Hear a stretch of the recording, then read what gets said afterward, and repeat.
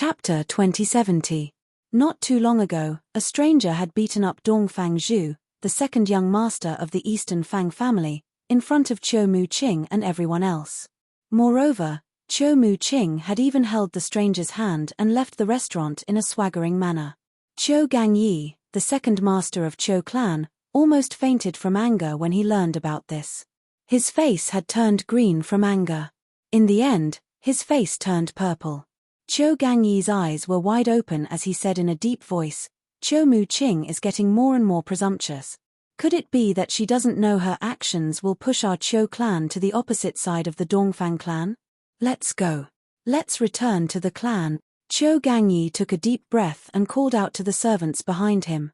Then, he looked in the direction of the Qiu clan's estate coldly. "I'm going back to the clan to ask Qiu Muqing what kind of man he is for her to disregard her manners and hold his hand in front of so many people." Duan Ling Tian sighed inwardly as he thought to himself, "I'm going to ask Qiu Muqing what kind of man he is." After this incident, the marriage between the Qiu clan and the Eastern Fang family will be ruined. There's no way the Eastern Fang family will accept a woman whose reputation has been tarnished. Qiu Gangyi's expression darkened when he thought about this. After all, a clan like the Eastern Fang family valued their reputation the most. Today, the young miss of the Qiu clan, Qiu Muqing, held a man's hand as they left the restaurant. Many people had seen this. This was enough to tarnish her reputation. For a powerful clan like the Eastern Fang family, there was no way they would accept such a woman. Qiu Muqing has been spoiled by the clan leader. It's one thing for her to cause trouble, but this time, she's done something so disgraceful. She's even destroyed the good relationship between the Qiu clan and the Dongfang clan that we've built over the years. Even if the clan leader wants to protect her, he won't be able to protect her. She must be severely punished. Qiu Gangyi's expression darkened as he made his way back to the Qiu clan's estate. At this moment, he was still unaware Qiu Muqing had brought the stranger back to the Qiu clan and allowed him to stay in her own independent residence. Second Master. Second Master. A few Qiu clan's disciples who were guarding the entrance of the Qiu clan's estate bowed respectfully when they saw Qiu Gangyi. "You guys, have you seen eldest miss? Is she back?" Qiu Gangyi asked a few clan's disciples. Yes. One's disciple nodded. Not only did she come back, eldest miss also brought back a guest. Another Qiu Gang's disciples. Guest. Qiu Gangyi narrowed his eyes when he heard what the Qiu clan disciple said. His breathing quickened as he asked coldly, "The person the first miss brought back. Is he a young man in purple?" Now, Qiu Gangyi's tone was even colder, making people feel as if they had fallen into an ice cave. Master the Qiu clan's disciples hurriedly nodded when they heard Qiu Gangyi's strange tone. Did the second master know the young man the young miss brought back? Rebellion. Rebellion. Qiu Gangyi almost fainted from anger when he heard the Qiu clan's disciples' confirmation. He took a few deep breaths to calm himself down. In his opinion, Qiu Gangyi was furious. Earlier, Qiu Muqing had brought the stranger who had humiliated the second young master of the Eastern Fang clan, Dongfang Zhu, out of the restaurant. She had openly offended the Eastern Fang clan and pushed the Qiu clan to the opposite side of the Eastern Fang clan. However, Qiu Muqing had brought the stranger who had humiliated Dongfang Zhu back to the Qiu clan. Would the Qiu clan and the Eastern Fang clan still have room to maneuver? Qiu Gangyi's face turned green again. The Qiu clan's disciples who were guarding the entrance did not even dare to breathe loudly. Thud, thud, thud. Following that, Qiu Gangyi made a move and strode into the Qiu clan's mansion. His aura was fierce as though he was going to interrogate someone. When Qiu Gangyi returned to the Qiu clan, Dongfang Zhu, the second young master of the Eastern Fang clan, had arrived at the restaurant in the center of Clarity City. However, Dongfang Zhu did not come alone this time. Beside him were two old men in grey. They were the helpers that he had found in the Dongfang clan. They were also the elders of the Dongfang clan. They left. After entering the restaurant, Dongfang Zhu discovered the purple-clad young man who had humiliated him and the young miss of the Qiu clan, Qiu Muqing, had left. He had returned too late. Dongfang Zhu's expression darkened immediately. Why is that fellow so cowardly? He left just like that. However, he soon learned from the customers in the restaurant that Chiu Mu-ching had persuaded the purple-clad young man to leave. When the purple-clad young man did not intend to leave, Chiu Mu-ching had held his hand and left the restaurant in front of everyone. Chiu Mu-ching held that fellow's hand and left. Initially, Dong Fangzhu found it hard to believe. He was certain Chiu Mu-ching didn't know that man before today, unlike the others who thought she had known him for a long time. How could Chiu Mu-ching hold the hand of a man she did not know before today? The first thing that came to his mind when he heard this was impossible. However, when he heard the customer's confirmation, he recalled Chiu Mu-ching's shy expression in front of the purple-clad young man. Although he was unwilling to believe it, he had no choice but to believe it. Slut. Slut. Dong Fangzhu was so infuriated that he almost vomited blood as he cursed out loud. He did not expect Chiu Mu-ching would be so rude. He did not expect Chiu Mu-ching, who had always been pure and innocent, to be so slutty in front of a man she did not know. For a moment, Dong Fangzhu was so angry that he couldn't control his anger. Chiu Mu-ching is so shameless. She's not worthy of being a member of the Eastern Fang clan. The two elders of the Dongfang family who came with Dong Fangzhu were furious when they heard the words of the customers in the restaurant. They felt Chiu Mu-ching's actions were like a slap to the face of the Eastern Fang clan. At this moment, in Clarity City, was there anyone who did not know the Eastern Fang clan and the Chou clan were going to have a marriage alliance? Was there anyone who did not know the second young master of the Eastern Fang clan, Dong Fangzhu, and the eldest miss of the Chou clan, Chiu Mu-ching? However, today, Chiu Mu-ching had disregarded the most important thing for a woman and hooked up with a wild man in public. This was a great humiliation to the Eastern Fang clan. Dong Fangzhu and the two elders from the Eastern Fang clan were still furious when they heard the news from the Chou clan. Chiu Mu-ching, the eldest miss of the Chou clan, brought a purple-clad man back to the Chou clan. She even allowed him to stay in her own mansion. The three elders from the Eastern Fang clan were furious when Chiu Mu-ching held another man's hand in public. They felt Chiu Mu-ching was humiliating the Eastern Fang clan and slapping the Eastern Fang clan's face. But now, when they heard this news, they were instantly enraged to the point that their eyes almost popped out of their socket. Slut. Slut. Dong Fangzhu continued to curse. His eyes shone viciously as he roared inwardly, I, Dong Fangzhu, swear that even if I can't marry you, I'll make you beg for mercy under my crotch. I'll make you regret what you've done today, Chiu Mu-ching, the Chou clan. Very good. Very good. At this moment, even the two elders from the Eastern Fang clan were furious. At the same time, they could clearly sense the strange gazes from the customers in the restaurant. They were so embarrassed that they wished they could dig a hole in the ground and hide. Naturally, they knew Chiu Mu-ching's actions had humiliated the Eastern Fang clan. As members of the Eastern Fang clan, it was only natural that they were humiliated as well. Second young master, let's return to the clan. This matter is no longer your personal matter, it's the Eastern Fang clan's matter. Chiu Mu-ching and the Chou clan have gone too far. They've gone too far. Soon after, one of the elders from the Eastern Fang clan called out to Dong Fangzhu before he flew out of the restaurant. He did not want to stay in the restaurant any longer. Chou clan, Chiu Mu-ching. Very good. Very good. The other elder of the Dongfang family was also enraged to the extreme. He once again said very good with a hint of sarcasm, then followed behind the elder of the Dongfang family and left. After the two elders of the Dongfang family left, Dong Fangzhu, whose face was twisted into a hideous expression, also left the restaurant in a dejected manner. Similarly, he could not stand the gazes from the customers in the restaurant.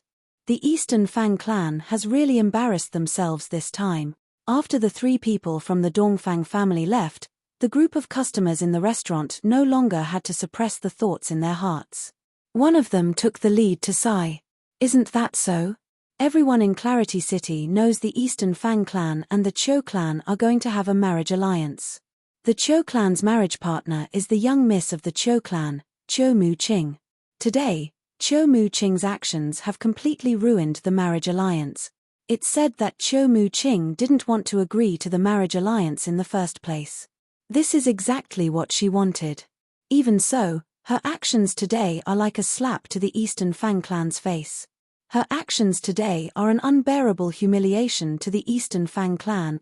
That's right. If the Eastern Fang clan doesn't do anything to salvage the situation, they'll become the laughingstock of Clarity City. Initially, the customers in the restaurant were the only ones who were talking about the incident. It wasn't long before the entire Clarity City was filled with similar discussions. Chapter 2071. The three men from the Eastern Fang clan, including Dongfang Zhu, quickly returned to the Eastern Fang clan's mansion after they left the restaurant. They immediately went to look for the clan leader of the Eastern Fang clan, Dongfang Zhu's father. Dongfang Qian. Father. Dongfang Zhu was furious when he saw Dongfang Qian. He complained agitatedly, Qiu Mu Qing, the young miss of the Qiu clan, and the Qiu clan have gone too far. They've gone too far. What happened? Dongfang Qian's expression darkened when he saw his son losing his composure. He could not help but frown. About half an hour ago, his son had come to look for him and asked for two of the Eastern Fang clan's powerhouses at the peak of the quintessential saint stage. They were the two Eastern Fang clan's elders who were standing behind Dongfang Zhu. However, he did not expect that his son would bring people back not long after he left with them. Moreover, he even said that Qiu Mu Qing and the Qiu clan had gone too far. Father, I wanted to bring the two elders to teach that fellow a lesson. However, when we returned to the restaurant, that fellow had already left with Qiu Mu Qing.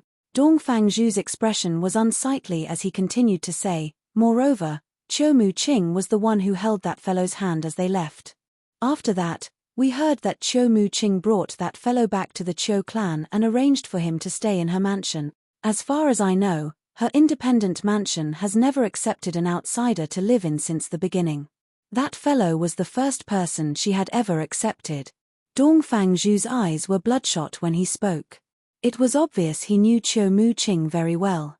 It was exactly because of this that he was so furious. Qiu Mu Qing had always been his woman.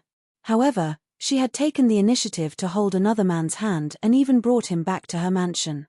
Dongfang Zhu felt like he was going crazy when he thought about this. What? Dongfang Qian's expression darkened when he heard Dongfang Zhu's words. His eyes were filled with killing intent. Qiu Mu Qing actually did something so immoral? Clan leader.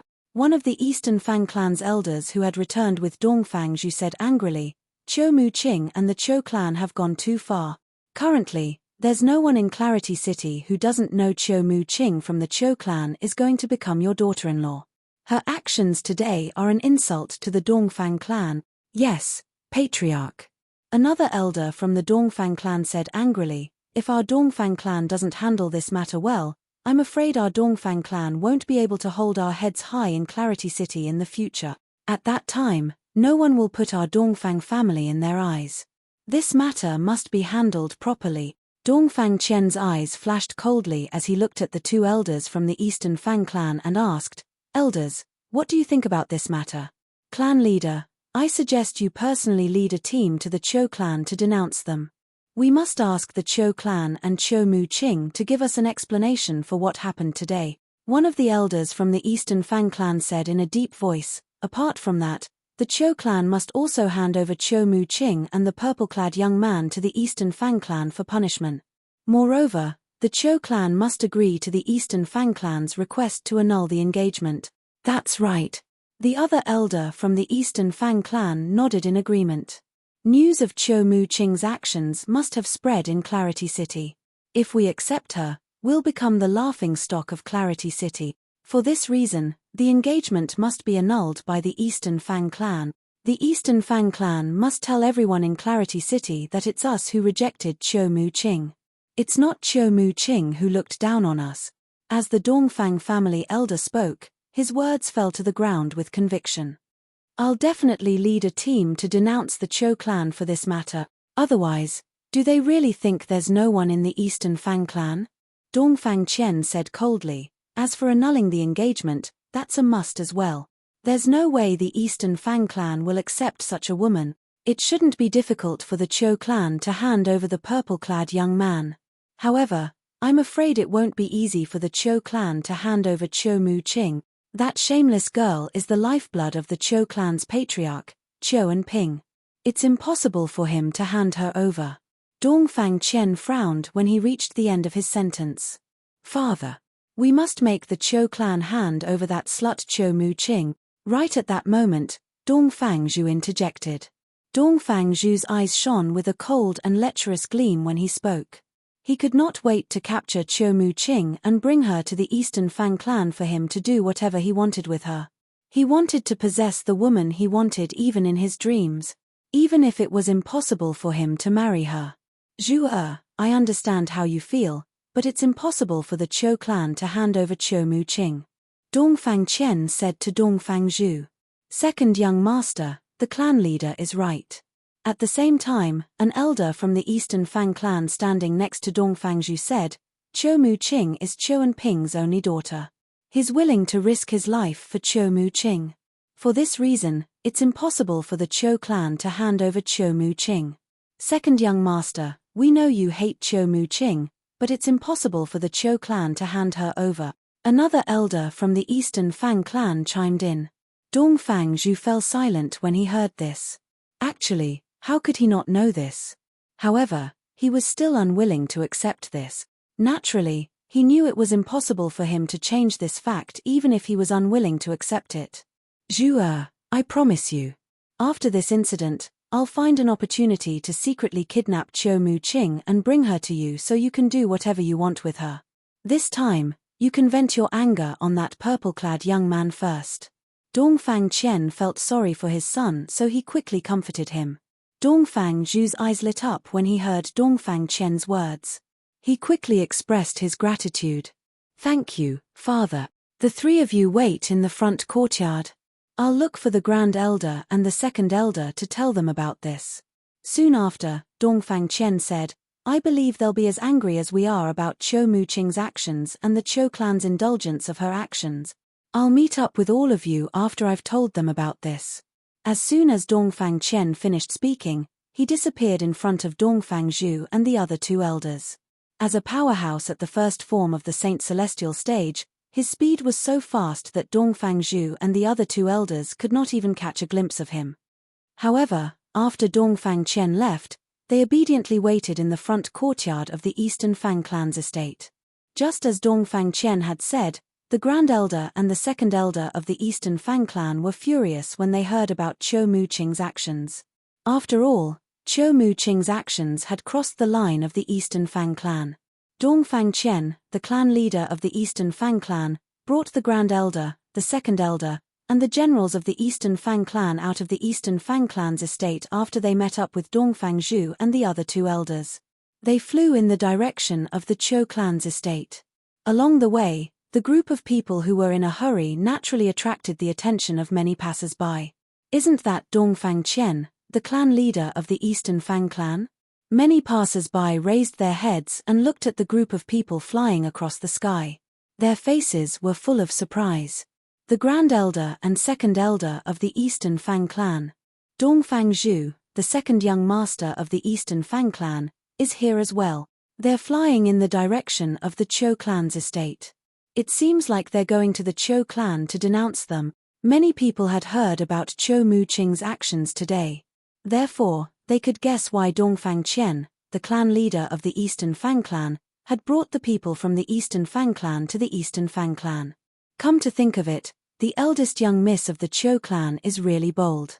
Not only did she protect the person who humiliated the second young master of the Eastern Fang clan, but she even brought him back to the Cho clan and allowed him to stay in her independent mansion. Isn't it obvious that she has a special relationship with that person? Cho Mu-ching's actions are like a slap to the Eastern Fang clan's face. It's no wonder Dongfang Chen, the clan leader of the Eastern Fang clan, personally made a move. It seems like the power structure in Clarity City is going to change soon. After this incident, the Cho clan and the Eastern Fang clan are no longer on the same side. This is going to give the Foam clan an opportunity to take advantage of this. From today onward, the Foam clan will be the sole ruler of Clarity City. A woman has destroyed two clans. She's really a femme fatale. The man Cho Mu-ching brought back to the Cho clan is going to lose a layer of skin even if he doesn't die. Many people could not help but discuss among themselves when they saw the people from the Eastern Fang clan making their way to the Cho clan's estate. Based on their words, they felt Cho Mu-ching was a femme fatale. At the same time, they felt Duan Lingtian, the purple-clad young man Cho Mu-ching brought back to the Cho clan, was going to suffer. Naturally, Duan Lingtian was unaware of the commotion outside. At this moment, Duan Lingtian and Cho Mu-ching, the young miss of Cho clan, had just returned from visiting the clan leader of Cho clan, Cho and Ping. They were sitting at a stone table in the pavilion in the front yard of Cho Mu-ching's mansion. "Miss Cho, you didn't tell your father my name, right?" Suddenly, Duan Lingtian seemed to have recalled something, and he could not help but ask. After Cho Mu-ching left, Duan Lingtian realized his name was a burden to others as well. Chapter 2072. Although the high-ranking officials of Zoroastrianism whom he had offended were not very powerful, it would not be difficult for them to annihilate a third-rate force like the Cho clan. For this reason, after he told Cho Mu-ching his name, he regretted not reminding Cho Mu-ching not to tell anyone else his name. This included her father, the clan leader of Cho clan. No. Although Cho Mu-ching did not know why Duan Lingtian asked this question, she shook her head immediately and said, "I just went to see my father. I just went to find my father and told him everything that happened today. He should be at the Great Elder's place now, discussing with the Great Elder how to deal with the Dongfang family. However, he promised me that he'll protect you. You can stay in the Cho clan. You don't have to worry about the Eastern Fang clan." Cho Mu-ching comforted Duan Lingtian when she reached the end of her sentence. "Miss Cho, you don't have to worry about the Eastern Fang clan. I, Duan Lingtian, am not afraid of the Eastern Fang clan," Duan Lingtian said nonchalantly. However, his expression turned solemn as soon as he finished speaking. He quickly reminded Cho Mu-ching, however, "From now on, please don't tell anyone my name, including your father, Miss Cho." Naturally, Cho Mu-ching did not take Duan Lingtian's words seriously. Although she had witnessed Duan Lingtian's strength, she knew Duan Lingtian was not weak. However, she did not think Duan Lingtian was strong enough to deal with the entire Eastern Fang clan. At the very least, she did not think Duan Lingtian was strong enough to deal with the entire Eastern Fang clan. However, Cho Mu-ching was stunned when she heard Duan Lingtian's words. She could not figure out why Duan Lingtian was hiding his name. In the end, Cho Mu-ching decided not to voice her doubts. After all, everyone had their own secrets. She believed Duan Lingtian must have his reasons for saying so. He must have some special circumstances that made it inconvenient for him to reveal his name for the time being. "All right." Cho Mu-ching nodded and said, "Don't worry, I won't tell anyone your name without your permission." Upon hearing Cho Mu-ching's words, Duan Lingtian nodded with a smile. He was not afraid no matter how much trouble he caused in Clarity City. However, he did not plan to reveal his name in Clarity City. This was because he was worried that once his name was exposed, the three high-ranking officials from the fire worship sect whom he had offended would know that he had come to Clarity City and had a relationship with the Cho clan, one of the three major clans in Clarity City. Duan Lingtian, the Vice Hall Master of the Enforcement Hall, Dong Yuan Jin, the Vice Hall Master.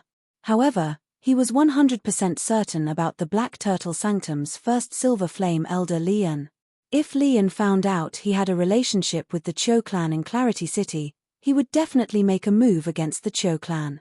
At that time, Cho Mu-ching would definitely be implicated.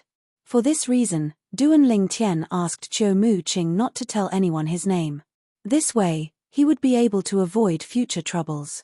No matter how high profile he was in Clarity City, no one would associate him with Duan Lingtian, the second most popular prodigy among the younger generation of the Zoroastrianism.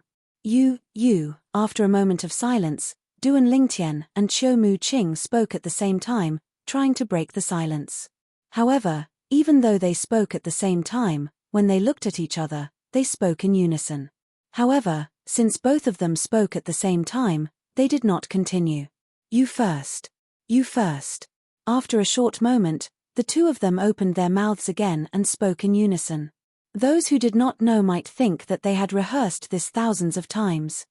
Otherwise, how could they be able to speak in unison twice in such a short period of time? Fart. Duan Lingtian was still in a daze when Qiu Mu-ching chuckled. Her beautiful cheeks were flushed red as she shyly smiled like a young girl. When Duan Lingtian was about to speak, a dark voice sounded from outside. A gloomy voice suddenly sounded from outside. It dispelled Duan Lingtian's intention to speak. Qiu Mu-ching. His gloomy voice was mixed with a bit of anger as it came from afar. Duan Lingtian could not help but frown. The smile on Qiu Mu-ching's face disappeared and was replaced by a displeased expression. Thud, thud, thud. At the same time, Duan Lingtian heard a series of heavy footsteps approaching. It was a tall and sturdy middle-aged man. He led a group of people into Qiu Mu-ching's independent residence in a menacing manner. It was obvious they did not come with good intentions. The group of people behind the middle-aged man consisted of old men, middle-aged men, and young men. Their expressions were grave when they saw Qiu Mu-ching. Many of them were glaring at Qiu Mu-ching as though Qiu Mu-ching had done something unforgivable. Second uncle, elders, what's the meaning of this? Isn't it rude for you to barge in without permission? At this moment, Qiu Mu-ching stood up and walked out of the pavilion. Her expression darkened when she saw the menacing group of people approaching the pavilion. This was Qiu Mu-ching's independent residence, and she was the owner. These people in front of her had trespassed into her residence without her permission. Not only were they being rude, they were also looking down on her. At this moment, the group of people who had barged into Qiu Mu-ching's residence was led by Qiu Gangyi, the second master of Qiu clan. The people behind Qiu Gangyi were the elders of Qiu clan. They were the people Qiu Gangyi had gathered when he returned. These people were the elders of Qiu clan who wanted to force Qiu Mu-ching to marry Dongfang Zhu, the second young master of the Eastern Fang clan. When they learned about Qiu Mu-ching's actions and realized the marriage between the Qiu clan and the Eastern Fang clan had been ruined, they were furious. All of them followed Qiu Gangyi to denounce Qiu Mu-ching. What? Qiu Mu-ching, you've already decided to destroy the Qiu clan. Are you going to stop us from barging into your residence? Qiu Gangyi, the second master of Qiu clan, looked at Qiu Mu-ching with a dark expression on his face as he said coldly, without the Qiu clan, do you think you'll be able to have your own independent mansion? What a joke. His tone was filled with mockery. Although Qiu Gangyi was the second master of Qiu clan, he was also a lineal disciple of Qiu clan.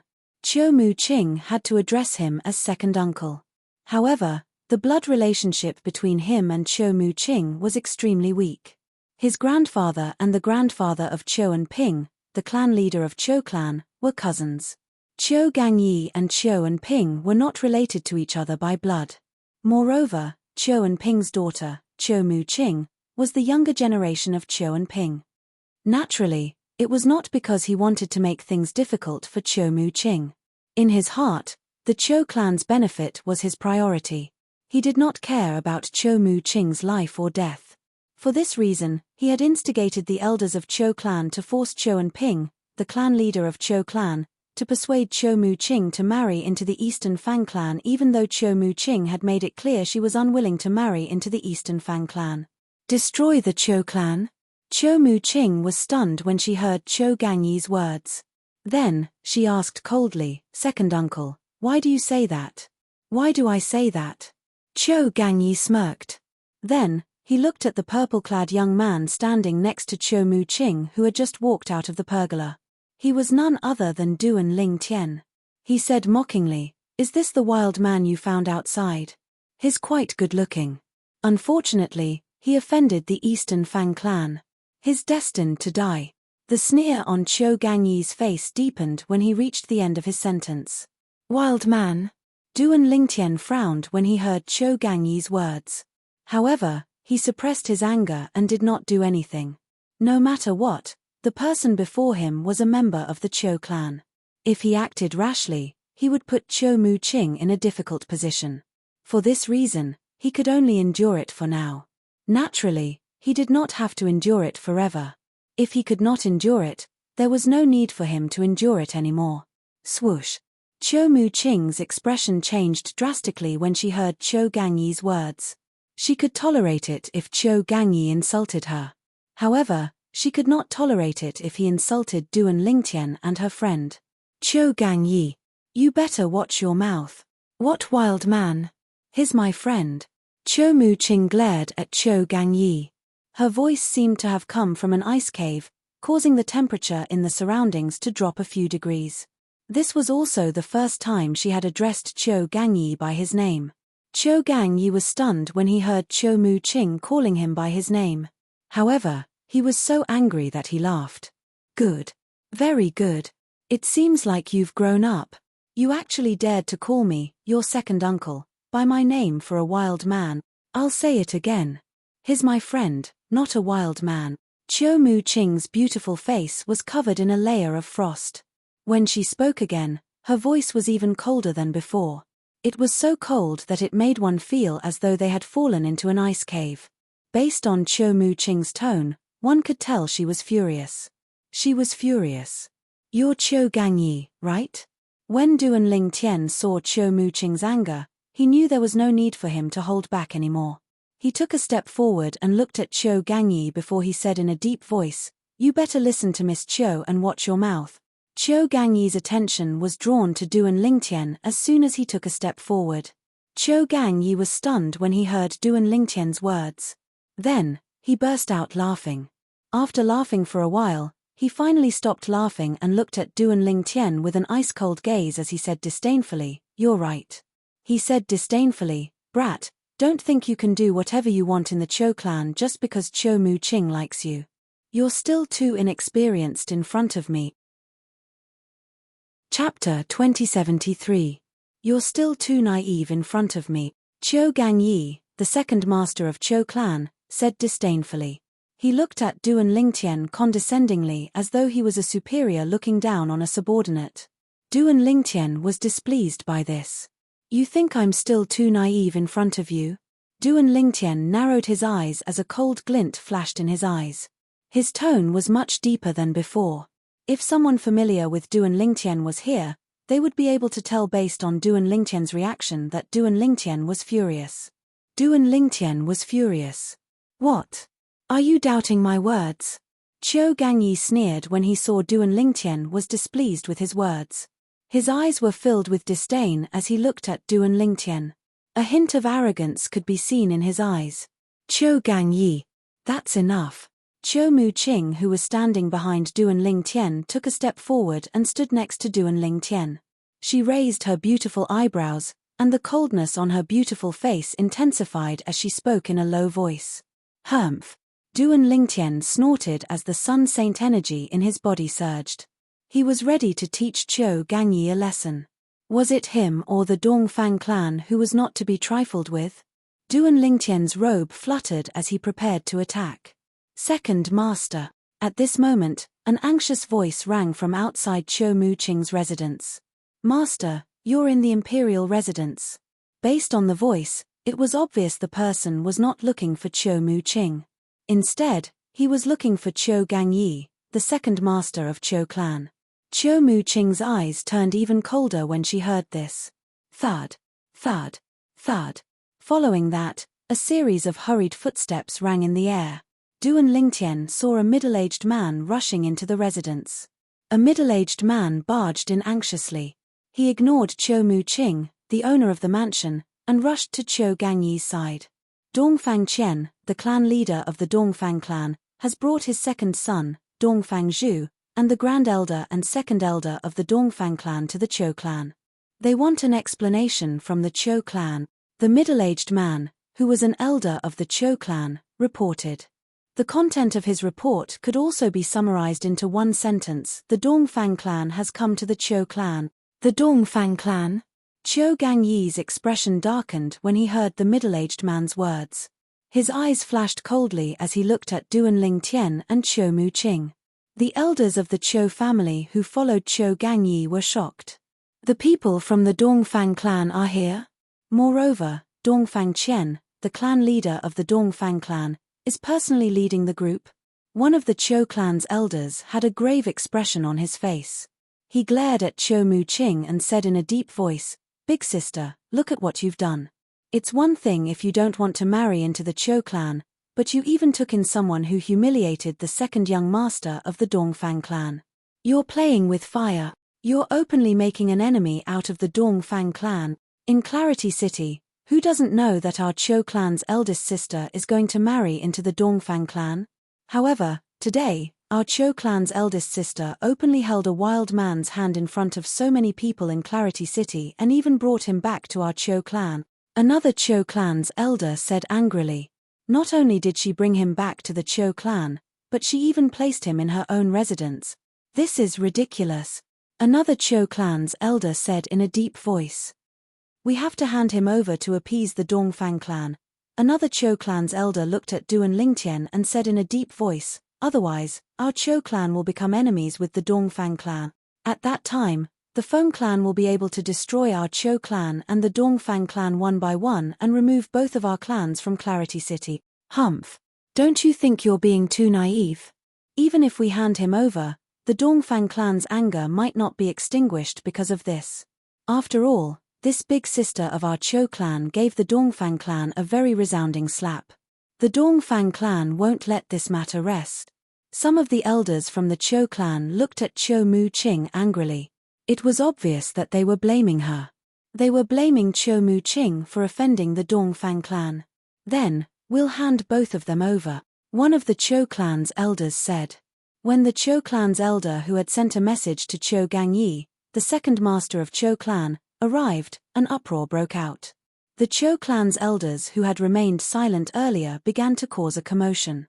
All of them blamed Cho Mu-ching as though she had committed a heinous crime. Bring both of them to the main hall and apologize to the clan leader of the Dongfang clan. We have to give the Dongfang clan an explanation. At the same time, Cho Gangyi ordered the elders from the Cho clan to bring Duan Lingtian and Cho Mu-ching to the Cho clan's main hall to apologize to the clan leader of Dongfang clan. Ha ha ha ha. At this moment, a loud laugh suddenly rang out and spread out. The laughter easily drowned out the voices of the Cho clan's elders. A few of the Cho clan's elders who were about to invite Duan Lingtian and Cho Mu-ching to the main hall stopped in their tracks when they heard Cho Gangyi's words. For a moment, everyone's attention was on the person who had laughed loudly. The person who had laughed was none other than Duan Lingtian, who was standing next to Cho Mu-ching. What are you laughing at? Cho Gangyi asked coldly. His expression darkened when he saw Duan Lingtian bursting out in laughter. His voice faintly drowned out Duan Lingtian's unbridled laughter. Even Cho Mu-ching looked at Duan Lingtian in confusion. She could not understand why Duan Lingtian was laughing at this moment. Although she had obtained the promise from her father, the clan leader of Cho clan, Cho and Ping, that the Cho clan would do its best to protect Duan Lingtian, however, based on the current situation, it was completely different from what she had expected. Cho Gangyi and the Cho clan's elders seemed to want to send Duan Lingtian away to appease the Eastern Fang clan. Moreover, some of the Cho clan's elders even wanted to send her away. Naturally, she knew it was impossible for her to be sent away. Not only could the Cho clan not afford to lose face, but even her father would not allow anyone in the Cho clan to send her away. At this moment, she was more worried about Duan Lingtian's safety.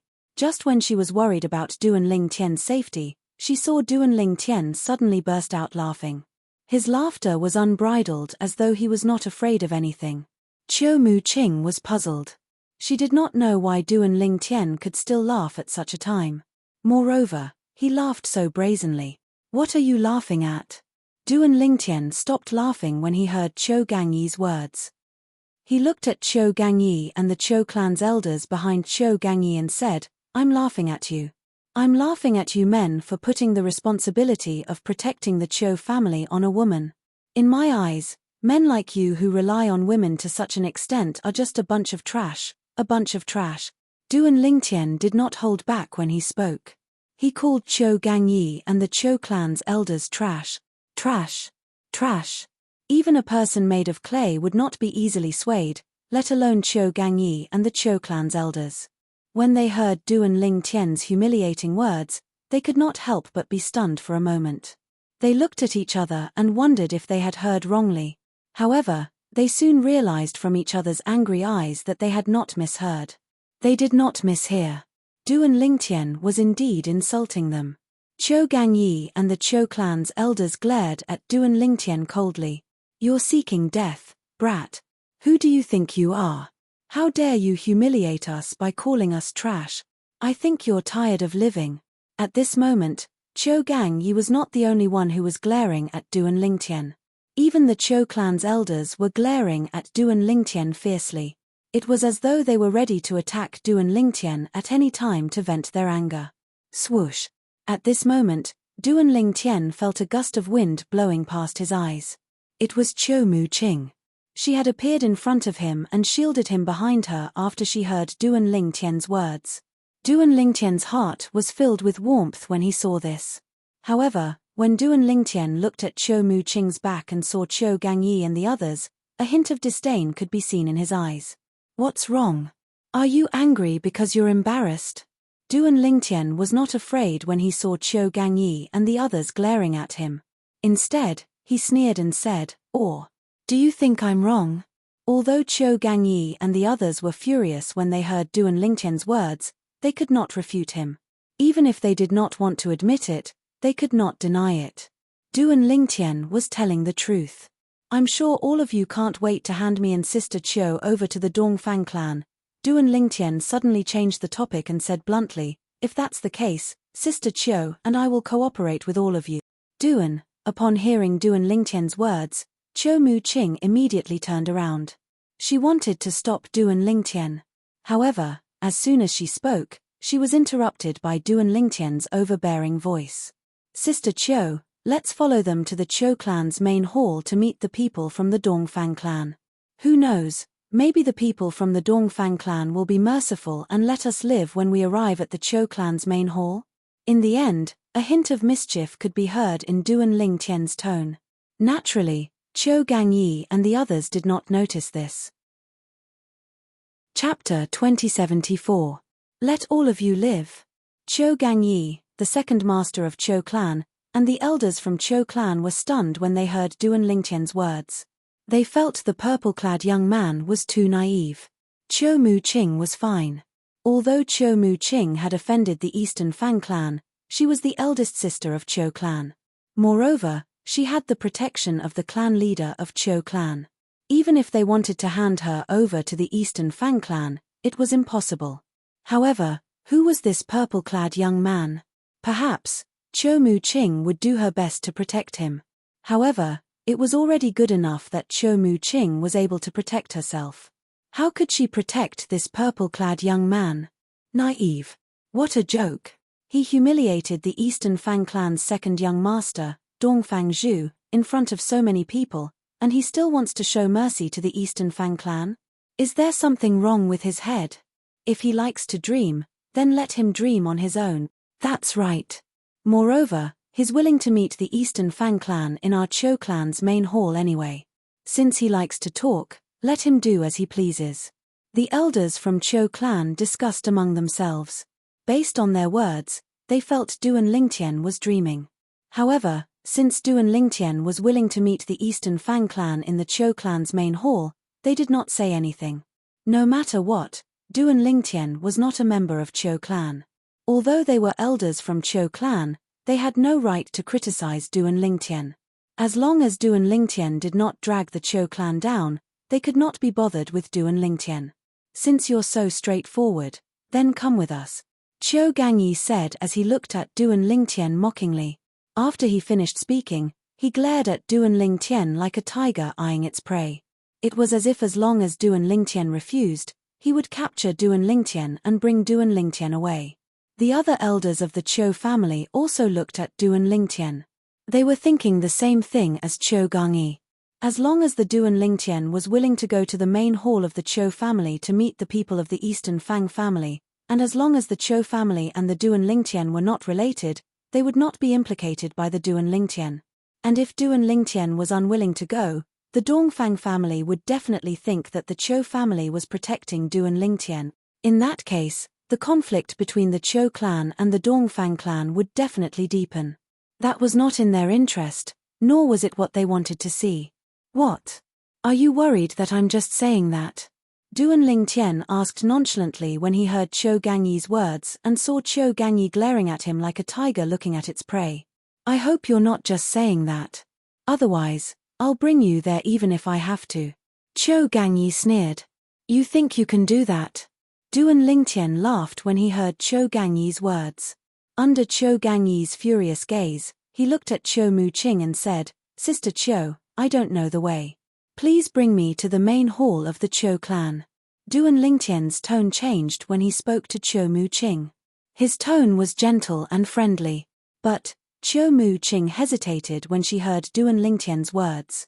Initially, she thought her father could rely on the Zhou clan to protect Duan Lingtian. However, it seemed like Zhou Gangyi and the elders from the Zhou clan wanted to send Duan Lingtian away. It was as though they were afraid Duan Lingtian would be implicated. Although Zhou Gangyi did not have all the elders in the Zhou clan, they still made up 50% of the elders in the Zhou clan.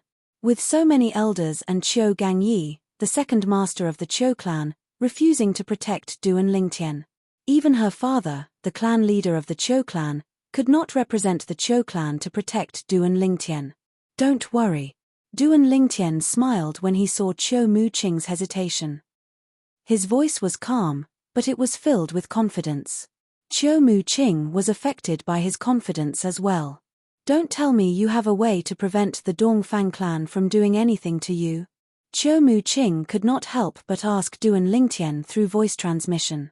This was because until now, she was still in the dark about Duan Lingtian's origin. When she heard the confidence in Duan Lingtian's voice, she immediately thought of Duan Lingtian's background. At the very least, he was not afraid of the Dongfang clan, one of the 3 most powerful clans in Clarity City. You'll find out when the time comes. Duan Lingtian replied to Zhou Muqing through voice transmission. His tone was still confident, but he kept her guessing. Zhou Muqing was even more certain that Duan Lingtian's background was not simple. At the very least, he was strong enough to counterattack the Dongfang clan. Zhou Muqing was relieved when she heard this. She took the lead to leave her independent residence and brought Duan Lingtian to the Zhou clan's main hall. At this moment, she was extremely curious about Duan Lingtian's background. However, she did not expect Duan Lingtian to be so confident. Duan Lingtian's confidence did not come from his background. Instead, it came from his strength. As a third-rate force, the Dongfang clan might be quite strong. However, in Duan Lingtian's eyes, they were nothing. Let's go. When Zhou Gangyi saw Duan Lingtian leaving with Zhou Muqing to the Zhou clan's main hall, he called out to the Zhou clan's elders and brought them along. Humph. Big sister is too willful this time. If it's possible, I really hope the clan will hand her over to the Dongfang clan. That's right. It's fine if she messes around in the past, but she's really too willful this time. How can she be so intimate with a man in front of so many people in Clarity City? Everyone in Clarity City knows she's going to marry the second young master of the Dongfang clan. She's going to enter the Dongfang clan soon. Her actions are no different from giving the Dongfang clan a slap in the face. Now, I only hope that our Zhou clan will hand over the purple-clothed young man to a certain extent to extinguish the anger of the Dongfang clan. As for eldest sister's mistake, our Zhou clan will compensate in other ways. No matter what, we can't let the Dongfang clan fall out with the Zhou clan. I think the Dongfang clan won't fall out with the Zhou clan as long as we're willing to compensate them. After all, the members of the Dongfang clan are clearly aware that they can't go against the Feng clan without our Zhou clan. On the way to the Zhou clan's main hall, the Zhou clan's elders whispered among themselves. Duan Lingtian, naturally, heard the whispers. He shook his head inwardly. At the same time, Duan Lingtian looked at Zhou Muqing, the eldest daughter of the Zhou clan, with a pitiful expression on his face. He only felt that she was a little pitiful. She was actually used by her family as a tool to maintain the relationship with the Dongfang family. The Zhou clan's main hall is right in front of us. Are you really confident? If you're not, you can leave now. I'll stop them. Zhou Muqing suddenly slowed down and sent a voice transmission to Duan Lingtian. At the same time, Duan Lingtian also saw the main hall that stood not far away from him. The main hall looked majestic from afar. It was as though a gigantic beast was crouching there. The door was wide open like the mouth of a gigantic beast. You! Stop them! Duan Lingtian was stunned when he heard Zhou Muqing's voice transmission. Although he had asked Huolaro to investigate earlier, He found out the group of people led by Cho Gangyi, the second master of Cho clan, were not at the Saint Celestial stage or above. Cho Gangyi, the strongest among them, was only at the peak of the quintessential saint stage. However, with Cho Mu-ching's cultivation base at the exemplary saint stage, it was impossible for her to stop Cho Gangyi and the others.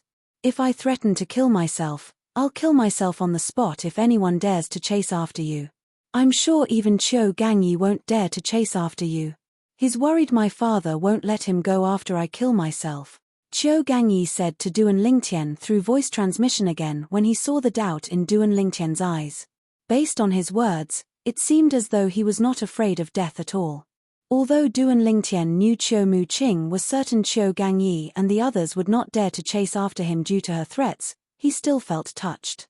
Warmth rose in Duan Lingtian's heart when he heard Cho Mu-ching's words. After all, he had only met Cho Mu-ching today.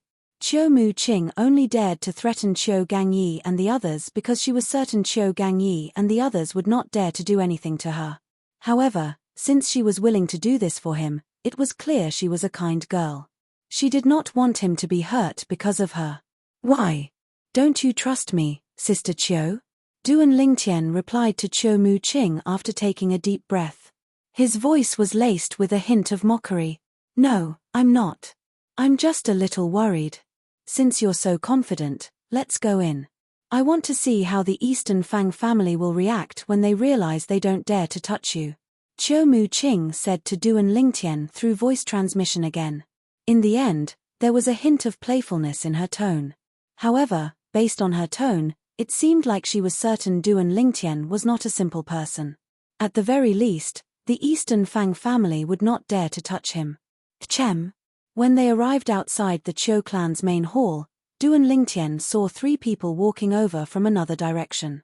They were a middle-aged man dressed in luxurious clothes and 2 white-haired old men. Father. At the same time, Cho Mu-ching's voice rang in Duan Lingtian's ears. Cho Mu-ching took a few steps forward to greet the middle-aged man. He's the clan leader of Cho clan? Duan Lingtian immediately realized the middle-aged man was a middle-aged man. The middle-aged man dressed in luxurious clothes was none other than the clan leader of Cho clan, Cho En-ping. Cho En-ping was a tall and well-built middle-aged man. His face was chiseled, and he had a handsome appearance. One could tell he was a handsome man when he was young. Chapter 2075. Mu-ching. The clan leader of Cho clan, Cho En-ping, smiled when he saw Cho Mu-ching walking up to him. A doting expression could be seen in his eyes. However, he could not help but sigh inwardly. When he thought of the promise he had made to his daughter earlier, and the fact that he would most likely have to go back on his words, he felt a wave of sadness in his heart. One had to know that he had never disappointed his daughter in her entire life. However, this time, he was going to disappoint his daughter. Grand Elder, Second Elder. When Cho Mu-ching arrived next to Cho En-ping, she greeted the 2 old men with a smile on her face. The 2 old men were none other than the Grand Elder and Second Elder of Cho clan. The Grand Elder of Cho clan was an old man with a medium build. He had an ordinary appearance. When he heard Cho Mu-ching's greeting, he smiled and nodded. Ching-er. The Second Elder of Cho clan was slightly taller than the Grand Elder of Cho clan. He was about the same height as the clan leader of Cho clan, Cho En-ping. He only glanced at Cho Mu-ching indifferently when she greeted him. Then, he said in a slightly displeased tone, Mu-ching, you didn't think twice about what you did today. Cho Mu-ching fell silent when she heard this. Today, she had held Duan Lingtian's hand in the restaurant and left while holding Duan Lingtian's hand. She had only done so out of desperation. When she thought about it, she was stunned. She felt she had been too bold. After all, although she had a good impression of Duan Lingtian, they had only met for the first time. However, what happened was what happened. To a certain extent, her actions had indeed given the Dongfang clan a resounding slap in the face. For this reason, she did not dare to refute the Second Elder of Cho clan. Clan leader, Grand Elder, Second Elder. At the same time, Cho Gangyi, the second master of Cho clan, walked past Duan Lingtian and arrived in front of Cho En-ping and the others. He took the initiative to greet them. Seeing Chou Gangyi, Chou and Ping frowned imperceptibly and then nodded. In the next moment, after Chou Gangyi, a group of Chou family's elders followed and took the initiative to greet Chou and Ping and the other two. Chou Gangyi, stay. Everyone else, leave. Seeing so many Chou family elders gathered together, the Chou family great elder frowned and said indifferently. Although the Chou clan's first elder spoke calmly, there was no room for doubt in his tone. It was extremely authoritative. There were 3 Saint Celestial stage powerhouses in the Chou clan. Among them, the great elder of the Chou family was the strongest. Therefore, the Chou clan's elders did not dare to disobey the Chou clan's first elder.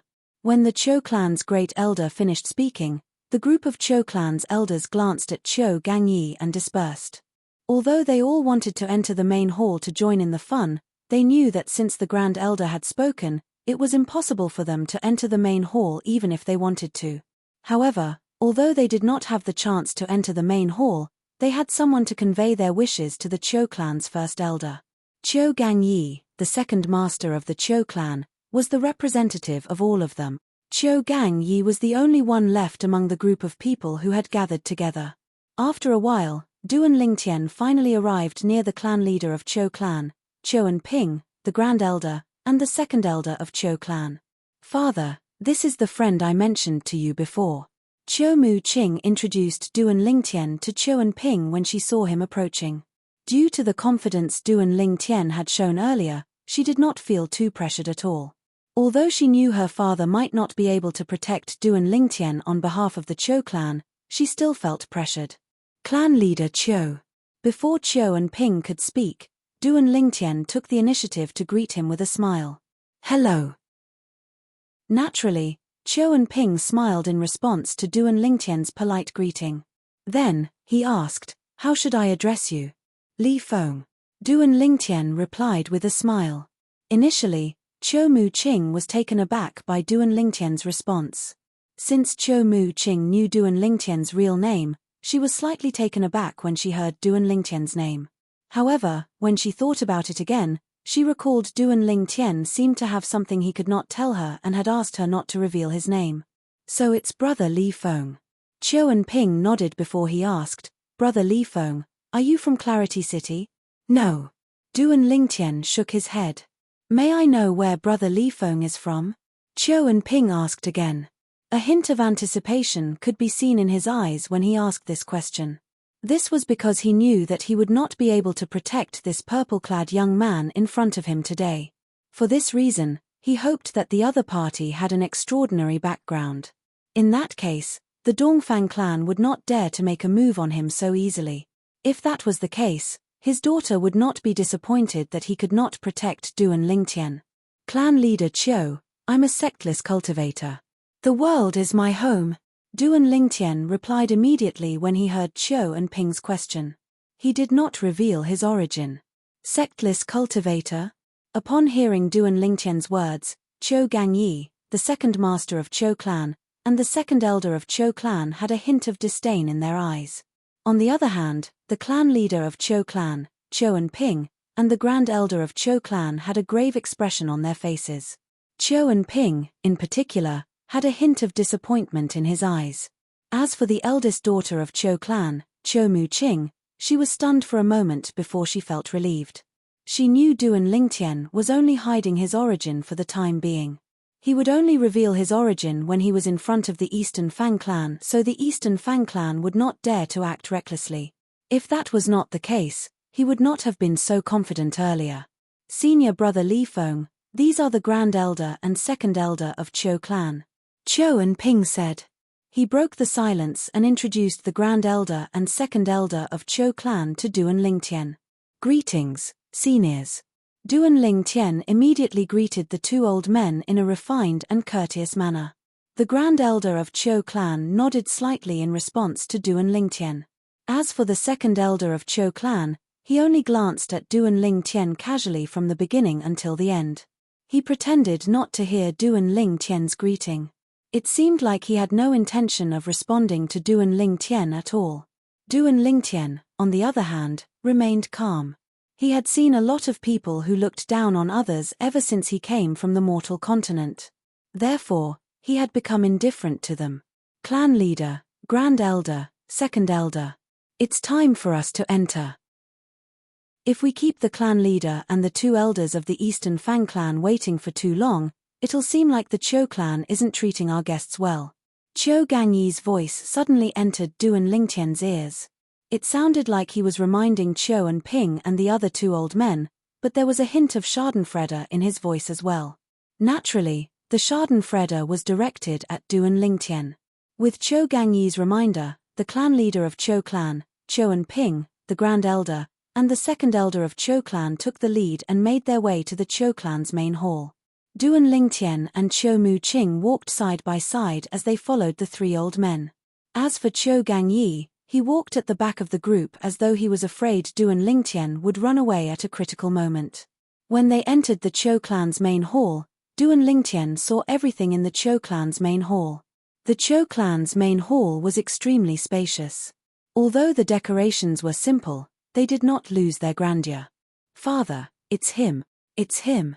Duan Lingtian was still observing the Cho clan's main hall when an exasperated voice rang in his ears. The voice sounded familiar as though he had heard it somewhere before. Duan Lingtian's attention was instantly attracted by the owner of the voice. With just a glance, he saw Dongfang Zhu, the second young master of the Eastern Fang clan, whom he had taught a lesson in the restaurant in Clarity City. At this moment, Dongfang Zhu was standing next to a middle-aged man. He was pointing at the middle-aged man as he spoke in an exasperated manner. Based on how Dongfang Zhu addressed the middle-aged man, it was obvious who the middle-aged man was. The middle-aged man was none other than the clan leader of the Eastern Fang clan, Dongfang Gan. When Dongfang Gan heard Dongfang Zhu's words, he turned to look at Duan Lingtian coldly. For a moment, Duan Lingtian felt as though he was being stared at by a venomous snake. However, Duan Lingtian merely glanced at Dongfang Gan indifferently before he shifted his attention to the two old men standing next to Dongfang Gan. These two old men were standing next to Dongfang Gan. It was obvious they had a high status in the Eastern Fang clan. Could they be the grand elder and second elder of the Eastern Fang clan? Earlier, when he was still in Cho Mu-ching's independent mansion, he had heard an elder from the Cho clan say, "The Eastern Fang clan's people are from the Eastern Fang clan." Apart from the clan leader of the Eastern Fang clan and his son, there were also the grand elder and second elder of the Eastern Fang clan. In the entire Eastern Fang clan, only these two old men were qualified to stand next to the clan leader of the Eastern Fang clan. Apart from Dongfang Gan, these two old men were the other two Saint Celestial stage powerhouses in the Eastern Fang clan. Similar to the Cho clan, the Eastern Fang clan had three Saint Celestial stage powerhouses each. They were the clan leader, the grand elder, and the second elder. As for the two old men standing behind Dongfang Gan and the others, Duan Lingtian merely glanced at them indifferently and did not pay them any attention. It could be seen that their positions in the Dongfang family were ordinary. They should be ordinary elders. Clan leader of the Eastern Fang clan.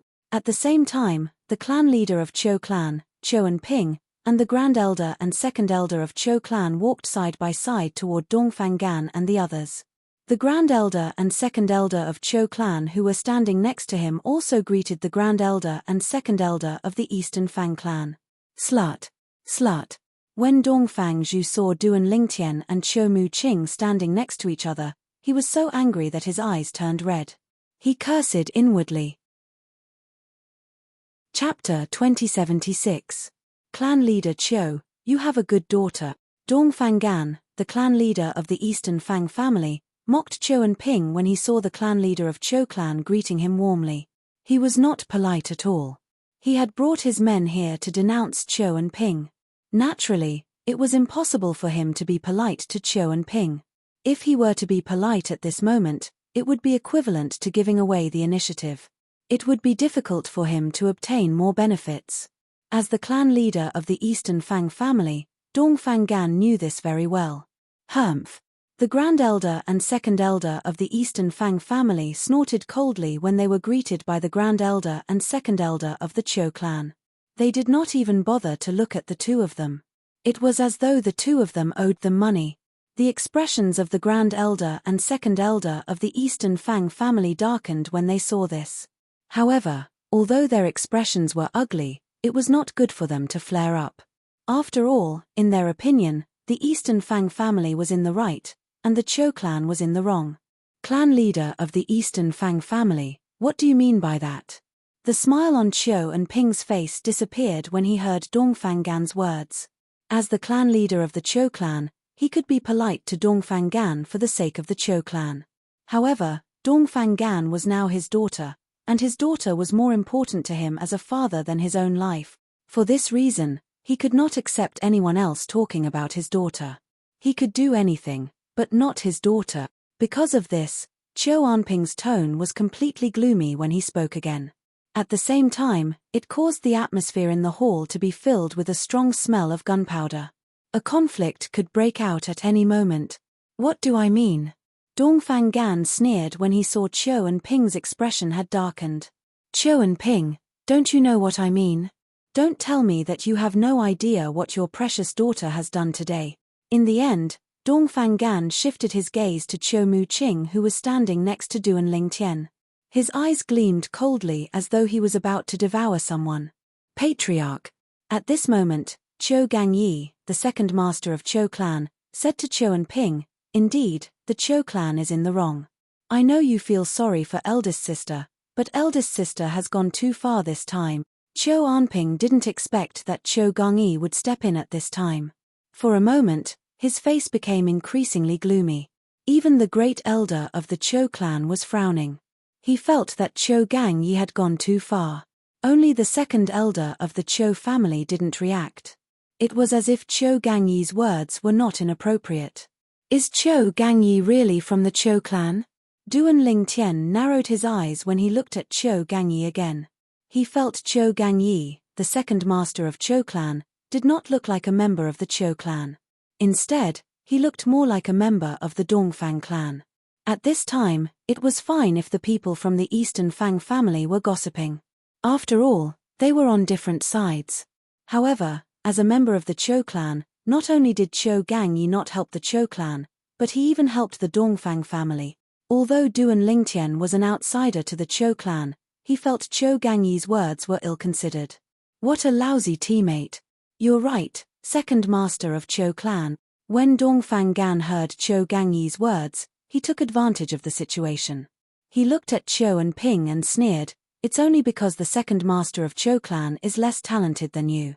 Otherwise, you wouldn't be the one sitting in the clan leader's seat today." Dongfang words raised Cho Gangyi's status and belittled Cho and Ping's status. Cho and Ping's expression darkened when he heard this. Ha ha ha ha. At this moment, Duan Lingtian finally burst out laughing. It was as though he had heard the funniest joke in the world. "What are you laughing at?" Dongfang asked coldly as he looked at Duan Lingtian with killing intent in his eyes. His voice was not loud, but it was filled with saint origin. It drowned out Duan Lingtian's laughter and clearly entered everyone's ears. If they were not in the Cho clan's main hall, he would have killed this person who humiliated his son. "I'm laughing at your whimsical imagination." Duan Lingtian stopped laughing. Facing Dongfang snake-like gaze, he was not afraid at all. He said sarcastically, "Cho Gangyi is nothing but an ungrateful wretch. No matter how talented a person like him is, once he becomes the clan leader of Cho clan, he's destined to lead the Cho clan into decline." Fortunately, he didn't become the clan leader of Cho clan. Otherwise, the Cho clan would be under the Feng clan by now. As for your Eastern Fang clan, you'd better not be annihilated by the Cho clan and the Feng clan. In the end, Duan Lingtian became more and more unscrupulous. He said Cho Gangyi was an ungrateful wretch. If Cho Gangyi became the clan leader of Cho clan, he would have surrendered to the Feng clan and led the Cho clan to become the Feng clan's pawn. Upon hearing Duan Lingtian's words, everyone was stunned. Whether it was the clan leader of Cho clan, Cho and Ping, or the grand elder and second elder of Cho clan, all of them looked at Duan Lingtian in shock. It was as though Duan Lingtian's words had touched a chord in their hearts. In the past, Cho Gangyi had indeed suggested that the Cho clan surrender to the Feng clan and join forces with the Feng clan to annihilate the Eastern Fang clan. He also thought that even if the Feng clan became the dominant clan, the Cho clan would still be able to get a share of the pie. However, They rejected his suggestion in the end. Li Feng, you're seeking death. Qiu Gangyi could not suppress his anger when he heard Duan Lingtian's mocking words. As he roared furiously, the saint energy in his body stirred and was about to burst out. What's wrong? Are you angry because I've guessed what you're thinking? Duan Lingtian shifted his gaze from Dongfang Gan to Qiu Gangyi. He could not help but mock Qiu Gangyi. Qiu Gangyi grew even angrier. It seemed like he was on the verge of breaking down. It was not hard to imagine. If Qiu Gangyi's emotions were to crumble, he would not hesitate to attack Duan Lingtian as soon as he could. How dare you? At this moment, a loud roar resounded, echoing continuously in the Qiu family's main hall, lingering in the air. The person who shouted was none other than the second elder of the Qiu clan. The second elder of the Qiu clan looked at Duan Lingtian and said coldly, Li Feng, you're just a sectless cultivator. What right do you have to shout and humiliate the Qiu clan's main hall? A sectless cultivator. The clan leader of the Eastern Fang clan, Dongfang Gan, brightened when he heard the second elder of the Qiu clan's words. When they were on their way to the Qiu clan, they had been worried that the purple-clad young man who had humiliated Dongfang Zhu had an extraordinary background. If the purple-clad young man had a force that the Eastern Fang clan could not afford to offend, they would not be able to do anything to him no matter how angry they were. Unless they did not care about the safety of the Eastern Fang clan. However, when they heard the second elder of the Qiu clan said the purple-clad young man was just a sectless cultivator, they were relieved. In their opinion, they did not need to worry about a sectless cultivator. Humiliate the Qiu clan? Duan Lingtian looked at the second elder of Qiu clan and said coldly, Senior, as the second elder of Qiu clan, do you think Qiu Gangyi did the right thing by undermining the Qiu clan's prestige and boosting the Dongfang clan's morale? Moreover, the clan leader and the grand elder of the Qiu clan did not say anything. Don't you think it's inappropriate for a mere second elder to say something? Duan Lingtian questioned the second elder of the Qiu clan after he finished speaking. You. The second elder of the Qiu clan was livid when he heard Duan Lingtian's words. However, he did not know how to refute Duan Lingtian's words. How could he refute Duan Lingtian's words? Should he admit that Qiu Gangyi did the right thing? Should he say that he did not overstep his authority? The second elder of the Qiu clan was one of the 3 Saint Celestial stage powerhouses in the Qiu clan. He was the only one among the 3 Saint Celestial stage powerhouses in the Qiu clan who agreed to force the eldest daughter of the Qiu clan, Qiu Muqing, to marry into the Eastern Fang clan. Duan Lingtian had learned about this from Qiu Muqing before he entered the Qiu clan's main hall. For this reason, Duan Lingtian did not have a good impression of the second elder of the Qiu clan. It would have been fine if the second elder of the Qiu clan did not speak up. However, now that the second elder of the Qiu clan had spoken up and targeted him, there was no reason for Duan Lingtian to hold back. Clan leader, grand elder. I'm just stating the facts. I have no intention of diminishing the prestige of the Qiu clan to boost the morale of the Qiu clan. Qiu Gangyi's expression changed drastically when he was accused by Duan Lingtian. He hastily looked at the clan leader and grand elder of the Qiu clan as he tried to defend himself. It was as though he was afraid he would infuriate the clan leader and grand elder if he was too slow. At this moment, Dongfang Gan, who had remained silent for a long time, suddenly chuckled. He had a mocking expression on his face as he said, It seems like the Qiu clan has really declined. I can't believe a sectless cultivator dares to cause a ruckus in the Qiu clan's main hall. If this was the Eastern Fang clan, a sectless cultivator like this would have died a few hundred times already. Dongfang Gan's eyes were filled with killing intent and disdain when he looked at Duan Lingtian. Is that so? Duan Lingtian met his gaze without the slightest bit of fear as he sneered and replied with a question. Clan leader of Qiu clan. Duan Lingtian's fearless gaze further infuriated Dongfang Gan. Dongfang Gan's expression darkened as he looked at Qiu Ping, the clan leader of Qiu clan. As long as you hand this sectless cultivator over to me and let me take him away from the Qiu clan, the Eastern Fang clan will let bygones be bygones. Chapter 2077. The meaning behind Dongfang Gan's words was very simple. As long as the Qiu clan handed Duan Lingtian over to the Dongfang clan, the Dongfang clan would not pursue the matter. In fact, they would even join forces with the Cho clan to fight against the strongest clan in Clarity City, the Feng clan. To the majority of the Cho family members, this was definitely a profitable deal. After all, the purple-clad young man who called himself Li Feng was only a sectless cultivator. He was not a member of the Cho clan.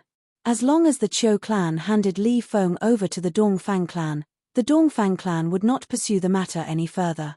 Clan leader.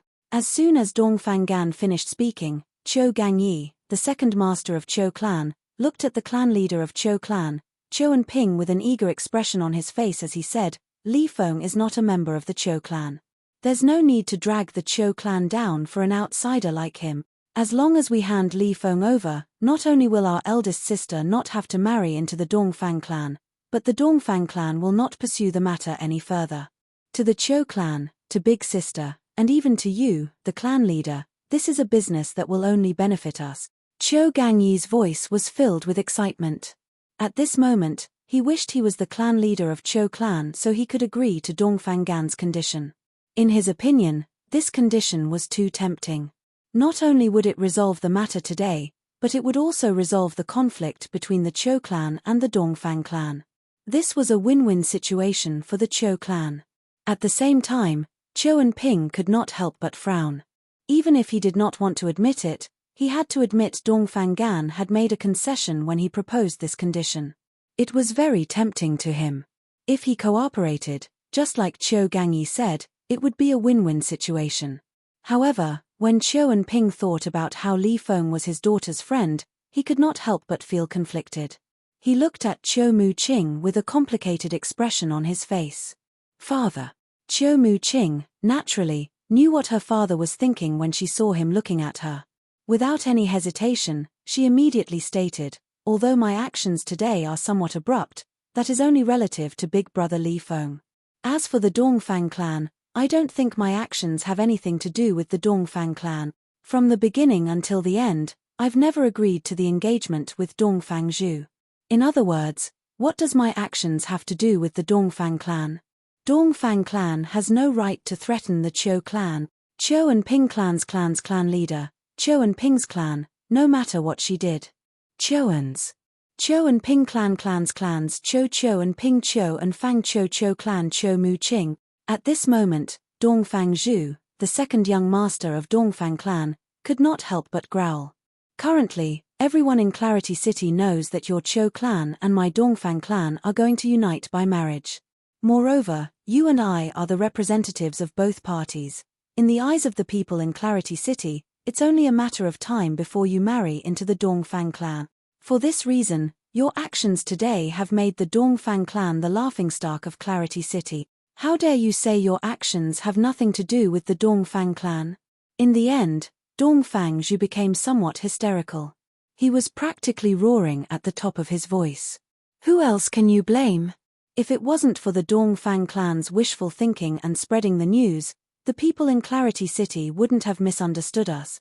Cho Mu-ching said calmly. Wishful thinking?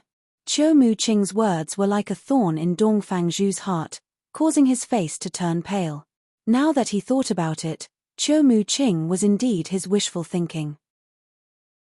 Wishful thinking? When Dongfang Qian, the clan leader of Dongfang clan, heard Cho Mu-ching's words, his expression darkened immediately. He looked at the second elder of Cho clan and said in a deep voice, Elder Cho Ji, if I'm not mistaken, you personally agreed to the marriage between our Dongfang clan and your Cho clan, right? It seems like your words don't count in the Cho clan even though you're the second elder of the Cho clan. If that's the case, then why did you agree to the marriage between our two families? Dongfang Qian's voice turned colder as he spoke. At the same time, he told everyone one thing. The marriage between the Cho clan and the Dongfang clan was arranged by Cho Ji, the second elder of Cho clan. Cho Mu-ching looked at Cho Ji in disbelief when she heard Dongfang Qian's words. She said agitatedly, Second elder. What right do you have to decide my marriage? All this while, Cho Mu-ching had thought Cho Gangyi, the second master of Cho clan, had led a group of elders to pressure her father into marrying Dongfang Zhu so the Cho clan and the Dongfang clan could form a marriage alliance. From the beginning until the end, even though the people in Clarity City had spread the news of the marriage alliance between the Cho clan and the Dongfang clan, she had thought the Dongfang clan was the only one who spread the news. She did not expect Cho Ji, the second elder of Cho clan, would agree to the marriage alliance on behalf of the Cho clan. As for her, she had been kept in the dark until just a moment ago. Father. Cho Mu-ching looked at her father, Cho En-ping, the clan leader of Cho clan, as though she had just recalled something. When she looked at Cho En-ping, a hint of uneasiness could be seen in the depths of her eyes. She could only hope her father did not know about this. Otherwise, she felt there was no one she could trust in this world. Cho-ji. Cho Mu-ching sighed in relief when she saw Cho En-ping's expression had changed drastically. At the very least, she was certain her father did not know about this. As the clan leader of Cho clan, Cho En-ping was indeed unaware of this. When he heard Dongfang Qian's words, he looked at Cho Ji angrily and roared, "What right do you have to decide my daughter's marriage? Moreover, he decided on my daughter's marriage without me, her father, knowing anything about it." Even the grand elder of Cho clan frowned when he heard this. He had just found out about this as well. Even he could not stand the second elder of Cho clan taking matters into his own hands. "What right do I have to decide your marriage?" Cho Ji looked at Cho Mu-ching and said indifferently, "You're a member of the Cho clan, and I'm the second elder of Cho clan. For the sake of the family, why can't you sacrifice me for the sake of the family? As for you..."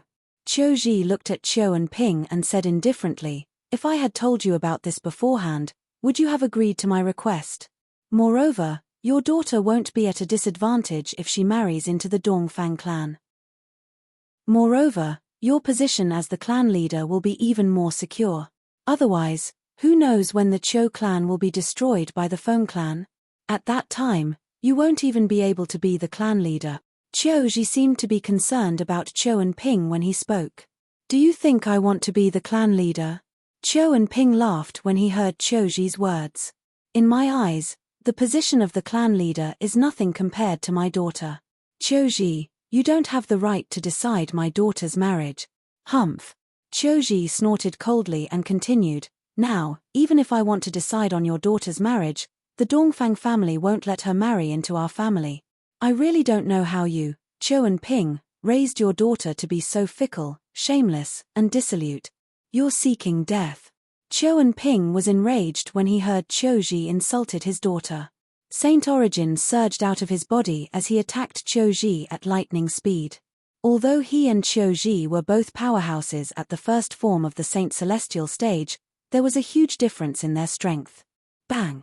After the span of a breath, a loud noise rang in the air as Cho En-ping was sent flying by Cho Ji's punch. Barf! Barf! When Cho En-ping was sent flying by Cho Ji's punch, he threw up a mouthful of blood before he crashed heavily on the ground. "Father!" At this moment, Cho Mu-ching finally regained her senses. She cried out worriedly before she flew to Cho En-ping's side and helped him up. At the same time, a hint of hatred could be seen in Cho Mu-ching's eyes when she looked at Cho Ji. "Cho Ji." Duan Ling Tian's expression darkened. Just as he was about to make a move, a furious voice rang in the air. It slowed down the Sun Saint energy in Duan Ling Tian's body. The voice belonged to the Grand Elder of Cho clan. He was looking at Cho Ji coldly. "Grand Elder."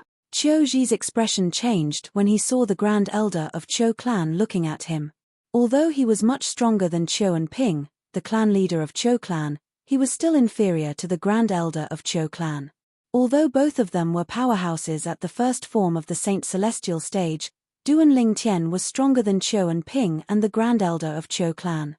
Duan Ling Tian's strength was above average among powerhouses at the first form of the Saint Celestial stage. "Grand Elder, from the beginning until the end, I, Cho Ji, have done everything for the sake of the clan. If you think I'm in the wrong, you can kill me," Cho Ji suddenly said to the Grand Elder of Cho clan with a solemn expression on his face. His retreat in order to advance move made the Cho clan's Grand Elder hesitate. As the Grand Elder of Cho clan, it was only natural that he wanted the clan to prosper in the future. Thinking about it, although what Cho Ji did was a little too much, from the perspective of the family's interests, it was understandable. What a good excuse. Duan Lingtian took a step forward and looked at Qiu Ji with a mocking smile on his face. Chapter 2078. When Duan Lingtian saw Qiu Ji, the second elder of Qiu clan, injuring Qiu and Ping, the clan leader of Qiu clan, he had already planned to make a move. However, he did not make a move because the grand elder of Qiu clan had spoken. Now that he saw the grand elder of Qiu clan had no intention of making a move on Qiu Ji, he could not help but sneer. Sister Qiu has her own thoughts. Moreover, her father is still alive. Even if her marriage is to be decided, it's her father's business.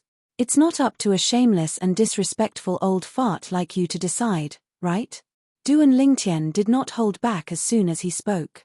Not only did he scold Qiu Ji for being shameless and disrespectful, but he even called Qiu Ji an old fart. Li Feng, you're seeking death. Qiu Ji's expression changed when he heard Duan Lingtian's merciless words. He glared at Duan Lingtian angrily as he roared. The saint origin in his body began to surge and spread to the surface of his body. He was about to make a move on Duan Lingtian. Qiu Ji did not expect this at all. A mere sectless cultivator dared to scold him in front of so many people. Moreover, Qiu Ji did not hold back at all. At this moment, he was completely enraged. Li Feng, who do you think you are? How dare you be disrespectful to the second elder? Today, I'll teach you a lesson and teach you how to behave. After that, I'll hand you over to the Dongfang clan's clan leader. Just as Qiu Ji was about to make a move, a furious and cold roar resonated in the air. It was Qiu Gangyi, the second master of Qiu clan. At the same time, it was as though he had transformed into an arrow that had left the bow as he charged toward Duan Lingtian at lightning speed. His speed was terrifyingly fast. Saint energy at the peak of the quintessential saint stage continued to surge out of Qiu Gangyi's body. It was vast and majestic, setting off gusts of wind that swept out in all directions. Many people's robes fluttered noisily. Whoosh! In just a blink of an eye, Qiu Gangyi, who was charging toward Duan Lingtian, arrived. Devour! As soon as Qiu Gangyi charged toward Duan Lingtian quickly mobilized the Sun Saint energy in his body. The Sun Saint energy surged out of his body through his 99 saint veins in just a blink of an eye and formed a faint whirlpool on his body. The vortex was turbulent, as if it could swallow everything. It was the divine ability, devouring technique. After Duan Lingtian used the devouring technique, the heaven and earth spirit qi in the main hall of the Qiu family rushed into his body at a terrifying speed and mixed with the Sun Saint force in his body. Then, they fused and improved at an exaggerated speed. When Qiu Gangyi was only a few meters away from Duan Lingtian, the Sun Saint power in Duan Lingtian's body had reached its peak. It was comparable to the mastery quintessential saint stage saint energy. Almost at the same time, Duan Lingtian's gaze turned cold and filled with killing intent. Suddenly, whoosh! Duan Lingtian did not make any move, but the sound of a sword whistling in the air rang in the air. It sounded like the sound of a ghost appearing and disappearing. In the blink of an eye, it sounded and stopped abruptly. It was as though it had never appeared. At this moment, the main hall fell silent. Under the watchful eyes of the others, Qiu Gangyi, who was only a few meters away from Duan Lingtian, was sent flying by the momentum of his charge. When Duan Lingtian dodged, a circular bloody wound appeared on Qiu Gangyi's neck. The bloody wound continued to expand at an extremely fast speed. Splash! Splash! Splash! As the sound of water splashing reverberated in the air, blood splattered out of Qiu Gangyi's neck. Then, Qiu Gangyi's head was separated from his body from his neck. Blood splattered everywhere as the two halves of his body slammed into the wall of the main hall. Blood splattered everywhere as though it had opened up a bloody path. It was dazzling and eye-catching. At the same time, Qiu Gangyi's body that had been severed into two was no longer breathing. He could not be any more dead. Time seemed to have stopped at this moment. The entire scene was deathly silent. In the main hall, apart from Duan Lingtian and Qiu Gangyi who had been killed, everyone was looking at Qiu Gangyi's body that had been severed into two. In their eyes, other than fear, there was also a mixture of shock and disbelief. They did not expect this to happen even in their wildest dreams. Gasp! Gasp! Gasp! After a while, everyone present on the scene gasped when they regained their senses. The shock on their faces did not disappear for a long time. Even the 6 Saint Celestial stage powerhouses present on the scene were no exception. Following that, the 6 Saint Celestial stage powerhouses turned to look at Du and Lingtian one after another. At this moment, their gazes were completely different from before. He's so strong.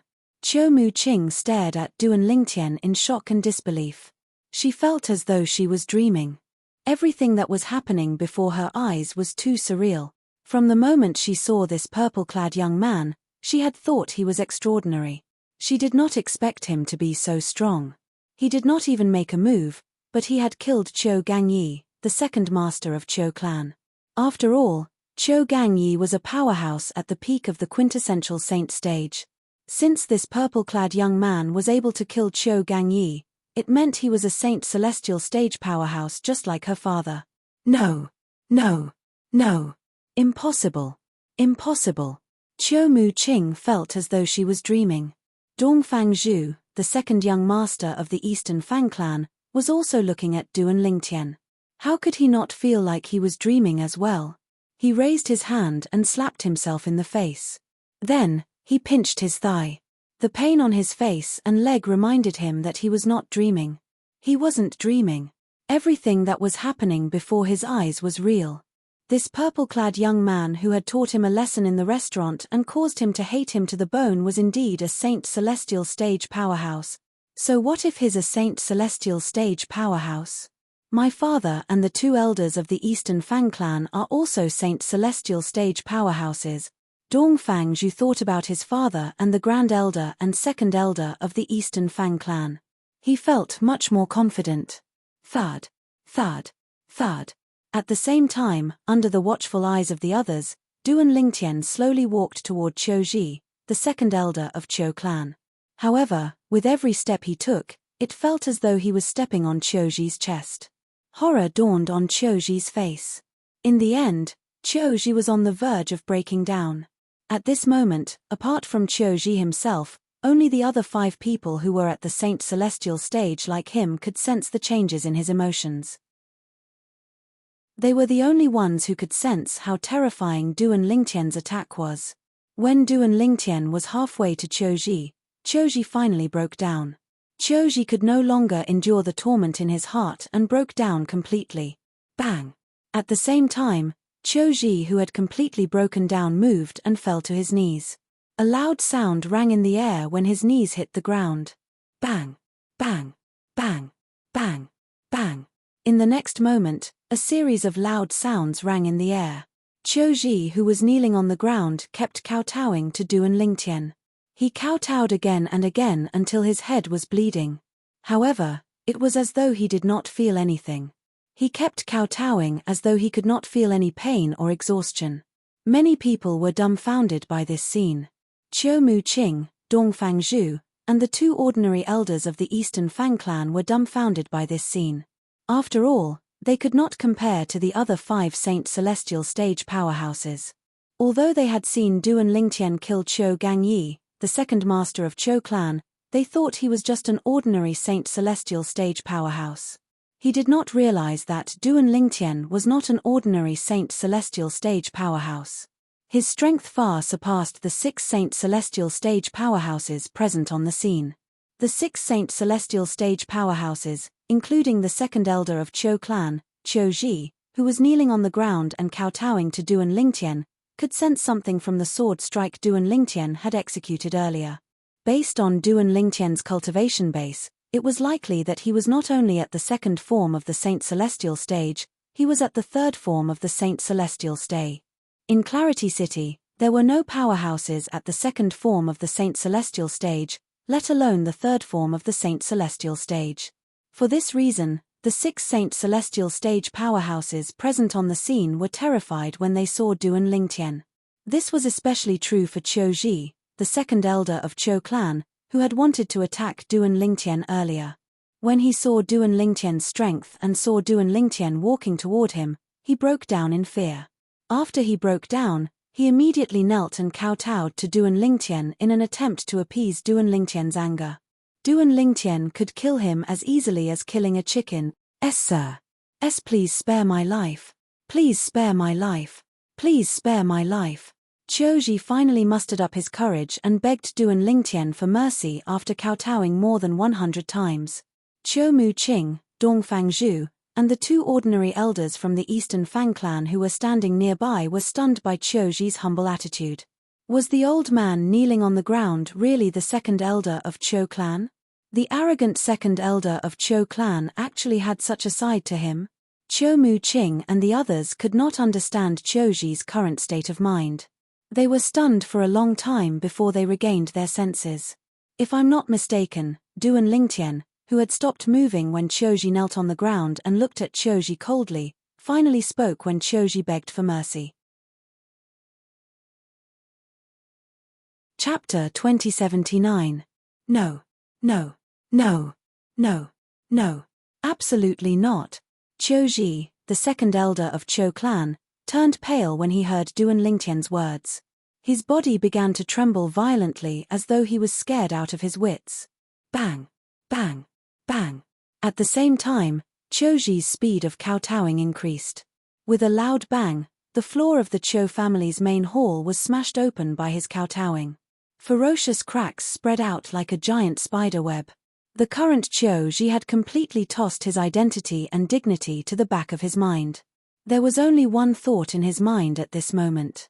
He had to survive. As a powerhouse at the first form of the Saint Celestial stage, Qiuji knew the hardships he had gone through. He had worked hard for hundreds of years to reach where he was today. If he died now, he would be leaving this world forever. His efforts over the past hundreds of years would be in vain. When he thought of this, he was naturally very unwilling to accept this. It should be known that even if his cultivation did not improve, with his current cultivation, it would not be a problem for him to live for another 1,000 years. For this reason, Qiuji yearned to live. He had not lived long enough. He still had thousands of years to live. Qiuji had thought of this when Duan Lingtian walked toward him in a menacing manner earlier. However, when he was pressured by Duan Lingtian, his mental defenses crumbled completely.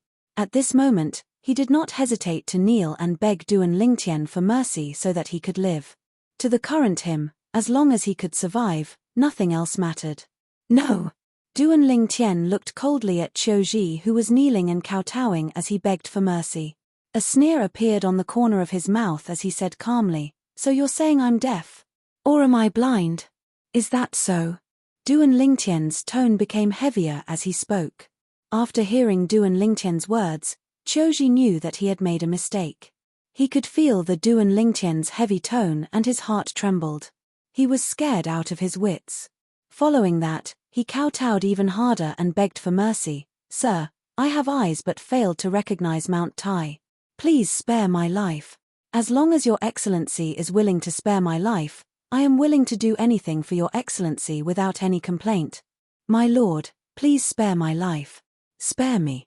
Qiuji, whose face was covered in blood, no longer looked like a Saint Celestial stage powerhouse. Instead, he looked more like an old servant who had made a mistake. If there was anyone present who could understand Qiuji's current feelings, it would be none other than the other 5 Saint Celestial stage powerhouses. The sword strike that Duan Lingtian used to kill Qiu Gangyi, the second master of Qiu clan, had caused them to feel fear from the bottom of their hearts and souls. After that, they no longer dared to make an enemy out of Duan Lingtian. For this reason, they did not look down on Qiuji when they saw how cowardly he was in front of Duan Lingtian. Instead, they felt it was normal. "Do you want to do anything for my excellency?" Duan Lingtian asked in a deep voice after he frowned when he heard Qiuji begging for mercy. He was getting a little annoyed. Yes. I'm willing to do anything for Your Excellency." Qiuji heaved a sigh of relief when he heard Duan Lingtian's words. He could sense a turning point in the situation that would allow him to live. "I don't need you to do anything for me." However, Duan Lingtian's words caused Qiuji to feel as though he had fallen into an ice cave. He felt chills running up his spine. Qiuji felt as though the sky had darkened when Duan Lingtian said, "However, if Sister Qiu wants you to do anything for her, I won't hold it against you." As soon as Duan Lingtian finished speaking, the eldest daughter of the Qiu clan, Qiu Mu Qing, who was supporting her father, became the center of attention. Qiu Mu-ching was still shocked by Qiu Zhi's performance in front of Duan Lingtian. She was stunned when she heard Duan Lingtian's words and saw many people looking at her. Bang! Before Qiu Mu-ching could regain her senses, a ghostly figure had already knelt in front of her like a dead dog. Upon closer inspection, one could see it was Qiu Zhi who had knelt in front of Duan Lingtian earlier. Second Elder, you. Qiu Mu-ching was startled. Qiu Mu-ching was shocked when she saw the second elder, Qiu Zhi, who used to be high and mighty, kneeling in front of her. Fear and uneasiness could be seen on her face. It was no wonder Qiu Mu-ching reacted in such a manner. In the past, as the second elder of Qiu clan and the second strongest person in Qiu clan, Qiu Zhi's status in Qiu clan was even higher than the clan leader of Qiu clan. He was only second to the grand elder of Qiu clan. However, today, this person whom even her father, Qiu Ping, the clan leader of the Qiu clan, was afraid of was kneeling in front of a junior of the Qiu clan. Qiu Mu-ching was shocked. Sister Mu-ching, from today onward, I, Qiu Zhi, will be your dog. While Qiu Mu-ching was still in shock, Qiu Zhi said confidently, in the future, I'll bite whoever Sister Mu-ching points at. I won't hesitate for even a second. If you don't believe me, I'll swear on the lightning penalty oath. As soon as Qiu Zhi finished speaking, he made his move again. He pricked his finger, and a drop of blood rose into the air. As soon as Qiu Zhi made the oath, the 99 heavenly tribulation responded. Boom, boom, boom, boom, boom. 9 claps of thunder reverberated in the air. This meant Qiu Zhi's oath had been answered. He could not go back on his word unless he wanted to be killed by the lightning penalty. Based on Qiu Zhi's actions, one could see he was afraid of death. Since he was bound by the lightning penalty oath, it was only natural he would not do anything that would violate the oath. Second Elder, you don't have to do this. Qiu Mu-ching was shocked when Qiu Zhi said he would be her dog. When she saw Qiu Zhi had sworn on the lightning penalty oath, she quickly regained her senses and waved her hand at Qiu Zhi. Qiu Mu-ching had always been respectful to Qiu Zhi, the second elder of Qiu clan. She did not dare to slight him at all. However, today, this person whom she had to respect in the past swore on the lightning penalty oath that he would be an obedient dog by her side. How could she accept this? It would be great if she did not have a heart attack. Sister Mu-ching, I've sworn on the lightning penalty oath. From today onward, I'll follow your orders. Qiu Zhi's blood-stained face was expressionless, but between his words, there was a solemn vow, mixed with an unquestionable tone. Elder Sister Qiu, since he wants to be a servant by your side, just let him be. This way, in the future, you will have one more person by your side that you can order around. Duan Lingtian said to Qiu Mu-ching at the same time. He was satisfied with Qiu Zhi's performance. His anger toward Qiu Zhi had completely dissipated. Qiu Mu-ching turned to look at Duan Lingtian immediately when she heard his words.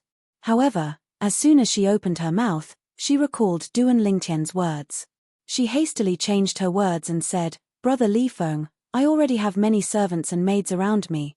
You mean, you don't lack people to order around? Duan Lingtian asked as he interrupted Qiu Mu-ching. Yes. Qiu Mu-ching hesitated for a moment before she nodded. Although she did not know why Qiu Zhi, the second elder of Qiu clan, was so afraid of Duan Lingtian, she felt uneasy when she thought about how Qiu Zhi wanted to be her servant. If that's the case, there's no need for us to keep him. Duan Lingtian nodded when he heard Qiu Mu-ching's words. His eyes flashed fiercely as he looked at Qiu Zhi. Bang! Bang! Bang! As soon as Duan Lingtian finished speaking and looked at Qiu Zhi began to kowtow to Qiu Mu-ching in a panic. As he kowtowed, he said in a panic, Sister Mu-ching, please accept me, please. Qiu Zhi no longer had the arrogance he had before. At this moment, he only wanted to be Qiu Mu-ching's servant so he could continue living. Even if he was humiliated, he was still alive. Mu-ching, please accept him.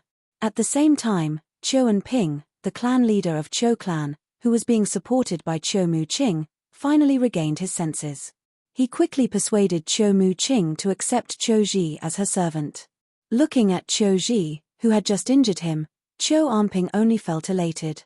At the same time, he felt like he was dreaming, but he wasn't too surprised. Although Qiu Ji's actions seemed crazy, he could understand why he would do so. After all, with Du and Lingtian's strength, there were only two options for Qiu Ji. The first option was death. The second option was to live, but he had to become Qiu Muqing's servant. Father, Qiu Muqing was stunned when she heard her father's words. She did not expect her father would persuade her to accept Qiu Ji as her servant as well. Muqing, your brother Li Feng isn't an ordinary person. You should be grateful that he has done so much for you, Qiu Anping said to Qiu Muqing through voice transmission. He was trying to persuade Qiu Muqing. He was not an ordinary person. At this moment, no matter how slow Qiu Muqing's reaction was, she could tell Du and Lingtian was not an ordinary person. If he was an ordinary person, how could he have killed Qiu Gangyi, the second master of Qiu clan? How could he have forced Qiu Ji, the second master of Qiu clan, to kneel and beg for mercy and agree to become her servant? From the beginning until the end, even the Grand Elder of Qiu clan, who was the strongest person in Qiu clan, did not say a word. Clearly, even the Grand Elder of Qiu clan, the strongest person in Qiu clan, whom she respected the most, did not even dare to breathe loudly in front of Du and Lingtian. Chapter 2080. I'll agree to your request. Qiu Muqing glanced at Qiu Ji, who was kowtowing and begging for mercy, before she looked at Du and Lingtian, who was standing nearby. In the end, she finally agreed to Qiu Ji's request when she saw Du and Lingtian looking at her. Qiu Ji's body trembled when he heard Qiu Muqing's reply. Thank you, Sister Muqing. Thank you, Sister Muqing. Qiu Ji finally stood up and stood behind Qiu Muqing. Soon after, he became Qiu Muqing's servant. Clan leader, I apologize for offending you earlier. After this incident, I, Qiu Ji, won't even blink an eye if you punish me, Qiu Ji said to Qiu Anping after he stood behind Qiu Muqing. In the past, as the second elder of Qiu clan, he was much stronger than the clan leader of Qiu clan. He did not think much of the clan leader of Qiu clan. This could be seen from the fact that he had injured Qiu Anping when he fought with him earlier. However, things were different now. In Qiu Ji's eyes, Qiu Anping was no longer the clan leader of Qiu clan. He was the father of Qiu Muqing. As for Qiu Muqing, she was under the protection of the sectless cultivator who called himself Li Feng. After all, Li Feng could easily kill Qiu Anping. Since he had become Qiu Muqing's servant because of Li Feng, he did not dare to treat Qiu Anping as he did in the past. Whoosh! The great elder of the Qiu clan was standing not far away. When he saw that Qiu Ji was not dead, he couldn't help but feel relieved. At the same time, he felt cold sweat on his back. His clothes were soaked with cold sweat. The truth. When he first saw Li Feng and heard Li Feng was only a sectless cultivator, he did not think much of Li Feng at all. Later on, when he came to the main hall and heard the conditions of the clan leader of Dongfang clan, Dongfang Qian, he was willing to hand Li Feng over to appease the enmity between the Qiu clan and the Dongfang clan. After all, Li Feng was not a member of the Qiu clan. He did not think it was necessary for the Qiu clan to fall out with the Dongfang clan for Li Feng. Falling out with the Dongfang family would only be bad for the Qiu family and not good for them. If the clan fell out with the Dongfang clan, the Qiu clan would be destroyed, the Dongfang clan, before the Qiu clan. Qiu Anping and the Dongfang clans and the Qiu clan.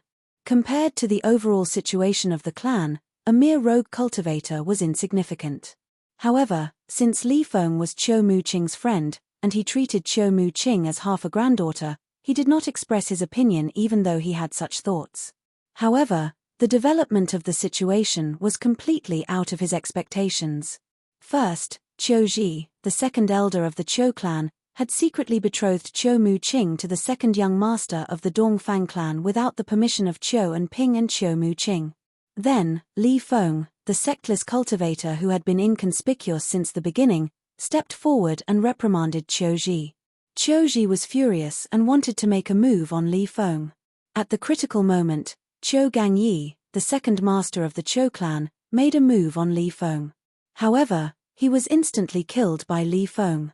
Although Chiu and Ping's cultivation base was close to the peak of the first form of the Saint Celestial stage, he did not see Li Feng's sword strike that killed Qiu Gangyi.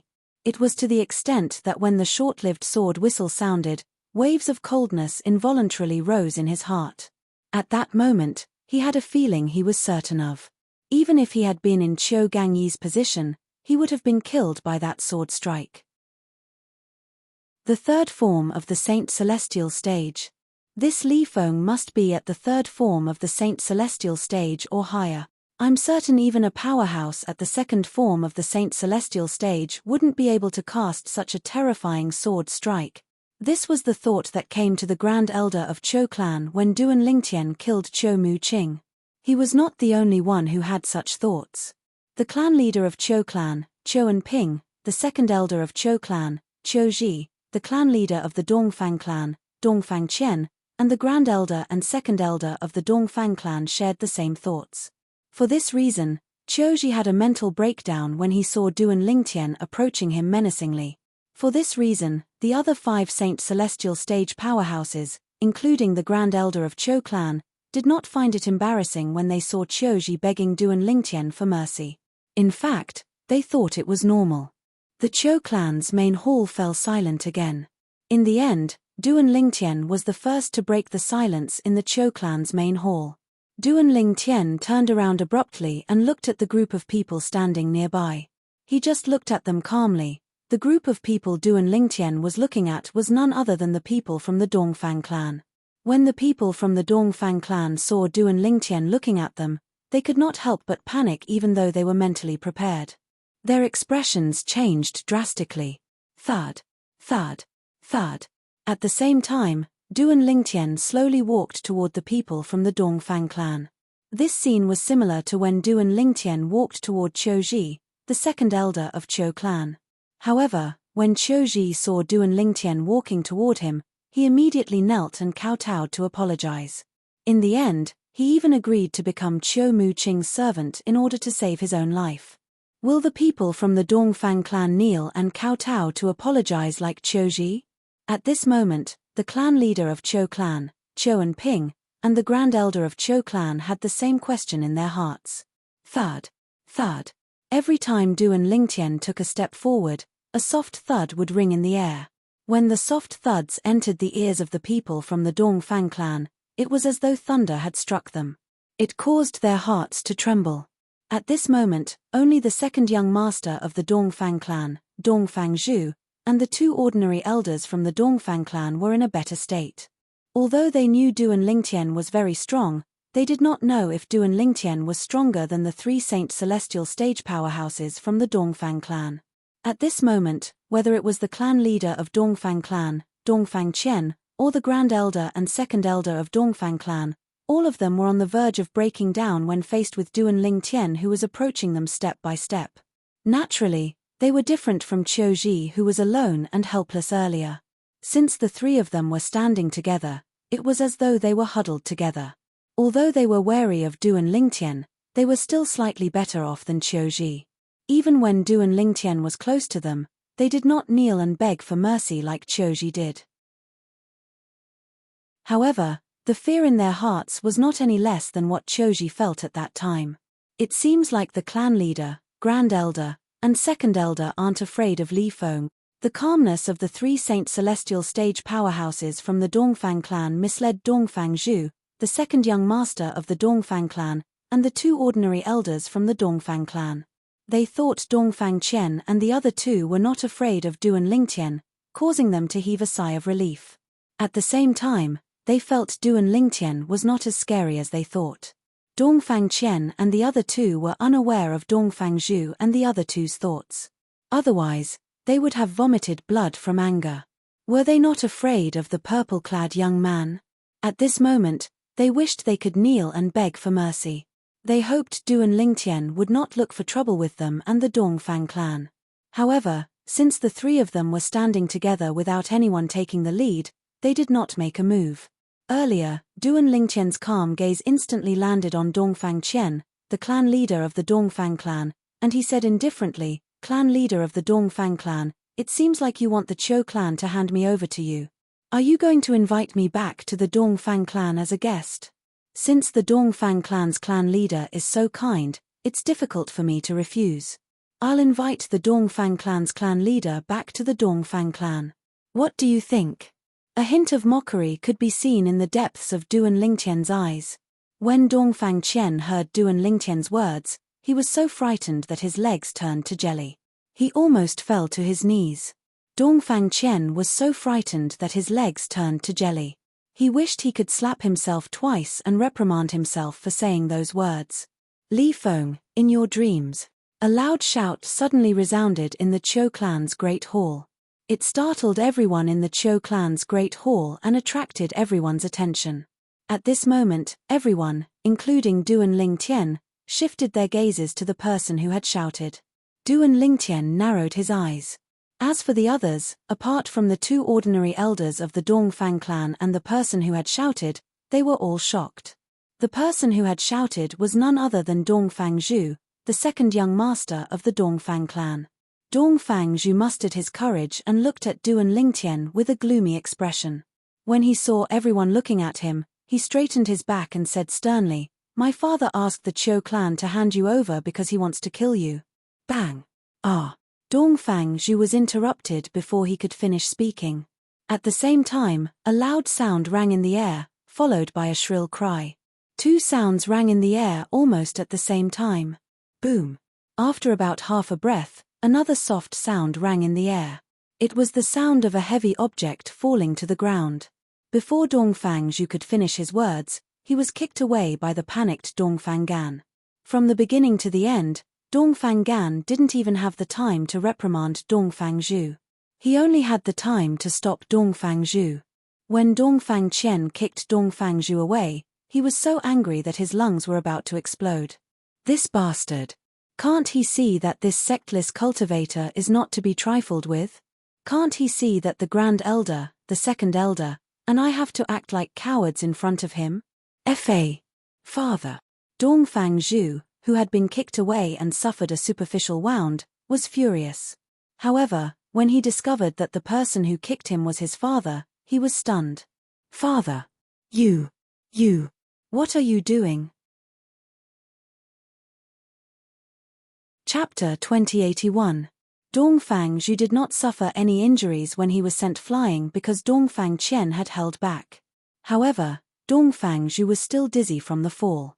He did not know why his father would do this to him. However, he was stunned again in the next moment. At the same time that he was dumbfounded, the blood completely drained from his originally dumbfounded face. What replaced it was a deathly white sheet of paper. This was because a scene that he would never forget for the rest of his life had suddenly appeared before his eyes. He saw, bang! Dongfang Qian, the clan leader of the Eastern Fang family, followed Qiu Ji, the second elder of the Qiu clan, and knelt in front of Duan Lingtian as though he was a lowly servant bowing to his master. My lord, my son is not sensible, please forgive him." Dongfang Qian's voice trembled as he knelt in front of Duan Lingtian. His voice was filled with fear and dread. It was as though the person standing in front of him was not a person, but a god of death who could take his life at any time. "If I didn't hear wrongly, your son said you wanted to kill me by asking the Qiu clan to hand me over." Duan Lingtian's tone was as calm as before as he looked at Dongfang Gan, who was kneeling on the ground. However, there was a hint of killing intent in his voice at this moment. No, there's no such thing." Dongfang Qian was so frightened that his body trembled violently when he heard Duan Lingtian's words. At the same time, he hurriedly denied it. "Since there's no such thing, then you'll have to swear on the lightning penalty oath that you've never thought of killing me from the beginning until the end." Duan Lingtian obviously did not believe Dongfang Qian's words. When he spoke again, he made a request. When Dongfang Qian heard Duan Lingtian's request, not only did Dongfang Qian's expression change drastically, but the expressions of the people from the Eastern Fang family, including Dongfang Zhu, changed drastically as well.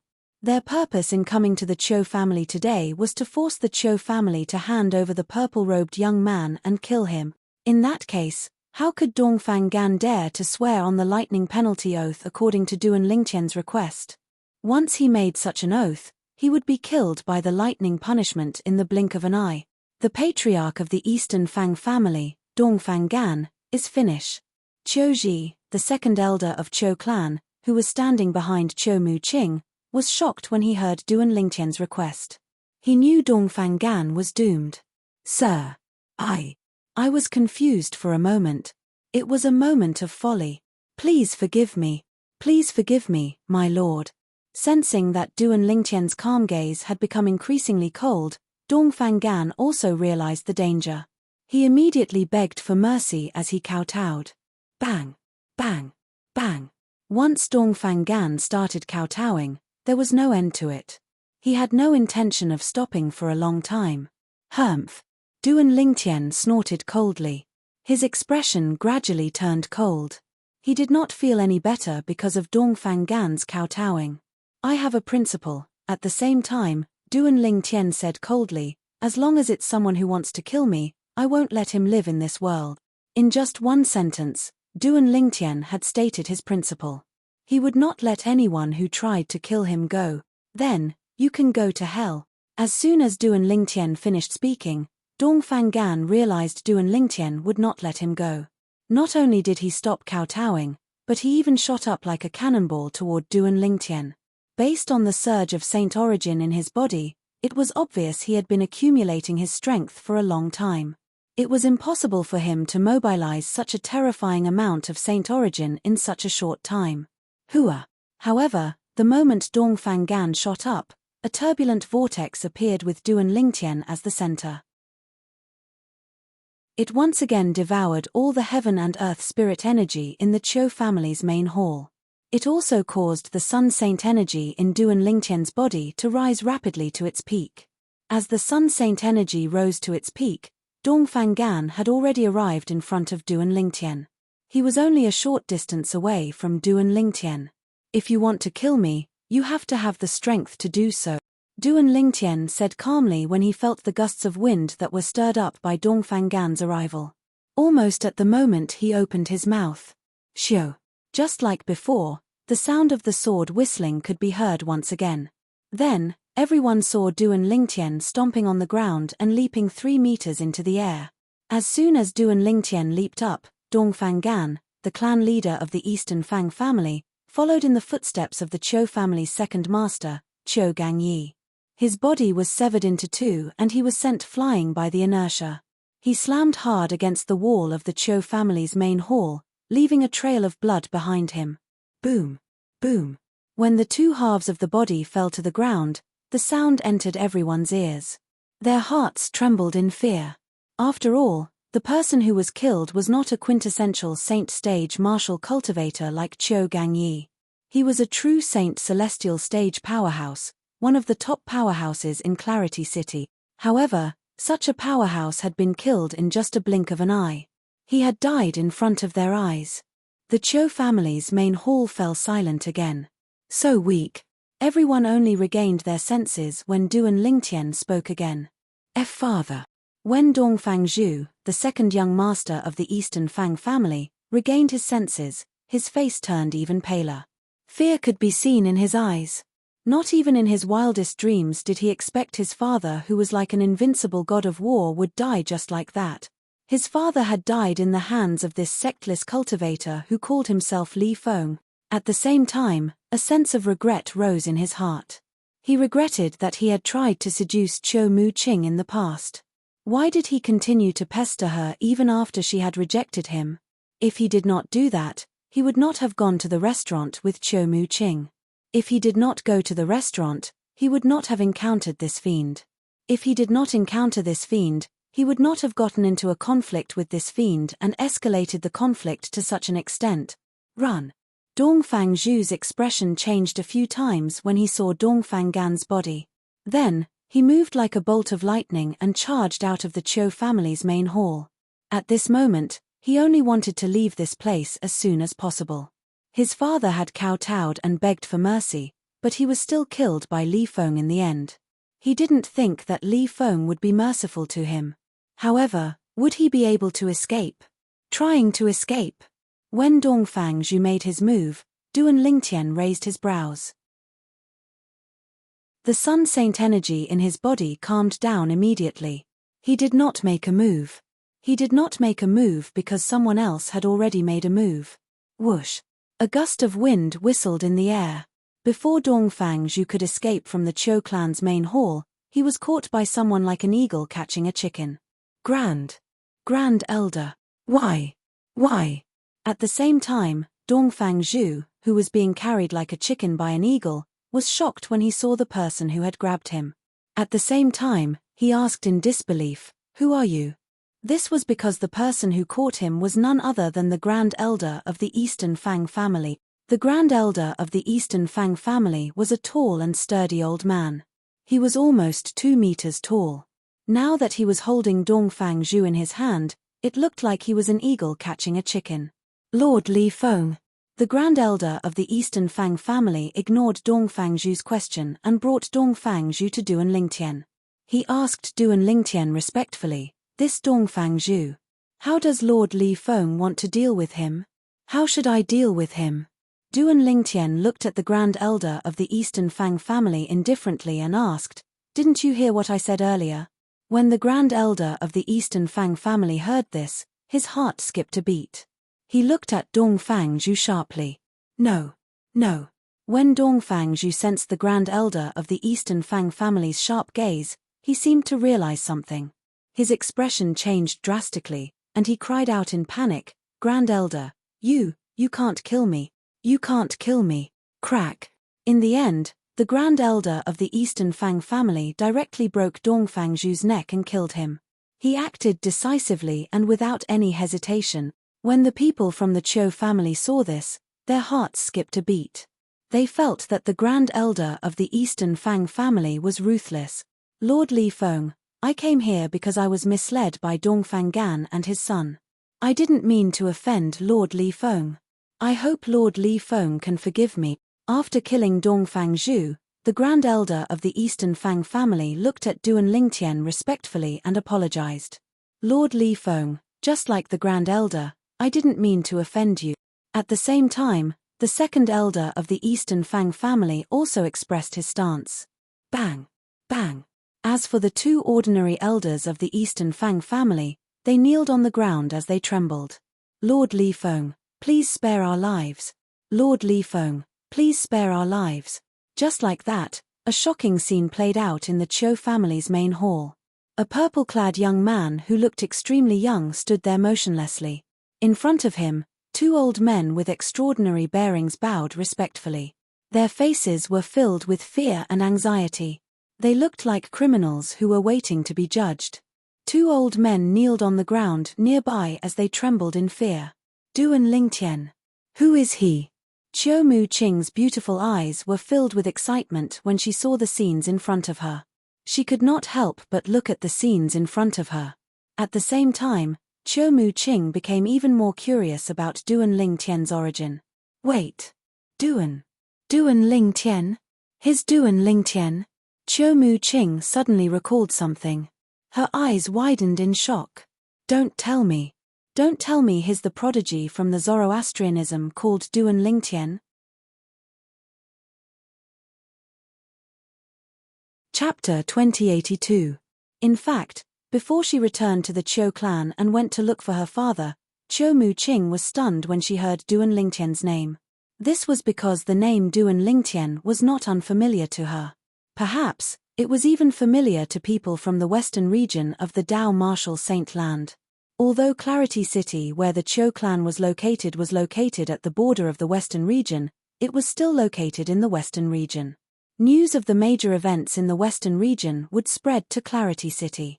Most of the major events in the western region came from the fire worship sect, the saint sect of the western region.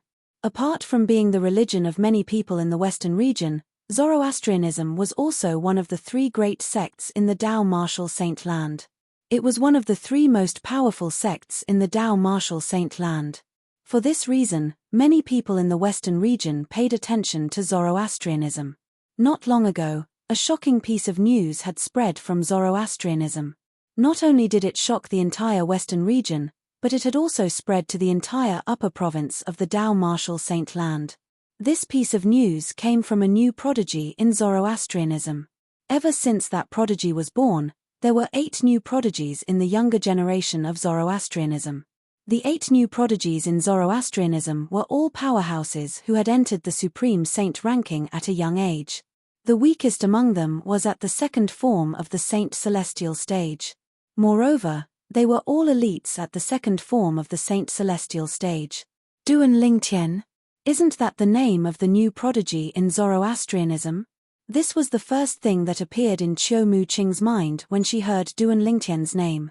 Before today, Qiu Muqing had already remembered Duan Lingtian's name in her heart. This was because it was the name of the 8th prodigy in Zoroastrianism. Qiu Muqing knew Duan Lingtian, the new prodigy of the Zoroastrianism. Duan Lingtian, one of the 8 heavenly sons of Zoroastrianism, was also a newly born heavenly son. It was said that he had joined Zoroastrianism for less than a year. And it was in this less than a year's time that Li Shiqiang and the others had arrived. Duan Lingtian had made a name for himself in Zoroastrianism. He was ranked 4th among the 8 great Zoroastrianism prodigies. His ranking on the Zoroastrianism true ranking was second only to 3 true disciples whose cultivation bases were at the 3rd form of the saint celestial stage. Moreover, he had entered the Supreme Saint ranking and was ranked 537th on the Supreme Saint ranking. This was Qiu family's Mu Qing's understanding of Duan Lingtian, the prodigy of Zoroastrianism. However, Qiu Muqing was unaware of this.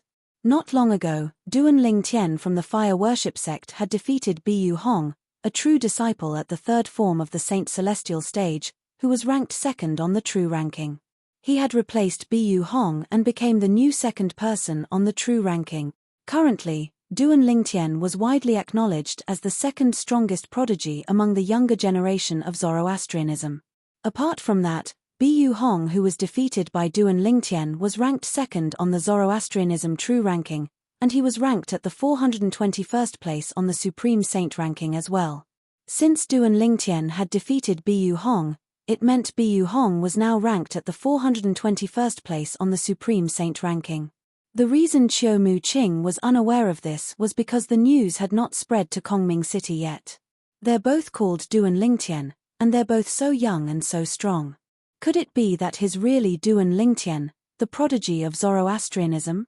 The more Qiu Muqing thought about it, the more certain she became. She had met the purple-clad young man in the restaurant earlier. He was indeed Duan Lingtian, the prodigy of Zoroastrianism.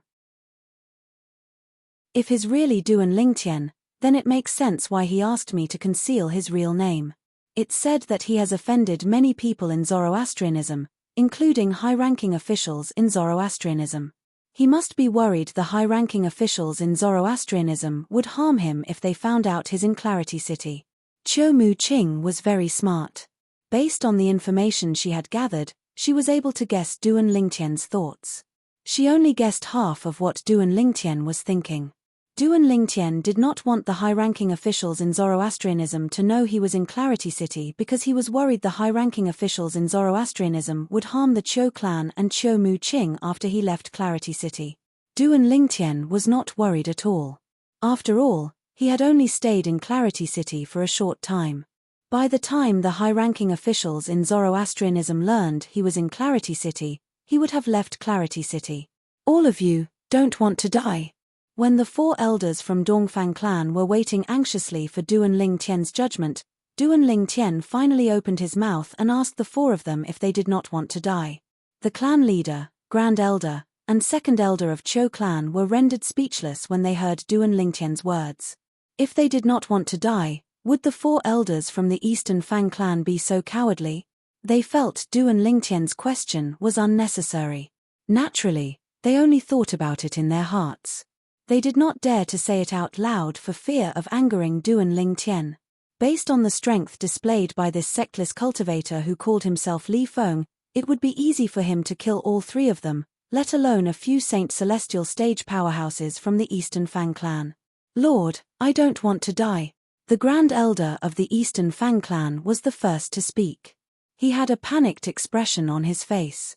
If he did not want to die, he would not have worked so hard to capture Dongfang Zhu, the second young master of the Eastern Fang clan, and bring him to Duan Lingtian. With Duan Lingtian's strength, Dongfang Zhu would not have been able to escape. However, he had done this because he wanted to show off to Duan Lingtian. Lord, I don't want to die as well. The second elder of the Eastern Fang clan chimed in a panic. Lord Li Feng, I don't want to die. Lord Li Feng, I don't want to die. The other two elders from the Eastern Fang clan who were kneeling on the ground also expressed their stance. At the same time, they felt even more anxious. At this moment, their lives were in the hands of this purple-clad young man before them. If he wanted them to live, they would live. If he wanted them to die, they would die. It's not difficult for all of you to live, Duan Lingtian said indifferently before he paused for a moment. The eyes of the four elders from the Eastern Fang clan lit up immediately. It was as though they had found a life-saving straw. However, you'll have to show me your sincerity. Duan Lingtian paused for a moment before he continued to speak. At this moment, Duan Lingtian shifted his gaze from the four elders from the Eastern Fang clan to Qiu Muqing, the eldest daughter of the Qiu clan. He remained silent after that. As soon as Duan Lingtian finished speaking, the four elders from the Eastern Fang clan were staring at Duan Lingtian. For this reason, they immediately noticed Duan Lingtian's gaze. They followed Duan Lingtian's gaze and saw Qiu Muqing standing in the distance. I, Dongfang Po, swear on my blood, the Grand Elder of the Eastern Fang clan immediately regained his senses. He quickly pricked his finger and squeezed out a drop of blood before he said in a loud voice, "From today onward, I'll become the eldest daughter of the Qiu Muqing. From today onward, I, Dongfang Po, will acknowledge Qiu Muqing as my master. I'll only obey Sister Muqing's orders and won't do anything to harm Sister Muqing. If I violate this oath, I'm willing to be struck to death by the 99 heavenly tribulation," Dongfang Po, the Grand Elder of the Eastern Fang clan, said. Boom, boom, boom, boom, boom. 9 claps of thunder descended from the sky in response to the lightning penalty oath that Dongfang Po had just sworn. Qiu Muqing was dumbfounded. Did she have another servant? Moreover, this servant was even stronger than Qiu Ji, the second elder of Qiu clan. His strength was comparable to the Grand Elder of Qiu clan. Qiu Muqing and the Grand Elder of Qiu clan were stunned. He did not expect Dongfang Po, the Grand Elder of the Eastern Fang clan, who was as powerful as him in Clarity City, would willingly acknowledge Qiu Muqing as his master and become her servant in order to survive. However, if he was in Dongfang Po's shoes, he might have made the same decision as well. After all, it was not easy for him to attain his current cultivation base. If he died, he would lose thousands of years of his life. In order to survive, it was not important for him to maintain his dignity. Qiu Ji, the second elder of Qiu clan, was not surprised when he saw this. It was as though he had expected this to happen. On the other hand, Qiu Ping, the clan leader of Qiu clan, was dumbfounded. Dongfang Po, the Grand Elder of the Eastern Fang clan, was as powerful as the Grand Elder of Qiu clan. In the past, Dongfang Po was someone whom Qiu Ping had to look up to. However, he had sworn on the lightning penalty oath to acknowledge his daughter as his master. I'm not dreaming, am I? Qiu Ping was initially stunned. Later on, after confirming that he wasn't dreaming, he couldn't help but be wild with joy. Dongfang Po had become his daughter's servant. This meant Dongfang Po was considered a member of the Qiu clan. If the strongest clan in Clarity City, the Feng clan, attacked the Qiu clan, Dongfang Po would not hesitate to help. Soon after, the overjoyed expression on Qiu Ping's face froze. This was because he heard Dongfang Po's words. Dongfang Liang, the second elder of the Eastern Fang clan, had also sworn on the lightning penalty oath to acknowledge his daughter, Qiu Muqing, as his master. Qiu Ping was excited again. Qiu Ping was not the only one who was excited. Even the Grand Elder of Qiu clan was excited. In the past, the reason the Qiu clan was afraid of the strongest clan in Clarity City, the Feng clan, was because the Feng clan had 5 Saint Celestial stage powerhouses. The 2 strongest Saint Celestial stage powerhouses were on par with the Grand Elder of Qiu clan. The other 2 were on par with the second Elder of Qiu clan. The Cho clan had joined forces with the Eastern Fang clan in hopes that the Grand Elder and Second Elder of the Eastern Fang clan would help the Cho clan fend off the Feng clan. The Eastern Fang clan was the same. They hoped the Grand Elder and Second Elder of Cho clan would help them at a critical moment. Chapter 2083. The clan leader of Cho clan and the Grand Elder of Cho clan were excited because of this. Now that the Grand Elder and Second Elder of the Eastern Fang clan had become Cho Mu Qing's servants, they did not have to worry about the Feng clan coming to look for trouble with them as long as Cho Mu Qing was in the Cho clan. I'm willing to acknowledge Sister Mu Qing as my master as well. Me too. At the same time, the two elders of the Eastern Fang clan who were kneeling on the ground swore on the lightning penalty oath as well. Another 2 waves of thunder resonated in the air as the two elders swore on the lightning penalty oath. In just 15 minutes, 5 waves of thunder resonated in the sky above the Cho clan's main hall. Each wave was made up of 9 claps of thunder. For a time, the Cho family's elders and disciples, as well as some servants and maids, were alarmed. What's going on? It's already the 5th wave of thunder. Who dares to swear on the lightning penalty oath 5 times in a row? It seems like the 5 waves of thunder came from the Cho clan's main hall. It seems like the Eastern Fang clan has come to look for trouble with us. Sister has gone overboard this time. The clan leader and the others must have sworn on the lightning penalty oath to promise the Eastern Fang clan something. I think so too. When has the Cho clan ever been so humiliated? I hate it. In the Cho clan mansion, whether it was the Cho clan's elders, disciples, maids, or servants, they all thought that the 5 thunderclaps were in response to the lightning penalty oath that the Cho clan's clan leader and other higher-ups had sworn. Under the threat of the Eastern Fang clan's high-ranking officials, the Cho clan's high-ranking officials had sworn on the lightning penalty oath 5 times. If news of this spread out, how would they be able to face anyone when they went out? For this reason, the Cho clan's members felt extremely humiliated. Fortunately, the clan leader of Cho clan, Cho and Ping, and the other high-ranking officials were unaware of their thoughts. In the Cho clan's main hall, Duan Lingtian looked at Cho Mu Qing and said with a smile, "Sister Cho, let's go back."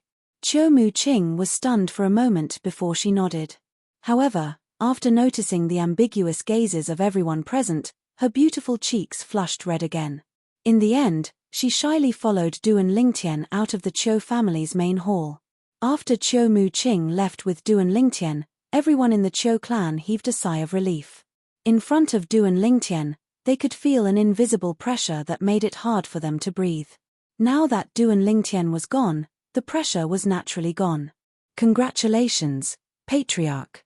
At the same time, both the Grand Elder and the Second Elder of Cho clan, Cho Ji, congratulated Cho and Ping.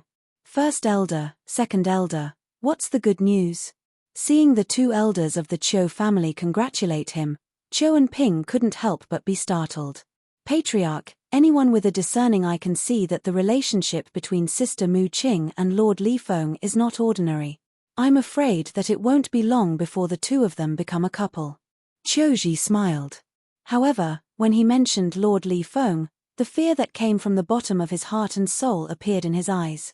As soon as Cho Ji finished speaking, the Grand Elder of Cho clan nodded as well. Patriarch Cho, congratulations. At the same time, the Grand Elder of the Eastern Fang family, Dongfang Po, the Second Elder of the Eastern Fang family, Dongfang Liang, and the other 2 elders of the Eastern Fang family congratulated Cho and Ping as well. There was a hint of envy in the depths of the 4 people's gazes. They envied Cho and Ping for having a daughter who could become a couple with Lord Li Feng. Everyone, isn't it a little too early to celebrate? At this moment, Cho and Ping finally regained his senses. He could not help but smile wryly. He was not as optimistic as he thought. After witnessing the strength of the sectless cultivator who called himself Li Feng, he knew Duan Lingtian was not an ordinary person. Would his daughter be able to tie down such a person? Perhaps, even if Li Feng was really close to his daughter, he was just putting on an act. Patriarch Cho, the fact that Lord Li Feng is willing to do this for Sister Cho shows how much he values Sister Cho. You'll be a grandfather soon, Dongfang Po said with a smile. The others nodded in agreement as well. Soon after, Dongfang Po changed the topic. He looked at Qiu and Ping and said, Patriarch Qiu, from now on, Dongfang Liang and I are Sister Mu Qing's servants. I've already discussed this with Dongfang Liang. From now on, as long as Sister Mu Qing is in the Qiu clan, and as long as we're in the Eastern Fang family, the Eastern Fang family will be the Qiu clan subsidiary. After we return to the clan, we'll support an obedient person to become the new patriarch of the Qiu clan. From now on, both of our clans don't have to fear the Feng clan anymore. Qiu and Ping's eyes lit up when he heard Dongfang Po's words. Even the Grand Elder of Qiu clan was overjoyed. However, the Feng clan, the most powerful clan in Clarity City, did not expect this at all. On this day, the structure of Kongming City underwent a great change. In just a day, the Qiu clan had become a clan that could contend with the Feng clan, because the Dongfang family had become a subsidiary of the Qiu family. Of course, even in the future, no one would know that the Eastern Fang family had become a subsidiary of the Qiu family. They will only know not only did the Eastern Fang family not fall out with the Qiu family, but their relationship with the Qiu family was getting better and better.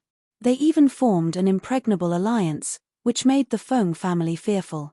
For many years to come, the Feng family would not dare to think of annexing either of the two clans again. Of course, these were all matters for the future. The Qiu clan's main hall was quite a distance away from Qiu Mu Qing's residence.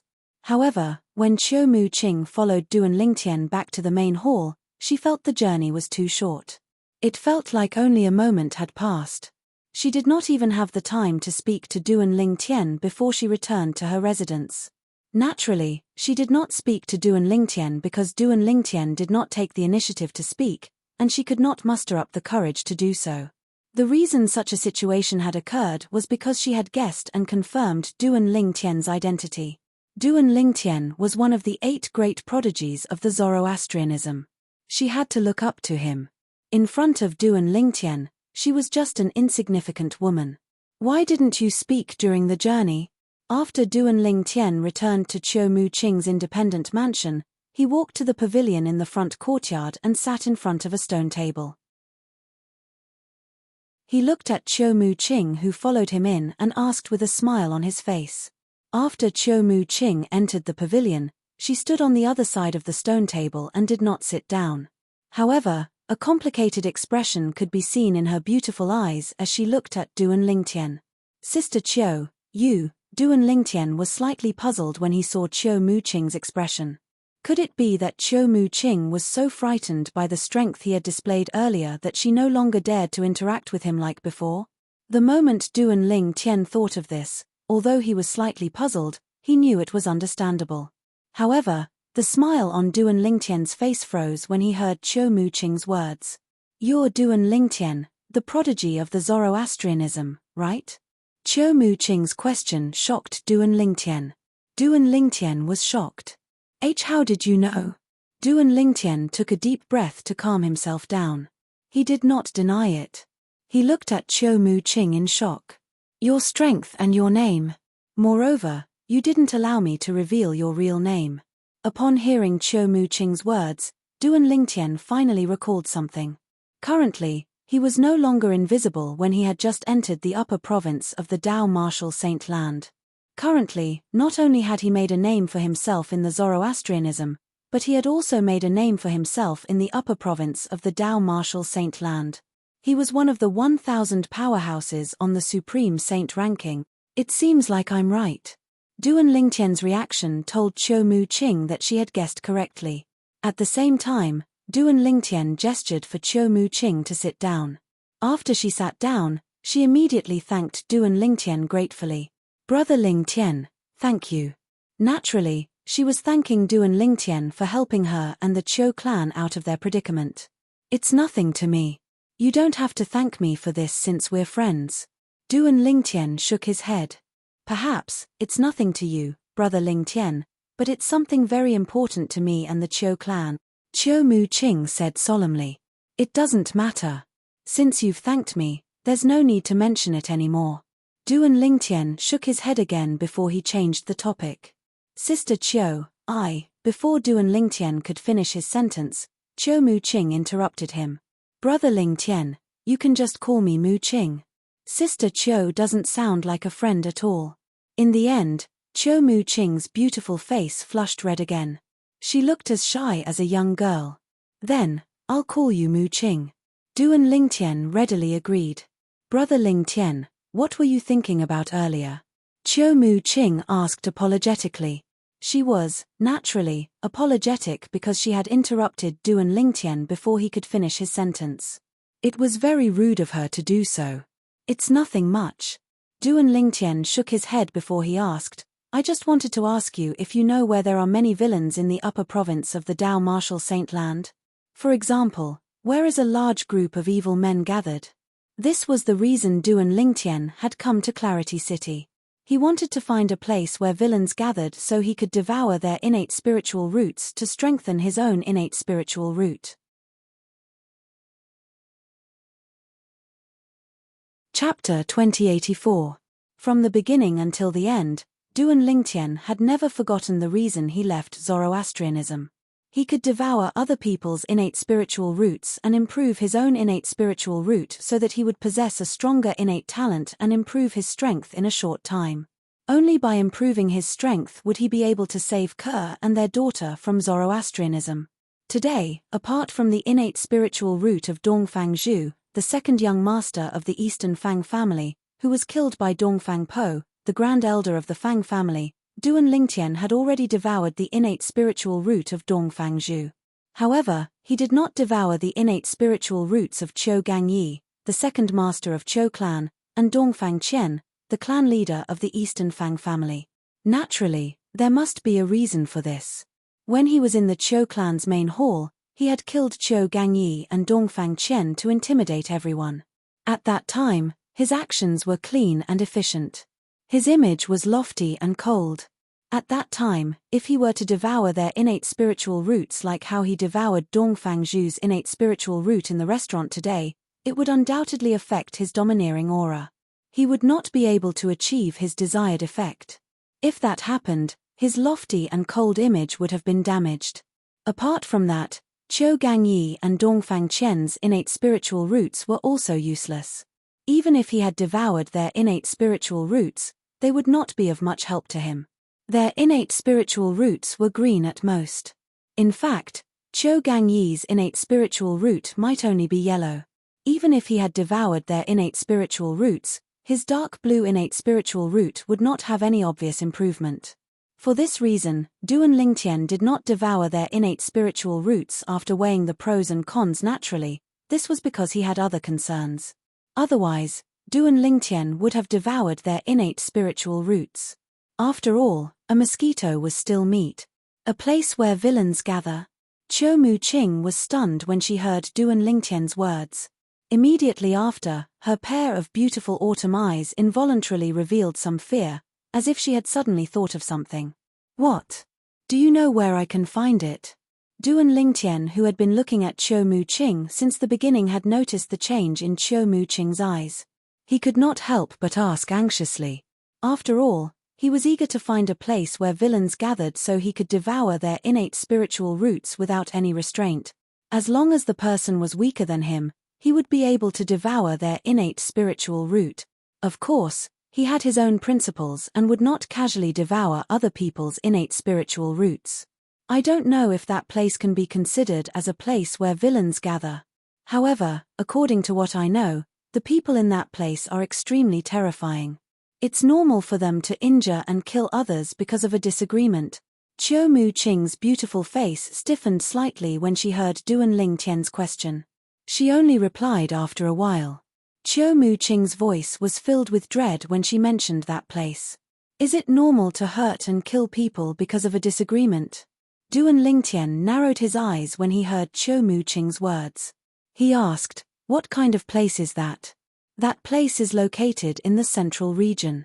It's adjacent to one of the three great sects, the Zhuangzi Buddhism. Naturally, that place has nothing to do with Zhuangzi Buddhism.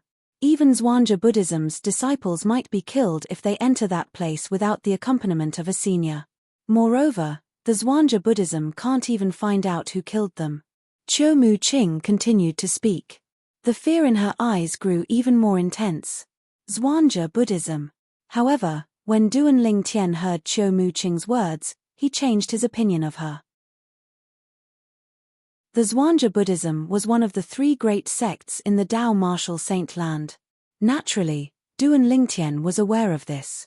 However, the reason he became agitated when he heard the word Zhuangzi Buddhism was because of the person who had come to the Dobasay subterranean, intruded the Azure Cloud Mansion, killed Elder Ku, and snatched the Devil Seal tablet from him.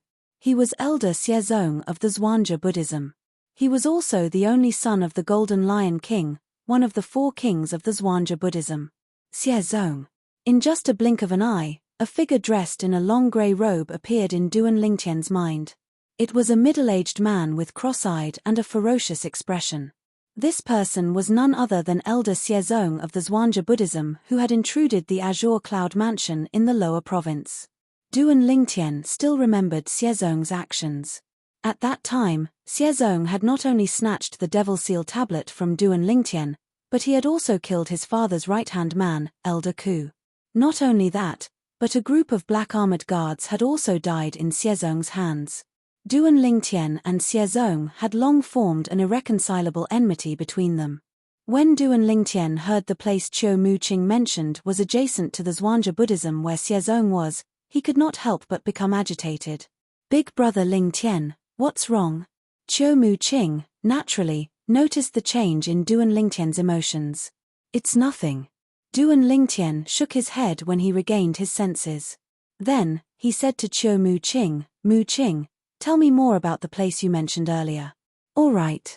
Qiu Muqing nodded obediently before she said slowly, the place I mentioned is located in the central province. It's called Sin City. A hint of dread could be seen in the depths of Qiu Muqing's eyes when she heard the word Sin City. Although she had never been there before, However, just hearing others mention that place was enough to make her feel apprehensive. Sin City. Duan Lingtian narrowed his eyes. He did not interrupt Qiu Muqing and waited for her to continue. Sin City is a city that has existed since the upper province of the Tao martial saint land.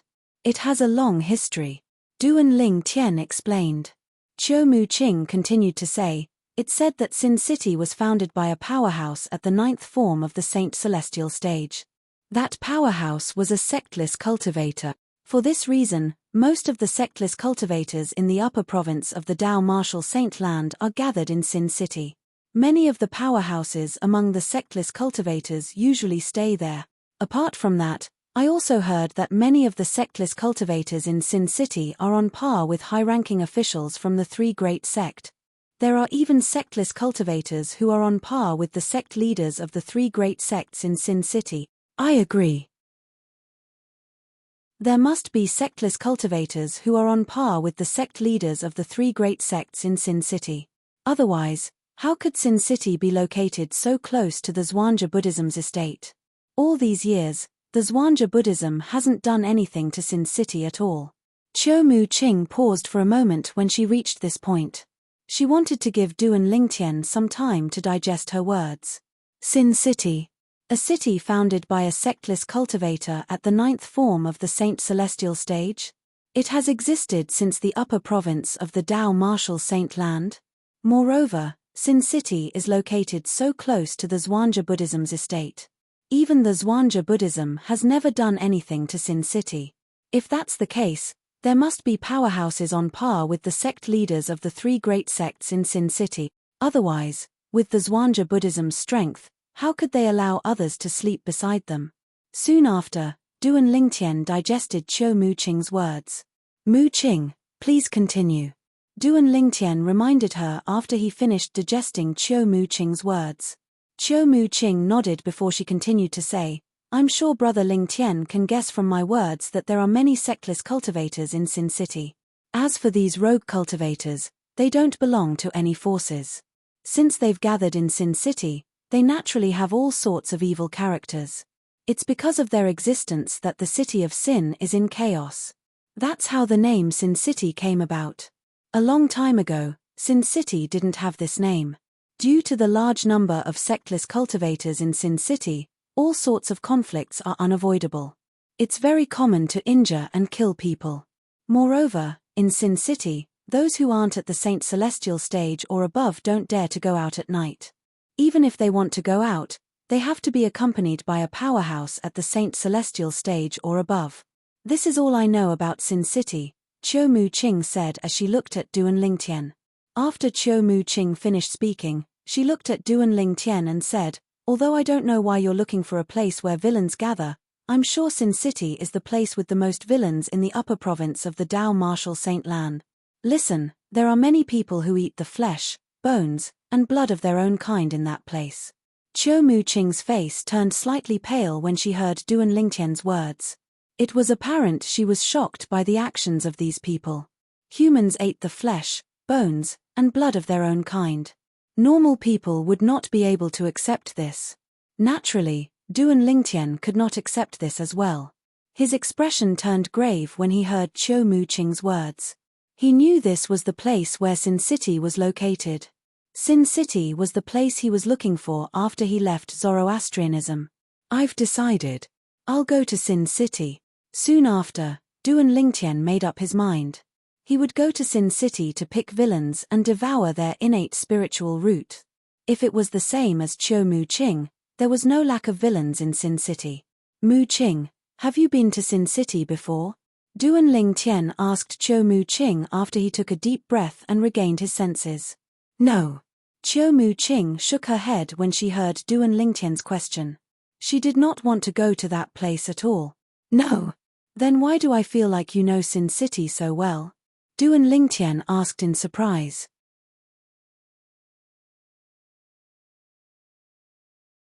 Chapter 2085. I've only heard about it from the sectless cultivators in the city when I go out for a meal, Chiu Mu Qing said when she saw Duan Lingtian's surprised expression. Apart from that, I've also heard that the alliance leader of the Sectless Cultivators Alliance in Clarity City is from Sin City. Duan Lingtian had heard about the Sectless Cultivators Alliance in Clarity City when he was in the restaurant earlier. He knew it was an alliance formed by sectless cultivators.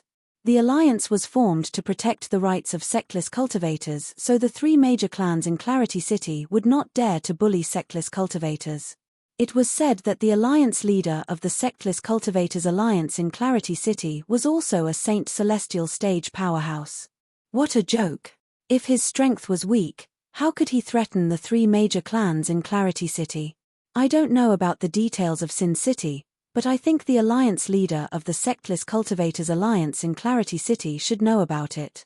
Chiu Mu Qing continued to say, if Brother Lingtian wants to know more about Sin City, you can look for him. All right. Duan Lingtian nodded. He had the same intention as well. Mu Qing. Duan Lingtian looked at Chiu Mu Qing and smiled faintly. I'm very happy to have met you in Clarity City. I hope we'll have a chance to meet again in the future. Brother Lingtian, why are you leaving? Chiu Mu Qing knew Duan Lingtian intended to leave when she heard Duan Lingtian's words. Her beautiful face tensed up immediately. Yes. Duan Lingtian nodded. Didn't I tell you that I have something to do in Clarity City? The reason I came here is to find out where the villains are gathered. Now, I already have the answer. Chiu Mu Qing did not expect Duan Lingtian to come to Clarity City for this. Due to this reason, her expression turned solemn. Big brother Lingtian. Why you not planning to go to Sin City, right? Yes. Duan Lingtian nodded. There was nothing to hide. Chiu Mu Qing's expression changed when she heard Duan Lingtian's words. Brother Lingtian, although you're strong and almost invincible in Clarity City, however, there are powerhouses at the 7th form of the Saint Celestial stage in Sin City. There were many powerhouses at the 4th form of the Saint Celestial stage as well. You. In the end, Chiu Mu Qing was so anxious that she did not know what to do. Duan Lingtian felt warmth in his heart when he heard the concern in Chiu Mu Qing's voice. He said solemnly, Mu Qing, I know you're worried about my safety, but I have to go to Sin City no matter what. My wife and daughter are now imprisoned in a dark place. Only by going to Sin City can I save them in a shorter time. Duan Lingtian told Chiu Mu Qing about his intention to save his wife and daughter. Naturally, he did not mention his wife and daughter were imprisoned by Zoroastrianism. There was another reason he brought up his wife and daughter. Based on how Chiu Mu-ching addressed him as Brother Ling Tian and how she acted like a young girl when she spoke to him, Duan Lingtian could tell she had fallen in love with him. Even if Chiu Mu-ching did not fall in love with him, he was certain she had fallen in love with him. Duan Lingtian brought up his wife because he wanted to cut off Chiu Mu-ching's thoughts. It was undeniable that Chiu Mu-ching was outstanding in all aspects. As a man, he was naturally attracted to her. However, as soon as he thought of his 2 wives and his lover, Feng Tianwu, whose whereabouts were unknown, he could not bring himself to have any thoughts of romance with other women. A man could be sentimental, but he could not be promiscuous. Duan Lingtian had always thought this way and had always abided by this principle. You have a wife. As expected, Chiu Mu-ching's face turned pale when she heard Duan Lingtian's words. Her bright eyes dimmed as though they had lost their luster. At this moment, Chiu Mu-ching looked like she had lost all interest in life. Yes. Duan Lingtian nodded before he said, for this reason, it's time for me to leave. Mu-ching, the 3 old fellows are my gifts to you before I leave. As long as they're here, you won't have to worry about anyone forcing you to do things you don't want to do in Clarity City.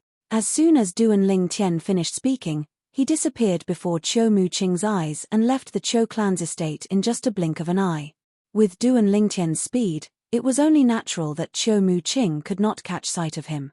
When Duan Lingtian disappeared, Chiu Mu-ching finally regained her senses. The words Duan Lingtian said before he left still reverberated in her ears. You won't have to worry about anyone forcing you to do things you don't want to do in Clarity City. Duan Lingtian's words touched Chiu Mu-ching's soft spot. Before Duan Lingtian appeared, she had been troubled by the marriage between her and Dongfang Zhu. However, after Duan Lingtian appeared, not only did he help her solve this problem, but he even gave her 3 superguards, allowing her to become one of the most powerful people in Clarity City. Currently, her status in the Chou clan was even higher than her father and the Grand Elder of Chou clan whom she used to idolize the most.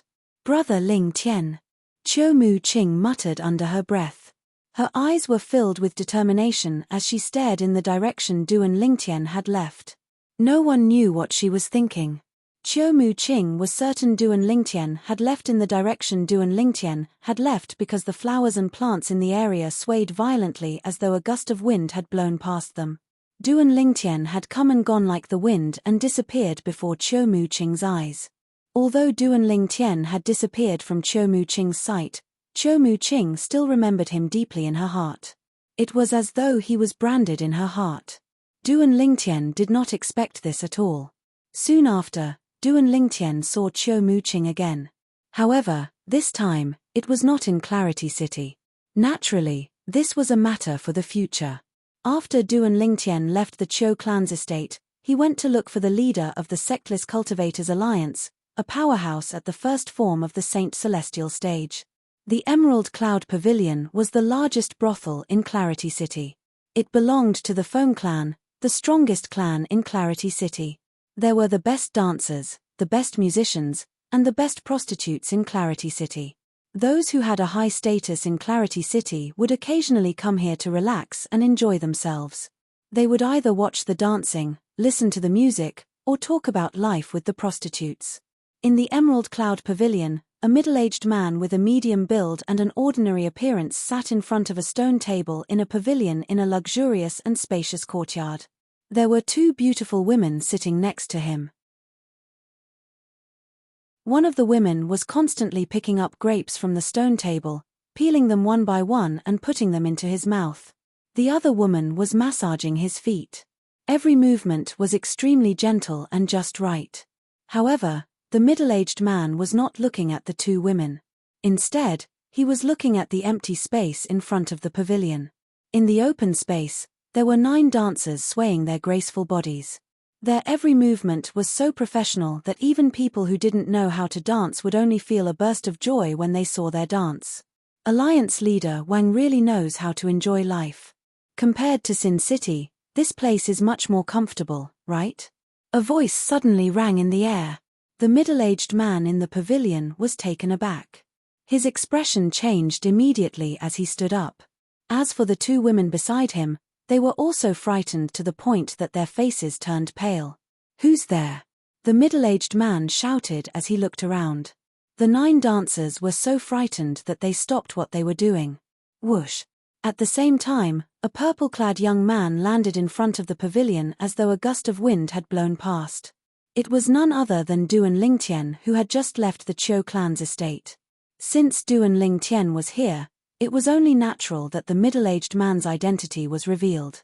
He was none other than the leader of the Sectless Cultivators Alliance in Clarity City, Wang Yifo. "Who are you? Why are you disturbing my dance?" Looking at Duan Lingtian, Wang Yifo's expression darkened as he spoke in a low voice. Whoosh! As soon as Wang Yifo questioned Duan Lingtian, the Sun Saint energy in Duan Lingtian's body surged out and formed a whirlpool in just a blink of an eye. Devouring skill. Soon after, the heaven and earth spirit energy in the surroundings was completely absorbed by Duan Lingtian. His Sun Saint energy had also risen to its peak. All of this happened in the blink of an eye. It was so fast that Wang Yifo could not react in time. When Wang Yifo came to his senses, he was naturally vigilant. At the same time, he raised his hand and a broad saber appeared in his hand. As the saint energy in Wang Yifo's body surged out and merged with the saber began to emit a sharp aura. One could tell it was 100 inscriptions saint weapon from the aura emitted by the saber. 100 inscriptions saint weapon. Not bad. At the same time, Duan Lingtian took a step forward. His expression was as calm as ever as he spoke. Just as Duan Lingtian's foot landed on the ground, a voice rang out. All of a sudden, whoosh! A fleeting sound of a sword whistling rang in Wang Yifo's ears. It was so sudden that Wang Yifo's heart skipped a beat. When he realized that he could not see the sword that had caused the whistling sound, his eyes narrowed and a horrified expression appeared on his face. Crack! As soon as Wang Yifo's pupils shrunk, he heard a clear voice in his ears. The sound that came from behind sounded like tofu being cut.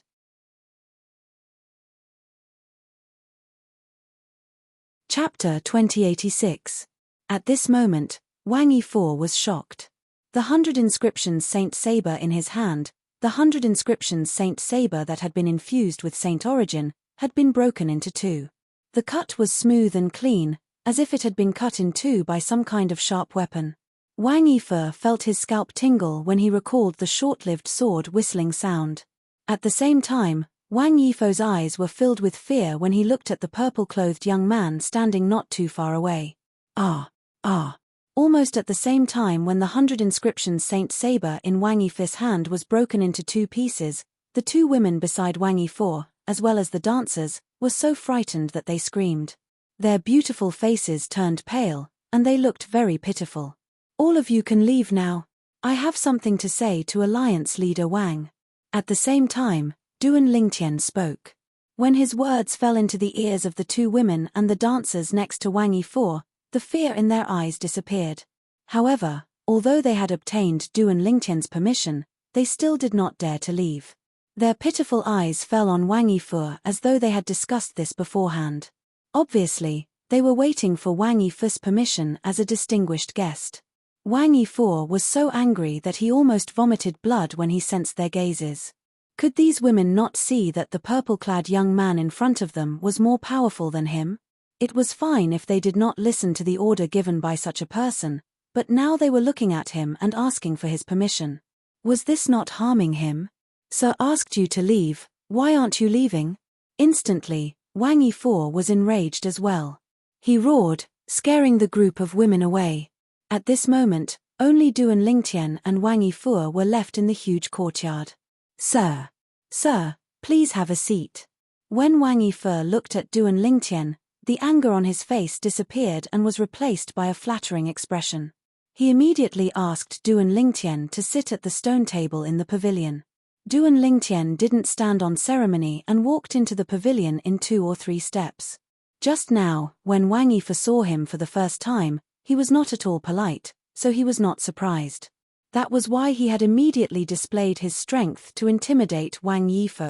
With the help of the Sun Saint energy that had been enhanced by the divine power, the devouring technique, and the Jasper celestial sword, he was able to break Wang Yifu's 100 inscriptions Saint Saber that was infused with Saint energy into half with just one slash. Before the Jasper Celestial Sword, the 100 inscriptions Saint Saber was as weak as tofu. This could be seen from the scene just now. The Jasper Celestial Sword had cut through the 100 inscriptions Saint Saber as easily as cutting tofu. Under Wang Yifu's uneasy gaze, Duan Lingtian walked into the pavilion and sat down at the stone table. Then, Duan Lingtian plucked a grape from a bunch of grapes on the stone table and stuffed it into his mouth. After chewing a few times, he spat out the grape skin. This grape is not bad. It tastes pretty good. Sir, if you like it, I'll ask them to prepare more later. Hearing Duan Lingtian's words, Wang Yifu said with a flattering expression.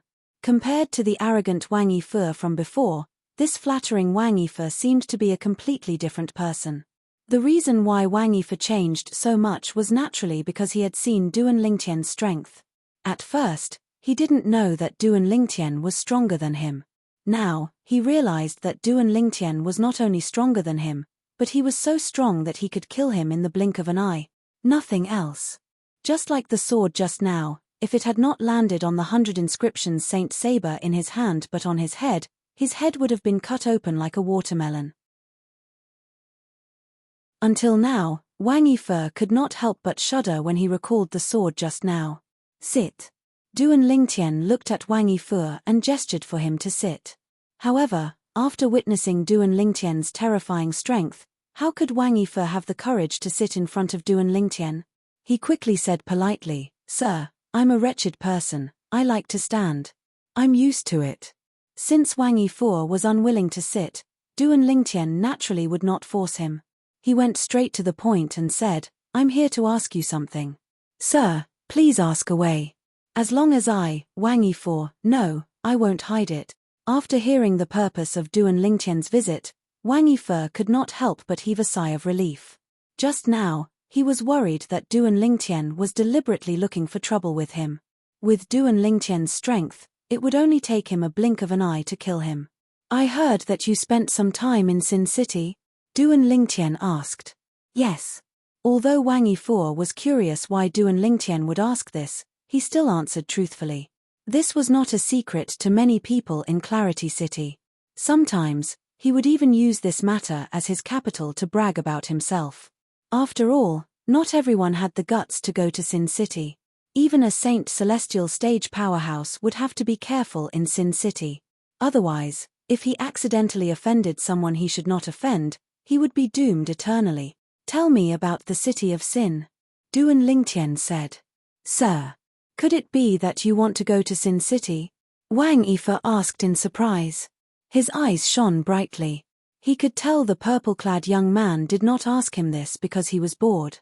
He must have wanted to go to Sin City. "Didn't you hear what I said?"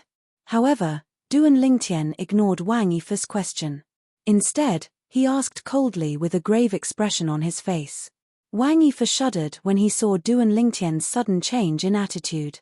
He no longer dared to ask any questions and hastily said, "I'll tell you about Sin City." Then, Wang Yifu began to explain Sin City to Duan Lingtian. From the origin of Sin City to the current situation of Sin City. Wang Yifu had stayed in Sin City for some time after all. His understanding of Sin City was not something that Qiu Mu Qing, who was just a passerby, could compare to. As time passed, Duan Lingtian learned a lot of useful information from Wang Yifu. "Alliance leader Wang, why did you leave the city of Sin and come to Clarity City? Don't tell me it's just for fun." After Wang Yifu told Duan Lingtian everything he knew about Sin City, Duan Lingtian asked Wang Yifu about it. Wang Yifu did not mention anything about himself when he told Duan Lingtian about Sin City. With Wang Yifu's strength at the peak of the first form of the Saint Celestial stage, he was only an ordinary martial cultivator in Sin City. He was not as carefree in Sin City as he was in Clarity City. As the saying went, one would rather be the head of a lion than the tail of a phoenix. The current Wang Yifu was similar to this. Naturally, Duan Lingtian knew very well. Since the city of Sin was able to attract so many independent cultivators to gather there, it must have had its own charm. Otherwise, who would not want to be the king of a mountain? And Wang Yifo definitely didn't leave just to enjoy life in the city. Of course not. Wang Yifo sighed when he heard Duan Lingtian's question. He said reluctantly, "It's because I offended someone in Sin City. That person has a powerful background, so I had no choice but to leave Sin City. Although the entertainment in Clarity City is great, it can't help me improve my cultivation base. According to what you said, the cultivation environment in the city of Sin is very good." Duan Lingtian could not help but feel curious when he heard Wang Yifo's words. "It's not just the cultivation environment." Wang Yifo shook his head. After a flash of light passed through his eyes, he said, "There are many benefits in Sin City that I don't know how to explain. Sir, if you really intend to go to Sin City, you'll know when you get there." Although Duan Lingtian felt Wang Yifo was keeping him in suspense, he did not continue to ask. After all, he was about to depart to Sin City. "Thank you, Alliance Leader Wang." After obtaining the information he wanted from Wang Yifo, Duan Lingtian stood up and was ready to leave. Before he left, he did not forget to thank Wang Yifo. "You're too kind, Lord." Wang Yifo was flattered by Duan Lingtian's gratitude. Then, under Wang Yifo's respectful gaze, Duan Lingtian left, leaving Wang Yifo with a suave silhouette. Who is he?" Wang Yifo only regained his senses when Duan Lingtian's silhouette disappeared. However, deep in his eyes, there was a hint of confusion. He had been in Clarity City for many years, but it was his first time seeing such a powerhouse in Clarity City. After all, Clarity City was only an inconspicuous city at the edge of the western region. Even if there were powerhouses who passed by this area, they would rarely stay here. After leaving the Emerald Cloud Pavilion, Duan Lingtian did not stop and left Clarity City immediately. After leaving Clarity City, Duan Lingtian turned to look at Clarity City again. His eyes flashed, but no one knew what he was thinking. Golden Crow's wings. After a while, a pair of flaming wings appeared on his back. He had cast the high-grade movement divine ability, the Golden Crow's wings. Without warning, the Golden Crow's wings flapped. In the next moment, boom, boom, boom, boom, boom.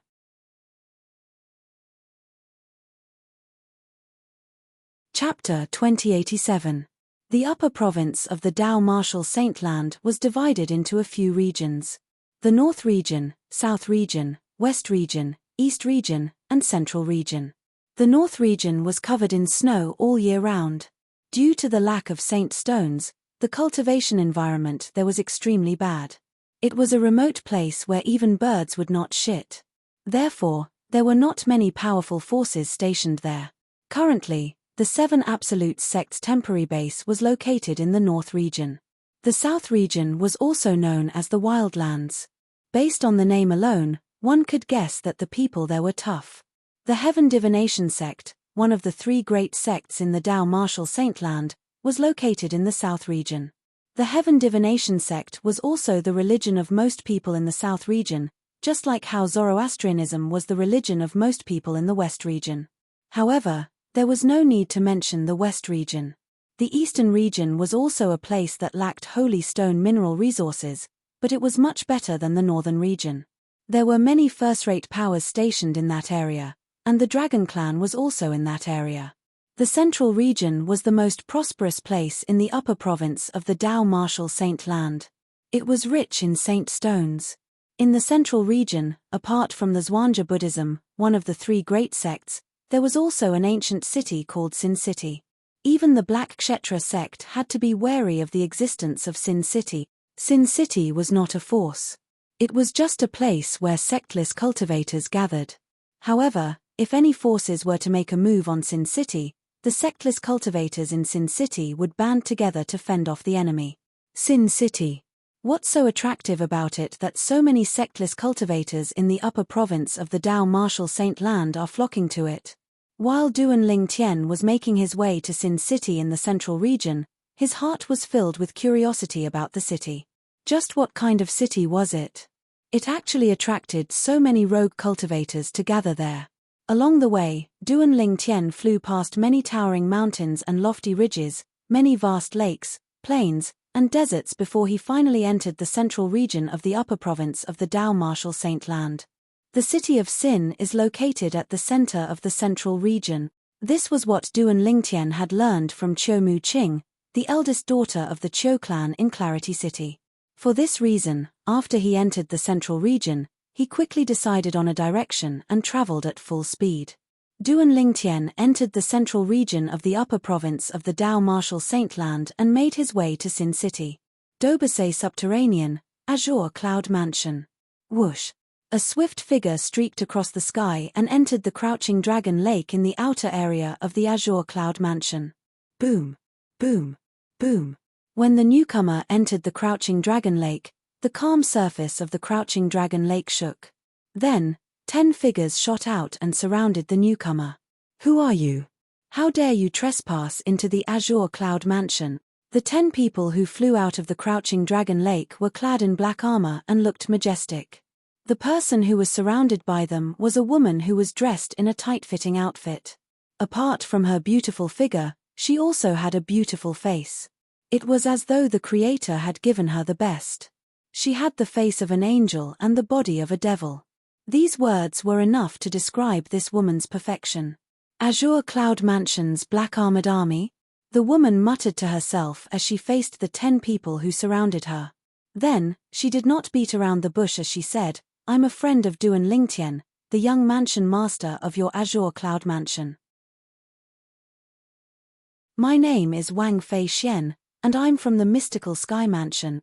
Based on her words, she was none other than Wang Fei Xian, whom Duan Lingtian had met in the mystical Sky Mansion. She was also one of Duan Lingtian's few friends in the mystical Sky Mansion. A friend of the young mansion master? Upon hearing Wang Fei Xian's words, the fierce gazes of the 10 black-armored guards softened a little. At the same time, one of them immediately went to the Azure Cloud Mansion's main mansion to report this matter. Wang Fei Xian? In the Azure Cloud Mansion's main mansion, Duan Rufeng, the mansion master, quickly learned about the woman who claimed to be his son's friend. However, he was unfamiliar with the name Wang Fei Xian. He had not even heard of it before. Naturally, it was impossible for him to know all of his son's friends. Fei, did you hear Tian'er mention a woman called Wang Fei Xian? Soon after, Duan Rufeng found his daughter-in-law, Li Fei. Li Fei was accompanying his wife, Li Ru, with her and Duan Lingtian's son, Li Fei. Wang Fei Xian? She seems to be Scoundrel's friend in the mystical Sky Mansion. Li Fei was startled at first, but then she came back to her senses. However, after a while, a complicated expression appeared in the depths of her beautiful autumn eyes. She had heard her man mention Wang Fei Xian before. Although her man did not say much, with her sharp woman's intuition, she could tell this mystical Sky Mansion's disciple called Wang Fei Xian might have fallen in love with her man. She's really Tian'er's friend? Since you know her, come with me to greet her. Duan Rufeng said. Grandfather, I want to go as well. At this moment, Duan Rufeng, who was standing nearby, also ran over. He blinked his big, innocent eyes as he said to Duan Rufeng, Grandma will go as well. Then, Duan Yantian looked at Li Ru and held her hand as he said with a pout on his face. Okay. Grandma will go as well. Li Ru patted her grandson's head affectionately and agreed immediately. Listen to Nyan Tian. Let's go together. Duan Rufeng agreed as he looked at Duan Nyan Tian affectionately. Following that, Duan Rufeng raised his hand, and an invisible force shrouded Li Ru, Li Fei, and Duan Nyan Tian before it brought them away from the main mansion of Azure Cloud Mansion. After a while, Duan Rufeng brought them to a stop. They were already at the side of the Crouching Dragon Lake. Lord Mansion Master, Madam, young Madam. When Duan Rufeng brought Li Ru and Li Fei to the 9 black armored guards, the 9 black armored guards quickly bowed at Duan Rufeng, Li Ru, and Li Fei. Since Li Ru was the wife of their mansion master, they addressed her as Madam. As for Li Fei, since she was the wife of their young mansion master, they addressed her as young Madam. Mansion Master, Madam, young Madam. Upon hearing the 9 black armored guards' greetings, Wang Fei Xian shifted her gaze to Duan Rufeng and the others before she quickly bowed at Duan Rufeng and Li Ru, who were standing side by side. Junior Wang Fei Xian greets Mansion Master Duan and Madam. When Wang Fei Shen bowed at Duan Rufeng and his wife, she could not help but look at Li Fei, who was standing next to Li Ru, from the corner of her eyes. At this moment, Li Fei was holding her son's hand. Duan Yantian was looking at Wang Fei Shen with his big, watery eyes. It was as though he was curious about this auntie whom he had never met before. Miss Fei Shen, there's no need to be so courteous. Duan Rufeng smiled faintly. Listen to my daughter-in-law. You're my son's friend in the mystical sky mansion. This is not the place to talk. Why don't you follow us to the main mansion of the Azure Cloud Mansion? In the end, Duan Rufeng even asked for Wang Fei Shen's opinion out of courtesy. All right. Wang Fei Shen was a valiant woman, so she agreed immediately. When Wang Fei Shen agreed, Duan Rufeng raised his hand again and brought the few of them with him as they disappeared from the side of the Crouching Dragon Lake. However, this time, Wang Fei Shen was among the people he brought away. When Duan Rufeng and the others appeared again, they were already in the main hall of the Azure Cloud Mansion's main mansion. The majestic main hall took Wang Fei Shen a while to regain her senses. After Wang Fei Shen regained her senses, Duan Rufeng introduced the three people next to him. His wife, his son. Although Wang Fei Shen was mentally prepared, she could not help but feel a sense of loss when Duan Rufeng introduced Li Fei and her son. However, it was not obvious on her face. She even took the initiative to greet Li Fei politely. Li Fei, naturally, returned the greeting as well. She did not neglect Wang Fei Shen at all. To her, her man's friend was her friend as well. It seems like this girl's heart is also with Tian Er. Tian Er is really too much. He still hasn't settled Bai Yarrow and Lan Er at home, but why is he fooling around outside and even attracted such a good girl? Li Ru was a woman. Naturally, she could sense Wang Fei Shen's emotions fluctuating when she heard Li Fei was her son's wife. As a woman, she was certain. This woman called Wang Fei Shen also had her heart set on her son. Due to this reason, she sighed inwardly. If it was in the past, Li Ru would have been eager to have as many daughters-in-law as possible. Otherwise, she would not have brought Xiao Lan and Princess Bai Yarrow out of the mortal continent. But now, she didn't think so anymore. She even regretted bringing Xiao Lan and Princess Bai Yarrow out of the mortal continent because she felt she had let them down. Based on the current situation, it was still a question whether her son would accept them in the future. Currently, the matter between Xiao Lan and Princess Bai Yarrow had yet to be resolved, and now, Wang Fei Shen was here as well. She was puzzled. Sister Fei Lian, if you're here to look for my son, Duan Lingtian, I'm afraid you'll be disappointed. He's no longer in the lower province of the Dao Martial Saint Land. Duan Rufeng said to Wang Fei Shen. I know that. Wang Fei Shen nodded and continued to say, I'm not here to look for him. I'm here to inform you, Mansion Master Duan. When Wang Fei Shen reached this part of the sentence, she paused for a moment. Fear rose in her eyes as though she had just recalled something terrifying. Leak information? Duan Rufeng was stunned. The mystical sky mansion is gone. My home, the fourth-rate force, the tyrannical saber mansion, is gone as well. Wang Fei Shen's tone instantly turned gloomy. Subsequently, the fear in her eyes grew even more intense. Monster. A monster with an ox head and a human body.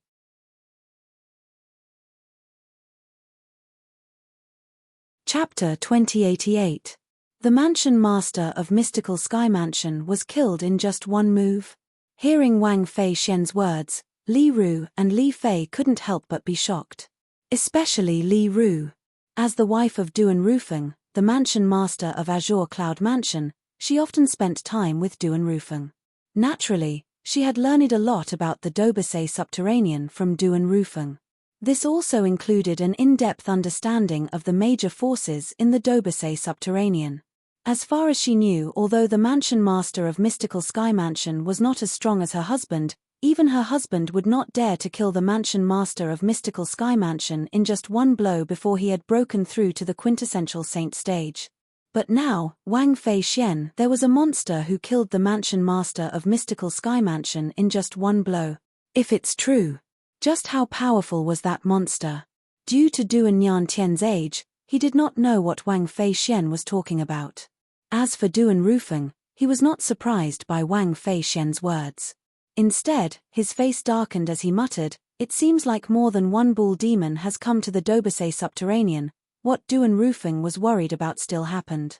Previously, when the bull devil had barged into the Azure Cloud mansion, although he had killed it, he did not feel relieved at all. Instead, he felt extremely gloomy. After all, the bull devil's appearance in the Dao Martial Saint Land was a bad sign. After all, the ox demon was a creature that only existed in the land of exile.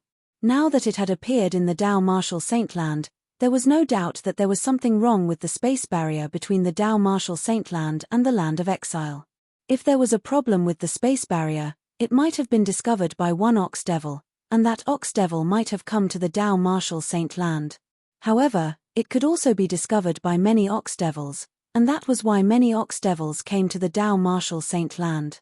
It was even more likely that they would be discovered by the devil clans in the land of exile. The ox devil from the ox devil clan was only the vanguard of the devil clans in the Dao Martial Saint Land. If it was the latter, there was no doubt the Dao Martial Saint Land would fall back into the human devil era, and the people would be plunged into misery and suffering. Ox demon. Although Duan Rufeng's voice wasn't loud, it was still heard by Li Ru and the others. They immediately looked at Duan Rufeng. This was the first time in their lives that they had heard the term bull demon. "Grandpa, what is an ox demon?" Duan Yantian asked as he blinked his eyes innocently when he heard Duan Ru Feng's mutterings. "Feiya, take Niantian and leave first. There are some things that I want you to know. However, I will tell Ru'er about that matter first. She will tell you later." At this moment, Duan Rufeng sent a voice transmission to Li Fei, asking Li Fei to bring Duan Yantian away. Unknowingly, it also revealed a message. It was not convenient for Duan Yantian to know what he was going to do next. Although Li Fei did not know what was going on, she could hear the seriousness in Duan Rufeng's voice. Since she was curious, she did not ask any questions. After some persuasion, she finally convinced Duan Yantian to leave. At this moment, only Duan Rufeng, Li Ru, and Wang Fei Xian were left in the spacious main hall. "Brother Feng, did you ask Feiya to bring Niantian away?" Li Ru asked.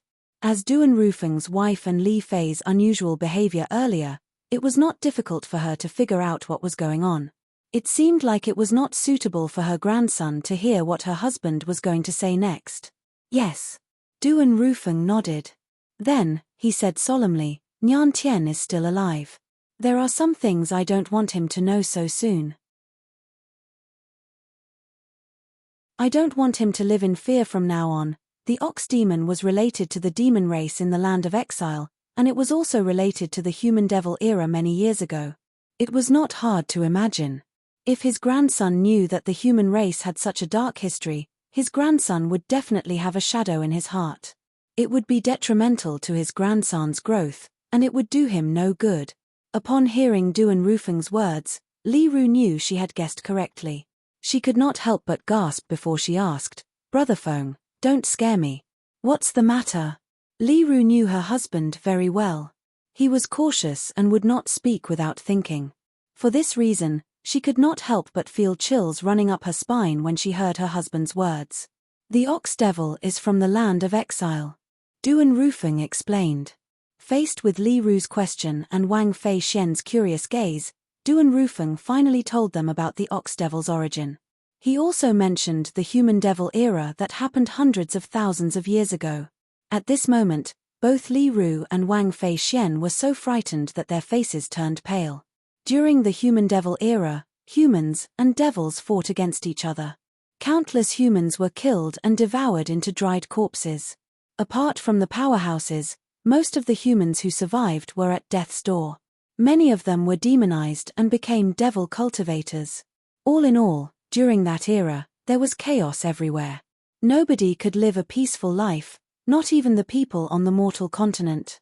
Devil clans. The land of exile. When Li Ru and Wang Fei Xian learned about the existence of the land of exile and the strength of the devil clans in the land of exile, both of them were terrified. "Miss Fei Xian, how tall was the ox devil that entered the mystical sky mansion that day?" Duan Rufeng suddenly asked as he looked at Wang Fei Xian. Wang Fei Xian regained her senses when she heard his question. After she mustered her courage, Her pale face regained some color. Then, she fell silent for a moment as she thought about it. I think it was more than 4 meters tall. I think it was less than 5 meters tall, but I'm certain it was more than 4 meters tall. Wang Fei Xian replied to Duan Rufeng after she recalled everything that had happened. If that's the case, the strength of the ox devil that entered the mystical sky mansion is about the same as the ox devil that entered the azure cloud mansion that day. Duan Rufeng nodded.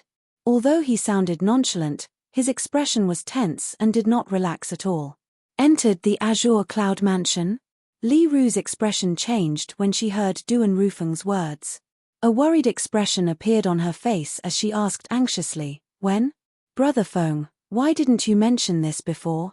It was obvious Li Ru was unaware that the ox devil had entered the azure cloud mansion. "I didn't mention it because I didn't want you to worry." Duan Rufeng sighed before he continued to say, "Moreover, I've already killed it." "You've already killed it?" Li Ru and Wang Fei Xian were stunned when they heard Duan Rufeng's words. That was a powerful devil that could kill the mansion master of Mystical Sky Mansion with just a blow. However, it was killed by Duan Rufeng even though it had entered the Azure Cloud Mansion. In the Ox Devil clan, in terms of strength, there are many Ox Devils who are much stronger than the Ox Devils who invaded the Mystical Sky Mansion and the Azure Cloud Mansion. Duan Rufeng continued to speak in a solemn tone. "Initially, I was wondering if there was only one Ox Devil that entered the Dobasay Subterranean and entered the Azure Cloud Mansion. However, it seems like there's more than one Ox Devil." Duan Rufeng said with a hint of dread on his face, "I've killed one, and another one has appeared in the Mystical Sky Mansion. I'm afraid there are more in other places as well." In the end, a hint of dread appeared on Duan Rufeng's face. While Duan Rufeng, Li Ru, and Wang Fei Xian were discussing the human devil era, the land of exile, the devil clans, and the ox devil clan, Duan Rufeng continued to speculate. In the western region of the upper province of the Dao Martial Saint Land. Not many people knew that apart from the top force in the upper province of the Dao Martial Saint Land, Zoroastrianism, there was another powerful force in the western region that even Zoroastrianism was wary of.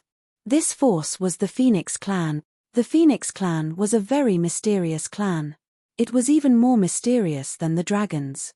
The reason the Phoenix clan was so mysterious was due to a rule set by the Phoenix clan's ancestor many years ago.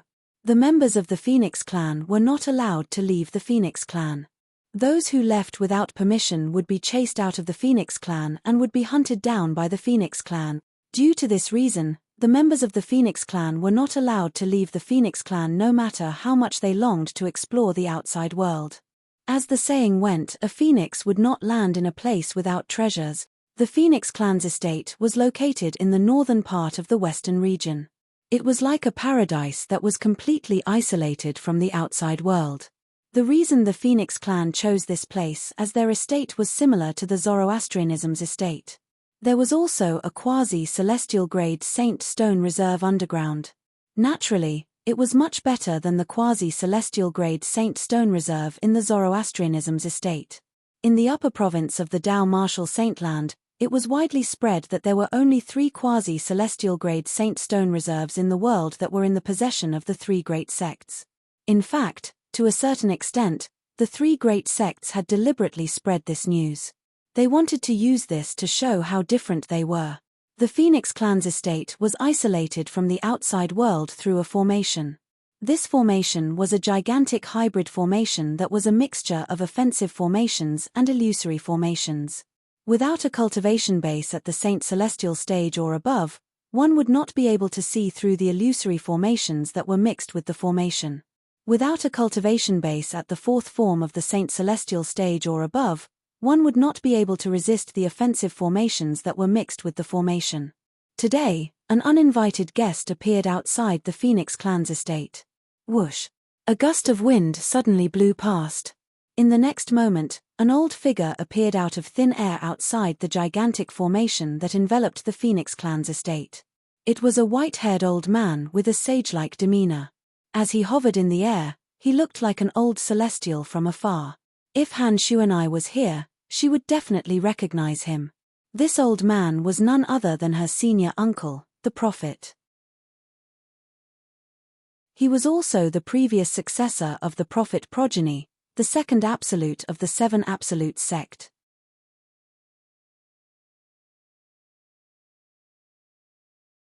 Chapter 2089. The Phoenix Clan's encampment was shrouded by a gigantic hybrid formation. Even if someone passed by, they would not be able to discover the Phoenix Clan's encampment. The Phoenix Clan's encampment was located in a place surrounded by mountains. It was a real paradise. Not only was this place isolated from the rest of the world, but there were also mountains, rivers, lush flowers, and green trees. It formed a picturesque scenery that gave people a strong sense of belonging. Of course, this was only most of the scenery in the Phoenix Clan's encampment. In the west of the Phoenix Clan's encampment, the air was filled with an extremely hot aura. The temperature was so high that it would not take long for an ordinary person to be roasted. The deeper one went, the higher the temperature. In the deepest part of the west of the Phoenix Clan's encampment, there was a vast altar. On the high platform in the middle of the altar, there was an extremely huge statue sitting there. If Duan Lingtian was here, he would definitely be stunned when he saw this statue. Moreover, a paragraph of words recorded in the ancient book, Classic of Mountains and Seas, that was passed down from ancient times in his previous life on Earth, would definitely appear in his mind. There was a bird in the world that looked like a chicken. It was called the Phoenix King. The Phoenix King was the earliest name for the phoenix. It was also the king of birds in Duan Lingtian's previous life on Earth. Generally speaking, the male was called the phoenix while the female was called the phoenix. Collectively, they were called the phoenix. The phoenix was as famous as the divine dragon in his previous life. Just like the divine dragon, they were legendary existences. In Duan Lingtian's previous life's hometown on Earth, ever since the Qin and Han dynasties of ancient times, the dragon had gradually become the symbol of the emperor. The emperors, empresses, and concubines had begun to refer to themselves as phoenixes. The image of the phoenixes had gradually become androgynous. The statue on the high platform in the middle of the altar was a lifelike phoenix. It was completely fiery red. No one knew what material it was made of, but it was constantly emitting waves of hot aura. That old man is here so early. In front of the altar, a beautiful woman sitting cross-legged in the air suddenly opened her eyes. The beautiful woman's eyes were different from the black pupils of ordinary humans. Instead, they were fiery red. With just a glance, it might be enough to make a person feel as though he had fallen into a pit of fire. When the beautiful woman stood up, her voluptuous figure hidden under the loose robe was also exposed. Furthermore, although her face could not be considered to be exceedingly beautiful, it was still beautiful beyond compare. It was very pleasing to the eye. She stood there. Although her clothes were simple and plain, she still gave off a graceful and luxurious feeling. If only I had met that girl earlier. Thinking that she's about to leave, I'm really reluctant to part with her. As the beautiful woman muttered, there was a hint of reluctance in her eyes. It was as if the girl she spoke of was about to leave her. Lord Prophet. Suddenly, a respectful female voice came from outside the altar. Whoosh. Hearing the voice coming from outside, the beautiful woman's figure flashed and disappeared into thin air. When she reappeared, she was already outside the altar in front of a young woman dressed in green. She asked indifferently, "What's the matter?" The green-clad young woman was very respectful when she faced the beautiful woman. Lord Prophet, Senior Prophet is here. He's waiting outside the Phoenix Clan's estate. The beautiful woman's head had an I already know look on her face. I already know. Tell him to wait outside. I'll bring him out in a moment. The green-clad young woman was not surprised when she heard the beautiful woman already knew. It was as though she was used to it. After all, the beautiful woman before her was the Phoenix Clan's prophet. She could predict the future and destroy all living beings' Dharma characteristics. In the eyes of the Phoenix Clan, she was omnipotent. Even the patriarch of the Phoenix Clan had to be respectful when she saw this Lord Prophet. After the green-clad young woman left, the beautiful woman disappeared again in a flash. When he reappeared, he was already back at the altar. Furthermore, he was behind the altar, behind the incomparably huge phoenix statue. All of a sudden, the beautiful woman raised her hand. Whoosh! As the beautiful woman raised her hand, a ferocious crack appeared in the air as though she had torn the space apart. Then, she flew into the ferocious crack in a flash, and the crack disappeared as well. If there was another person here, he or she would be dumbfounded when they saw this. It was as though the beautiful woman was swallowed by the crack in the air.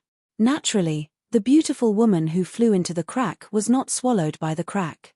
Currently, she had entered the Phoenix clan's Saint Land that had been passed down since ancient times. The Phoenix clan's Saint Land was similar to the upper province of the Dao Martial Saint Land. It was also a pseudo-realm. However, it could not be compared to the upper province of the Dao Martial Saint Land since it was only a pseudo-realm. It was also the Phoenix clan's rebirth ground. Any Phoenix clan's clansman with extraordinary innate talent would be able to undergo rebirth ground. Not only would they be reborn, but they would also gain more strength. Their cultivation base would also be improved compared to before they were reborn.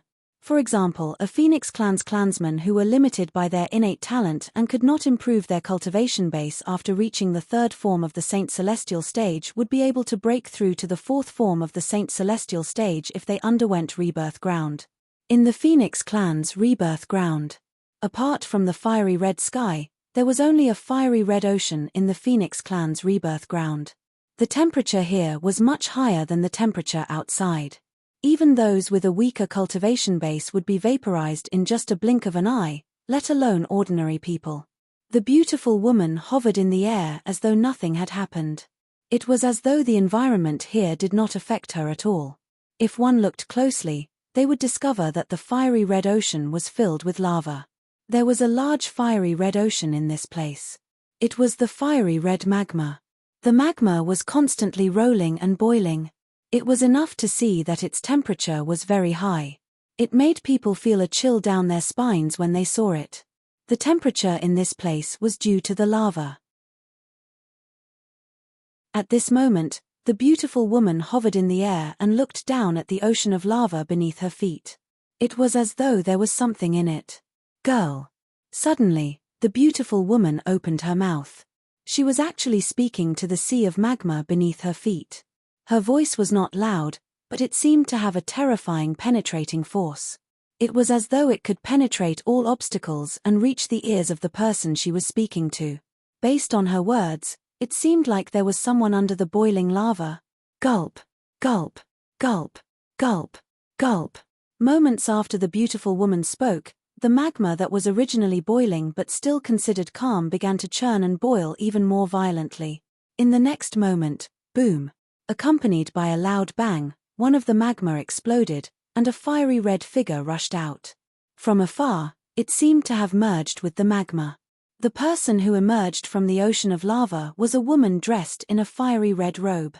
She exuded a scorching aura and the pressure of a powerhouse. Senior Prophet. After she emerged, she appeared near the beautiful woman and bowed respectfully. Her voice was soft and pleasant to the ears. It seemed to contain endless charm. Her figure was graceful and perfect. It gave people the urge to go up and hug her. The woman dressed in red had beautiful long hair that fell on her shoulders and behind her back like a waterfall. Under the long hair was a beautiful face that could captivate even birds and beasts. Her eyebrows were as beautiful as a painting, her eyes were as clear as water in autumn. Her nose, red lips, and white teeth formed a perfect outline. She was so beautiful that it took one's breath away. She was like a fairy that had fallen to the mortal world. If Duan Lingtian was here, he would definitely recognize her with just a glance. This woman dressed in red who looked like a fire elf was none other than Feng Tianwu. Girl, you've completed your rebirth in our Phoenix clan's place of rebirth. I'm sure you've realized you're leaving soon, right? The beautiful woman sighed softly. Senior Prophet, is Senior Uncle Prophet here? Upon hearing the beautiful woman's words, Feng Tianwu immediately figured it out. The old man who had sent her here had passed by. He would come to take her away after she had completed her rebirth in the Phoenix clan's place of rebirth. Yes. When the beautiful woman saw how smart Feng Tianwu was, the reluctance in her eyes intensified. It was as though she did not want Feng Tianwu to leave. Senior Prophet, if I have time in the future, I'll come back to visit you. Feng Tianwu saw the reluctance in the beautiful woman's eyes, and she immediately consoled her. You won't have the chance. However, when the beautiful woman heard Feng Tianwu's words, a hint of relief flashed in her eyes. She shook her head and said, the reason we allowed you to enter the Phoenix clan was to follow our ancestors' instructions. We wanted to repay the favor we owed to Feng Qingyang, the sect leader of the Seven Absolutes sect. We allowed you to enter the Phoenix clan's place of rebirth because you have a trace of the Phoenix clan's prophet's bloodline in your body. Now that the Phoenix clan has repaid the favor it owed to the Seven Absolutes sect, it's impossible for us to let you in. The beautiful woman added. Senior prophet, didn't you say I have the same bloodline as you? Can't you treat me as a member of the Phoenix clan? Feng Tianwu asked. If you want to be a member of the Phoenix clan, you can't leave the Phoenix clan. The beautiful woman looked at Feng Tianwu and said, however, are you willing to stay in the Phoenix clan until you die of old age or ascend to the immortal world? Feng Tianwu fell silent. Stay in the Phoenix clan until she died of old age or ascend to the immortal world? In that case, would she not be able to see the man she was so fond of? Naturally, she could not accept this. Therefore, she shook her head. The beautiful woman was not surprised when she saw this. Chapter 2090. Will I really not be able to see Senior Prophet again? When Feng Tianwu thought about how she would never be able to see the beautiful woman before her, the Phoenix clan's prophet, again, she was filled with reluctance. Although she had not spent much time with the Phoenix clan's prophet, the Phoenix clan's prophet still cared for her like an elder. It made her feel as though she had regained her motherly love.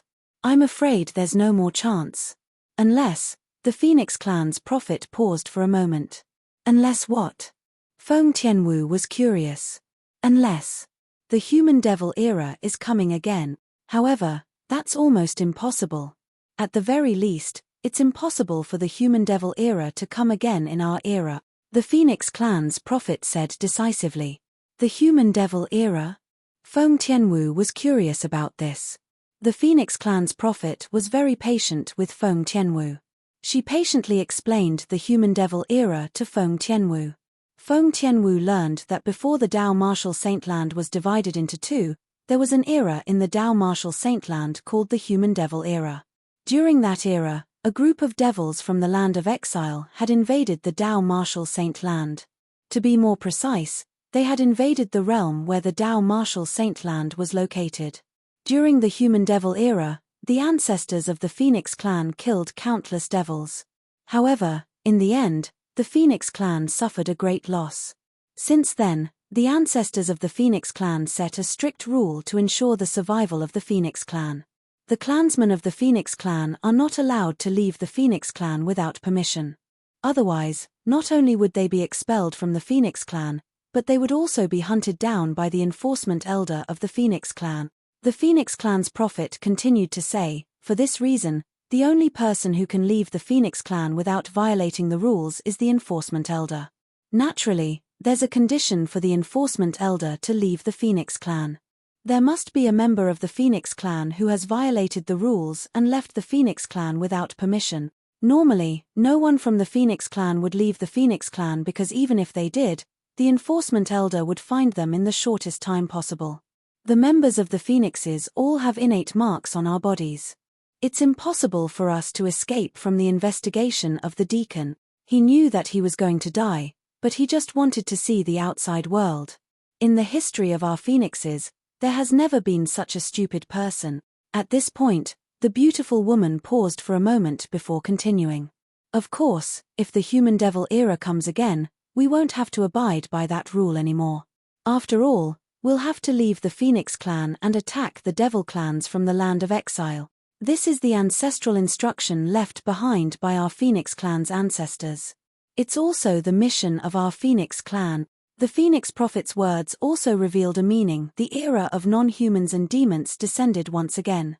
Otherwise, the members of the Phoenix clan were not allowed to leave the Phoenix clan without permission. The human-demon era is coming again. Feng Tianwu looked disappointed. Just now, according to the Phoenix clan's prophet, She also learned that only a few 100,000 years had passed since the last human-devil era. It would take at least 1,000,000 years for the devil clans from the land of exile to break through the space barrier and enter the Dao Martial Saint land again. For this reason, the Phoenix clan's prophet said it was impossible for the human-devil era to descend again in the current era they were in. Sometimes, things were just so miraculous. Things that you thought were impossible might happen all of a sudden. It was impossible for the human-devil era to descend again in the current era. To the current lower province of the Dao Martial Saint land, the Phoenix clan's prophet's words were undoubtedly a huge joke. However, it could be seen from this that although the Phoenix clan's prophet could foresee the future and calculate all the phenomena in the world, it did not mean that she could foresee everything. The old man, the prophet, is waiting for you outside. I'll send you out. With a wave of her hand, the Phoenix clan's prophet brought Feng Tianwu out of the Phoenix clan's saint land, the land of rebirth, and back to the Phoenix clan's altar. Then, she brought Feng Tianwu out of the Phoenix clan's estate. Naturally, even though she was a prophet with a high status in the Phoenix clan, she could not violate the clan's rules and leave the Phoenix clan's estate. She could only send Feng Tianwu to the edge of the Phoenix clan's estate. Along the way, Feng Tianwu left with the Phoenix clan's prophet. When she thought about how she would be able to see the old man who called himself her senior uncle prophet, she felt as though she was dreaming. Previously, after she left the Greenwave Han mansion, a fifth-rate force in the Dobasay subterranean, she continued to search for the man she missed, Duan Lingtian. At that time, the old man who called himself her senior uncle prophet appeared in front of her and revealed that she had obtained the Blazing Phoenix progeny's inheritance from her master. He even mentioned the 7 Absolutes sect that her master had mentioned to her before. For this reason, she believed the old man's words. Naturally, even if she did not believe him, she did not have the ability to resist when the old man wanted to take her away. Initially, she refused because of Duan Lingtian. However, the old man told her that if she wanted to meet Duan Lingtian, she would have to go to the upper province of the Dao Martial Saint land. Moreover, the old man promised that she would be able to meet Duan Lingtian in the upper province of the Dao Martial Saint land. In order to meet Duan Lingtian, she finally left the lower province of the Dao Martial Saint land with the old man and came to the upper province of the Dao Martial Saint land. She followed the old man's arrangement and came to the Phoenix clan. I can't believe that great-grandmother and I both inherited the Phoenix clan's prophet's bloodline. However, the bloodline great-grandmother inherited from the Phoenix clan's prophet's bloodline is much purer than mine. After arriving at the Phoenix clan, Feng Tianwu learned about the Phoenix clan's prophet's bloodline. She had inherited the Phoenix clan's prophet's bloodline. In the Phoenix clan, there would be a prophet in every generation. The prophet's bloodline was also a very noble bloodline in the Phoenix clan. Every prophet in the Phoenix clan was respected by everyone in the Phoenix clan.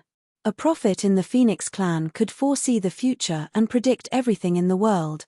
Back then, great-grandmother was a prophet.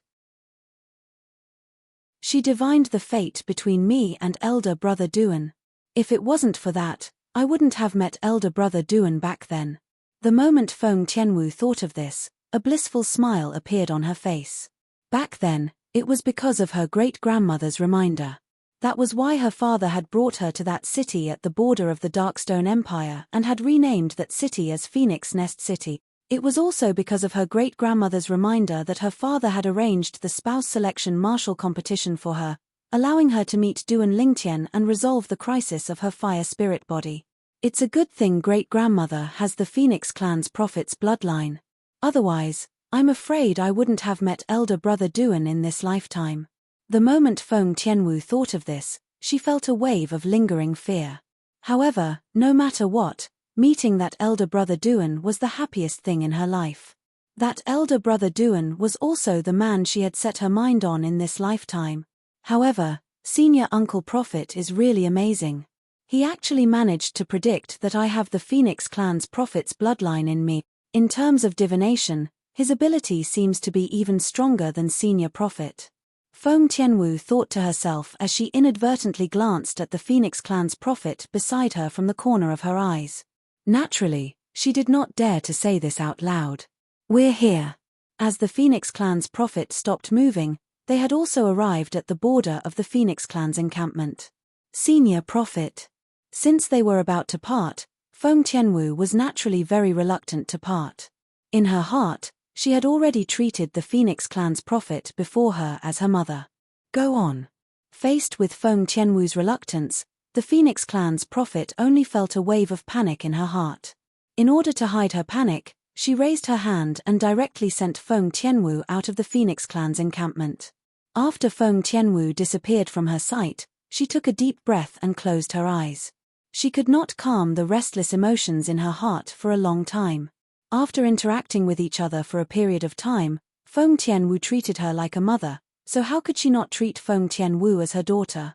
A gigantic hybrid formation seemed to have separated the Phoenix Clan's encampment from the outside world into two different worlds. Whoosh! As the Phoenix Clan's prophet made her move, Feng Tianwu only felt her vision turn dark. When her eyes lit up again, she realized that she had already left the Phoenix Clan's encampment and appeared in the sky above a mountain range. Senior Uncle Prophet. After returning to her senses, Feng Tianwu saw the old man who was walking in the air not far away and greeted him respectfully. The old man was the oracle man who had come from the northern region to pick up Feng Tianwu. The oracle man had come to bring Feng Tianwu back so that he could activate the 6 Absolutes heaven-defying fate-changing grand formation left behind by the 7 Absolute sect's prodigy sword saint to help the current descendants of the 6 Absolutes, including Feng Tianwu, to defy the heavens and change their fate. Little Tianwu, you've successfully undergone rebirth. When he arrived near Feng Tianwu, the oracle man could also sense the change in her aura. He was instantly shocked. After all, when he brought Feng Tianwu to the Phoenix Clan back then, he had the intention of treating a dead horse as a living one. It just so happened that the Phoenix Clan owed the 7 Absolutes sect a favor. Feng Tianwu, the current descendant of the 7 Absolute sect's blazing phoenix progeny, had the Phoenix Clan's prophet's bloodline. For this reason, he had tried to send Feng Tianwu to the Phoenix Clan to ask the Phoenix Clan to let Feng Tianwu enter the Phoenix Clan's Saint Land, the land of rebirth. If the rebirth was successful, Feng Tianwu's innate talent and strength would be greatly improved. Yes. Feng Tianwu nodded in the face of the oracle man's question. Her face was filled with reluctance. If it wasn't for Senior Prophet sacrificing his cultivation base to help me, with the faint Phoenix Clan's bloodline in my body, I wouldn't have successfully undergone rebirth. It seems like the Phoenix Clan's prophet is really good to you. The oracle man nodded and said excitedly, now that you've successfully undergone rebirth, when you undergo the baptism of the 6 Absolutes heaven-defying fate-changing grand formation, in the future, you might become the most powerful person after the first Absolute of the 7 Absolute sect, the Fog Rain progeny.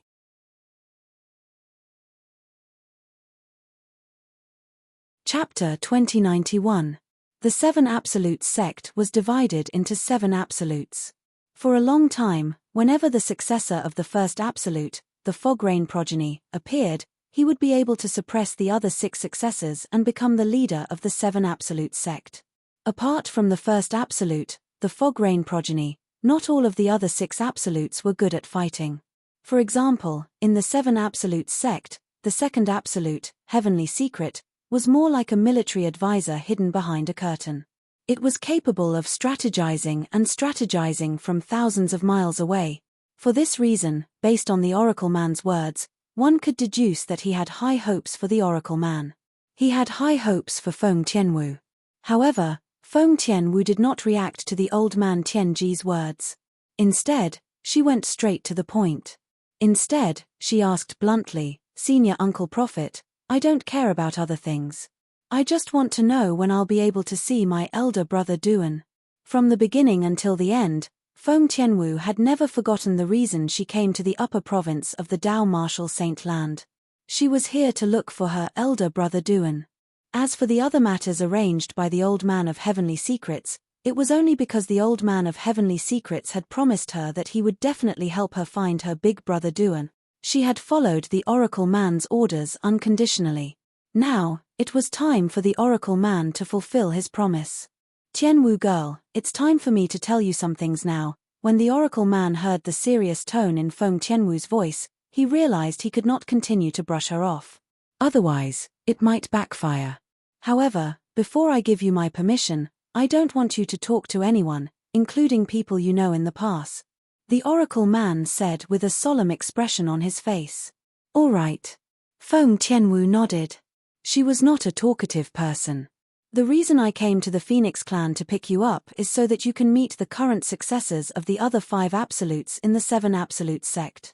The day the 6 absolutes gather is also the day I activate the 6 absolutes heaven-defying fate-changing grand formation left behind by our 7 absolute sect's ancestor. The oracle man said bluntly. Gathering of the 6 absolutes? 6 ultimate heaven-defying fate-changing grand array? Hearing the oracle man's words, Feng Tianwu was naturally surprised. The gathering of the 6 absolutes? As the successor of the blazing phoenix progeny, the 5th absolute of the 7 absolute sect, Feng Tianwu, naturally, knew what it meant to have 6 absolutes gathered. It meant that she would be able to meet the successors of the other 5 absolutes of the 7 absolute sect. Although she didn't look forward to it, she was still a little surprised. She never thought that, apart from the first absolute of the 7 absolute sect, the old man had gathered all the successors of the other 6 absolutes. 6 ultimate heaven-defying fate-changing grand array? What's that? Feng Tianwu could not help but ask. The 6 absolutes heaven-defying fate-changing grand formation is a heaven-defying formation left behind by the previous successor of the fog rain progeny in the 7 absolute sect. Even the oracle man could not help but feel deep respect for the previous successor of the fog rain progeny in the 7 absolute sect.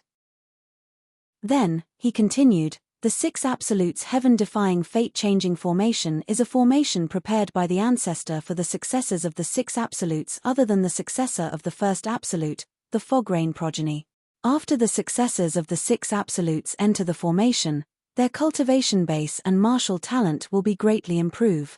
In other words, after you and the successors of the other 5 absolutes enter the formation, your cultivation base and innate spiritual root will be greatly improved. The oracle man finished his sentence in one breath.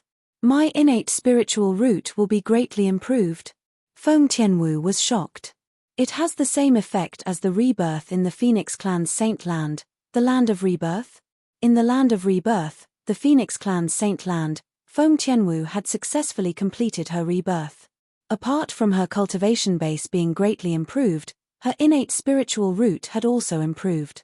Moreover, one's innate spiritual root would affect one's martial Dao innate talent. Yes, the Land of Nirvana had not only improved her cultivation, but also her talent in martial art. It's similar to the Land of Rebirth's rebirth, but it's much more powerful than the Land of Rebirth's rebirth. At this point, Old Man Tianji's face was filled with pride. It was as though the 6 absolute heaven-defying fate-changing array was something he had created himself. It's even more powerful than the Land of Rebirth's rebirth. For a time, Feng Tianwu was shocked to the point of being dumbstruck, and she was unable to recover from her shock for a long time. As someone who had entered the Land of Rebirth in the Phoenix clan's Saint Land and experienced rebirth, naturally, Feng Tianwu knew how powerful Rebirth's rebirth was. But now, the old man of heavenly secrets said the effect of the 6 absolutes heaven-defying fate-changing grand formation was even more powerful than the Land of Rebirth's rebirth. Of course, what I've said isn't more powerful. The oracle man said. His words caused Feng Tianwu to regain her senses. She looked at him with a puzzled expression on her face. Next, the 6 absolutes of the 7 absolute sect will be reunited. After that, the 7 absolutes will be reunited as well. However, there's still some time before the 7 absolutes reunite. The oracle man continued. The 7 absolutes reunite. Upon hearing the oracle man's words, Feng Tianwu could not help but feel curious. She was curious about the successor of the fog rain progeny, the first absolute of the 7 absolute sect. When she was still in the 7th-rate Drift Blaze sect in the 6th-rate Saint Nation, Windfall Nation, she had heard from her master, Zi Yun, the sect leader of Drift Blaze sect, that the 7 absolutes reunite. In the 7 absolute sect, the successor of the first absolute, the fog rain progeny, was the most mysterious and powerful.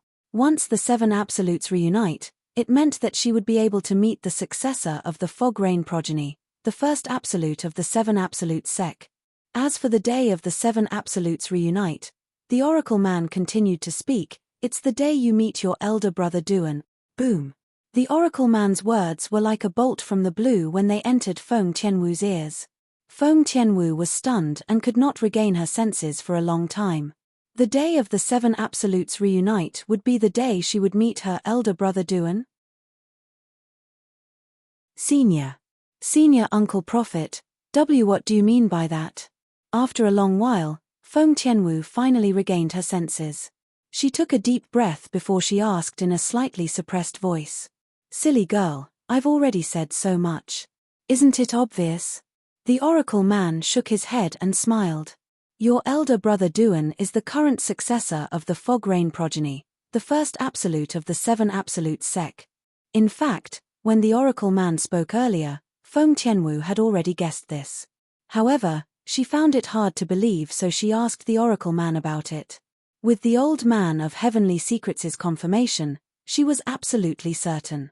Her elder brother Duan was the current successor of the fog-rain progeny, the first absolute of the seven absolutes sec. I can't believe that elder brother Duan is the current successor of the fog-rain progeny, the first absolute of the seven absolutes sec. Feng Tianwu's heart raced. She could not calm down from the excitement in her heart for a long time. No wonder Master would ask elder brother Duan if he knew about the seven absolutes sect. According to Master, the 10,000 swords territory that elder brother Duan consolidated is the exclusive territory of the successor of the fog-rain progeny, the first absolute of the seven absolutes sect. Soon after, Feng Tianwu recalled the scenes in the Drift Blaze sect. At that time, her master, Zi Yun, the sect leader of Drift Blaze sect, had seen her elder brother Duan consolidate the 10,000 swords territory. Due to this reason, she had asked her elder brother Duan if he knew about the seven absolutes sect. However, her elder brother Duan did not know about it. For this reason, her master, Zi Yun, was certain her elder brother Duan had nothing to do with the fog-rain progeny, the first absolute of the seven absolutes sect. Senior Uncle Prophet, I remember my master had asked elder brother Duan if he knew about the seven absolutes sect. However, elder brother Duan did not know about it. What's going on? Feng Tianwu was puzzled by this as well. It's not strange that he doesn't know about the seven absolutes sect. As far as I know, the fog-rain progeny, the first absolute of the seven absolutes sect, usually doesn't mention the seven absolutes sect. However, he must know that he's the successor of the fog-rain progeny. The old man of heavenly secrets explained with absolute certainty. Feng Tianwu finally understood. Senior Uncle Prophet. All of a sudden, Feng Tianwu seemed to have recalled something. She looked at the oracle man solemnly and asked, earlier, did you say that the six absolutes heaven-defying fate-changing grand formation left behind by our seven absolute sects patriarch is meant to raise the cultivation base and martial Dao innate talent of the six absolute successors other than the current successor of the fog-rain progeny? Yes. The oracle man nodded, puzzled. He did not know why Feng Tianwu would suddenly ask such a question. Senior Uncle Prophet, I want to give the opportunity to enter the six absolutes heaven-defying fate-changing grand formation to elder brother Duan so that he can raise his cultivation base and martial Dao innate talent. Feng Tianwu said solemnly as she looked at the oracle man. There was no hesitation in her words at all. She had no regrets. The oracle man was stunned when he heard Feng Tianwu's words. He realized Feng Tianwu had misunderstood him. However, he did not expose her. Instead, he asked calmly, do you really intend to give the opportunity to enter the six absolutes heaven-defying fate-changing grand formation to your elder brother Duan? After asking, the oracle man reminded her in a seemingly friendly manner, are you sure? If you give the opportunity to him, you'll only be at the bottom among the seven absolutes sect's seven absolutes in the future. It's not a good thing for you. I've thought about it. Feng Tianwu replied without any hesitation when she heard the oracle man's reminder. To her, nothing was more important than her elder brother Duan. In the past, she was willing to sacrifice herself for her elder brother Duan. It was the same now. Her heart had never changed. You're really A hint of envy appeared in the oracle man's eyes when he saw how much Feng Tianwu cared about Duan Lingtian. When he was in his prime, why was there no lady who would do this for him?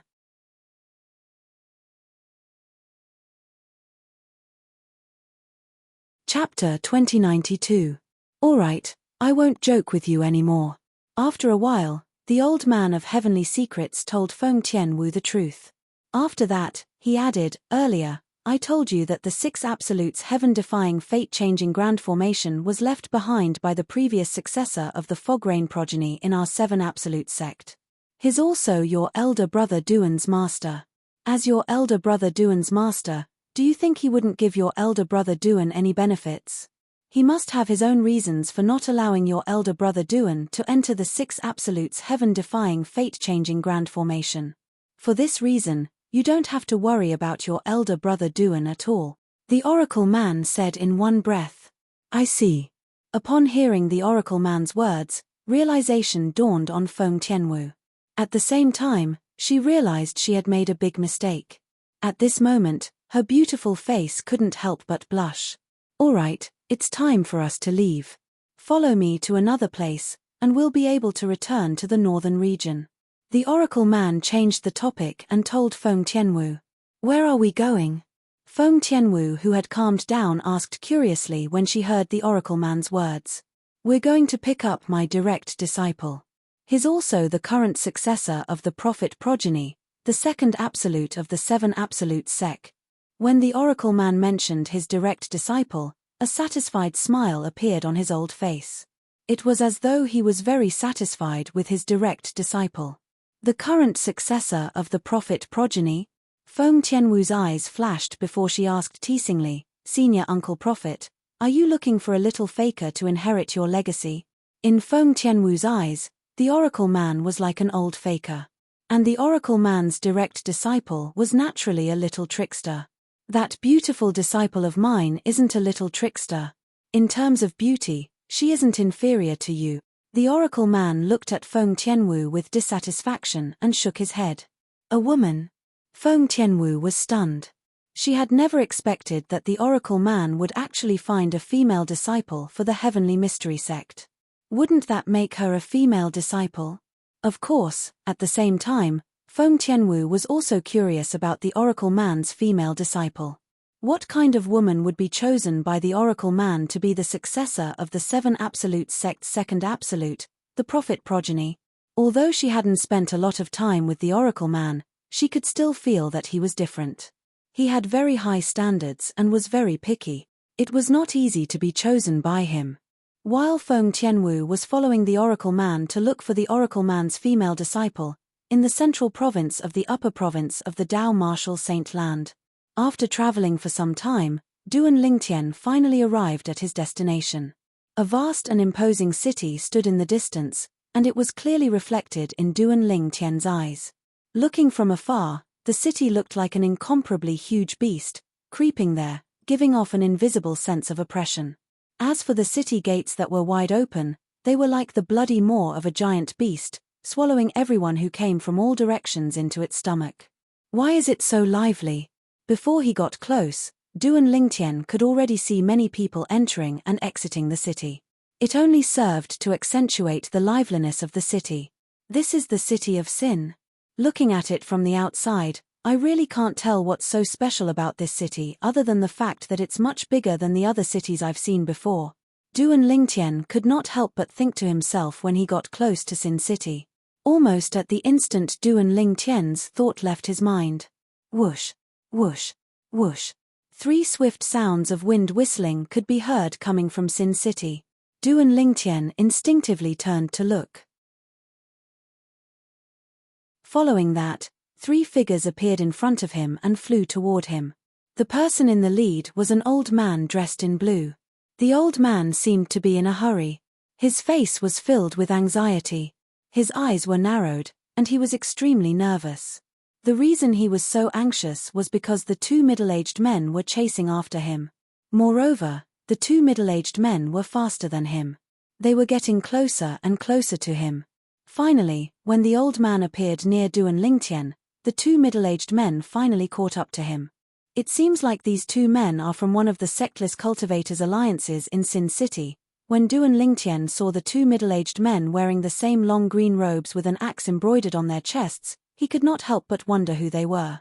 Previously, when he was still in Clarity City, he had learned from the alliance leader of Clarity City's sectless cultivators' alliance, Wang Yife. There were many sectless cultivators' alliances in Sin City. Moreover, each sectless cultivators' alliance was formed by a certain number of sectless cultivators. They gathered together to stay together for warmth and to occupy a place in Sin City. Sectless cultivators with ordinary abilities would usually join a sectless cultivators' alliance and seek protection if they wanted to stay in Sin City. Of course, while seeking protection, they would also have to contribute to the sectless cultivators' alliance. Old man Shui, are you still trying to escape? One of the middle-aged men moved in front of the old man and blocked his path with his companion. The old man was caught in a dilemma. The old man Shui, had a gloomy expression on his face. After taking a deep breath, he removed the spatial ring from his hand and tossed it to the middle-aged man who blocked his path. He quickly expressed his stance. My friends from the Ground Axe Alliance, the things you want are in the spatial ring. I've already removed the ownership of the spatial ring.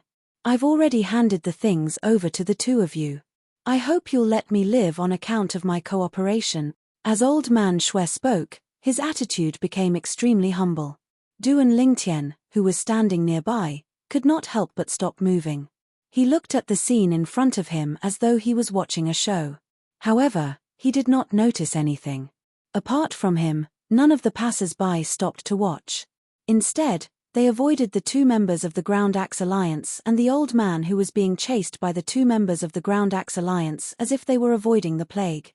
It was as though they were afraid of getting into trouble. The Ground Axe Alliance. This rogue cultivator alliance didn't seem to exist among the rogue cultivator alliances that Wang Yife mentioned to me. It seems like this is just a small rogue cultivator alliance in Sin City. After recalling Wang Yife's words, Duan Lingtian was certain Wang Yife did not mention the sectless cultivators alliance, the Ground Axe Alliance. Previously, when he was at the Emerald Cloud Pavilion in Clarity City. When Wang Yife introduced the city of Sin to him, he also introduced him to some of the powerful rogue cultivator alliances in the city of Sin. Of course, it was just a rough introduction. Duan Lingtian remembered the names of the sectless cultivators alliances. There was no Ground Axe Alliance. Based on this, Duan Lingtian was certain. This Ground Axe Alliance was an unranked alliance of rogue cultivators in the city of Sin. This old man Shui seems to have obtained something good, so he's being chased by the two people from the Ground Axe Alliance. Now that they've caught up to him, he's forced to hand over his spatial ring. Duan Lingtian could roughly guess what was going on. The thing is indeed inside. The Ground Axe Alliance's member who blocked Old Man Shui's way caught the spatial ring that Old Man Shui tossed over. After inspecting the spatial ring, he nodded at his companion. Achem. As soon as the Ground Axe Alliance's member finished speaking, Duan Lingtian saw the Ground Axe Alliance's member's eyes turn cold. The Ground Axe Alliance's member standing behind Old Man Shui turned cold as well. Whoosh, whoosh. At this moment, the crisp sound of a saber and a sword whistling in the air rang in the air. In the next moment, blood splattered everywhere. Old Man Shui was killed. The bloody scene before Duan Lingtian's eyes shocked Duan Lingtian. This is the city of Sin. At this moment, Duan Lingtian finally felt the atmosphere in Sin City where people would kill if they disagreed with one another. At the same time, he no longer felt that Sin City was nothing special compared to other cities. Phew. Duan Lingtian heaved a sigh of relief before he made his move. He was prepared to enter Sin City. However, just as he was about to make his move, two divine senses swept over at the same time and enveloped him, giving him a feeling of nowhere to hide. Whoosh, whoosh. In the next moment, the sound of wind whistling rang in the air. In just a blink of an eye, two figures appeared in front of him and blocked his path. It was clear they were not going to let him leave. Duan Lingtian took a closer look and realized who they were. The two people who had blocked his path with their divine consciousness were none other than the two members of the Ground Axe Alliance who had killed Old Man Shui earlier. Now that the two members of the Ground Axe Alliance had blocked his way, they were staring at him like hunters who had spotted their prey. "I don't know that old man Shuai," Duan Lingtian explained with a frown on his face. At this moment, he thought the two of them must have known each other. The two members of the Ground Axe Alliance had blocked his path because they thought he was related to Old Man Shuai. "We know you don't know that Old Man Shuai."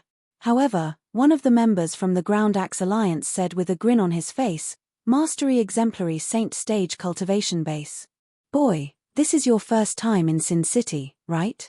Based on the words of the member of the Ground Axe Alliance, it was obvious he had discovered Duan Lingtian's cultivation base through his divine consciousness. "So what if I am?" You're tuning in to the Celestial War YouTube channel. Don't forget to subscribe and join us on this journey to catch the most captivating stories,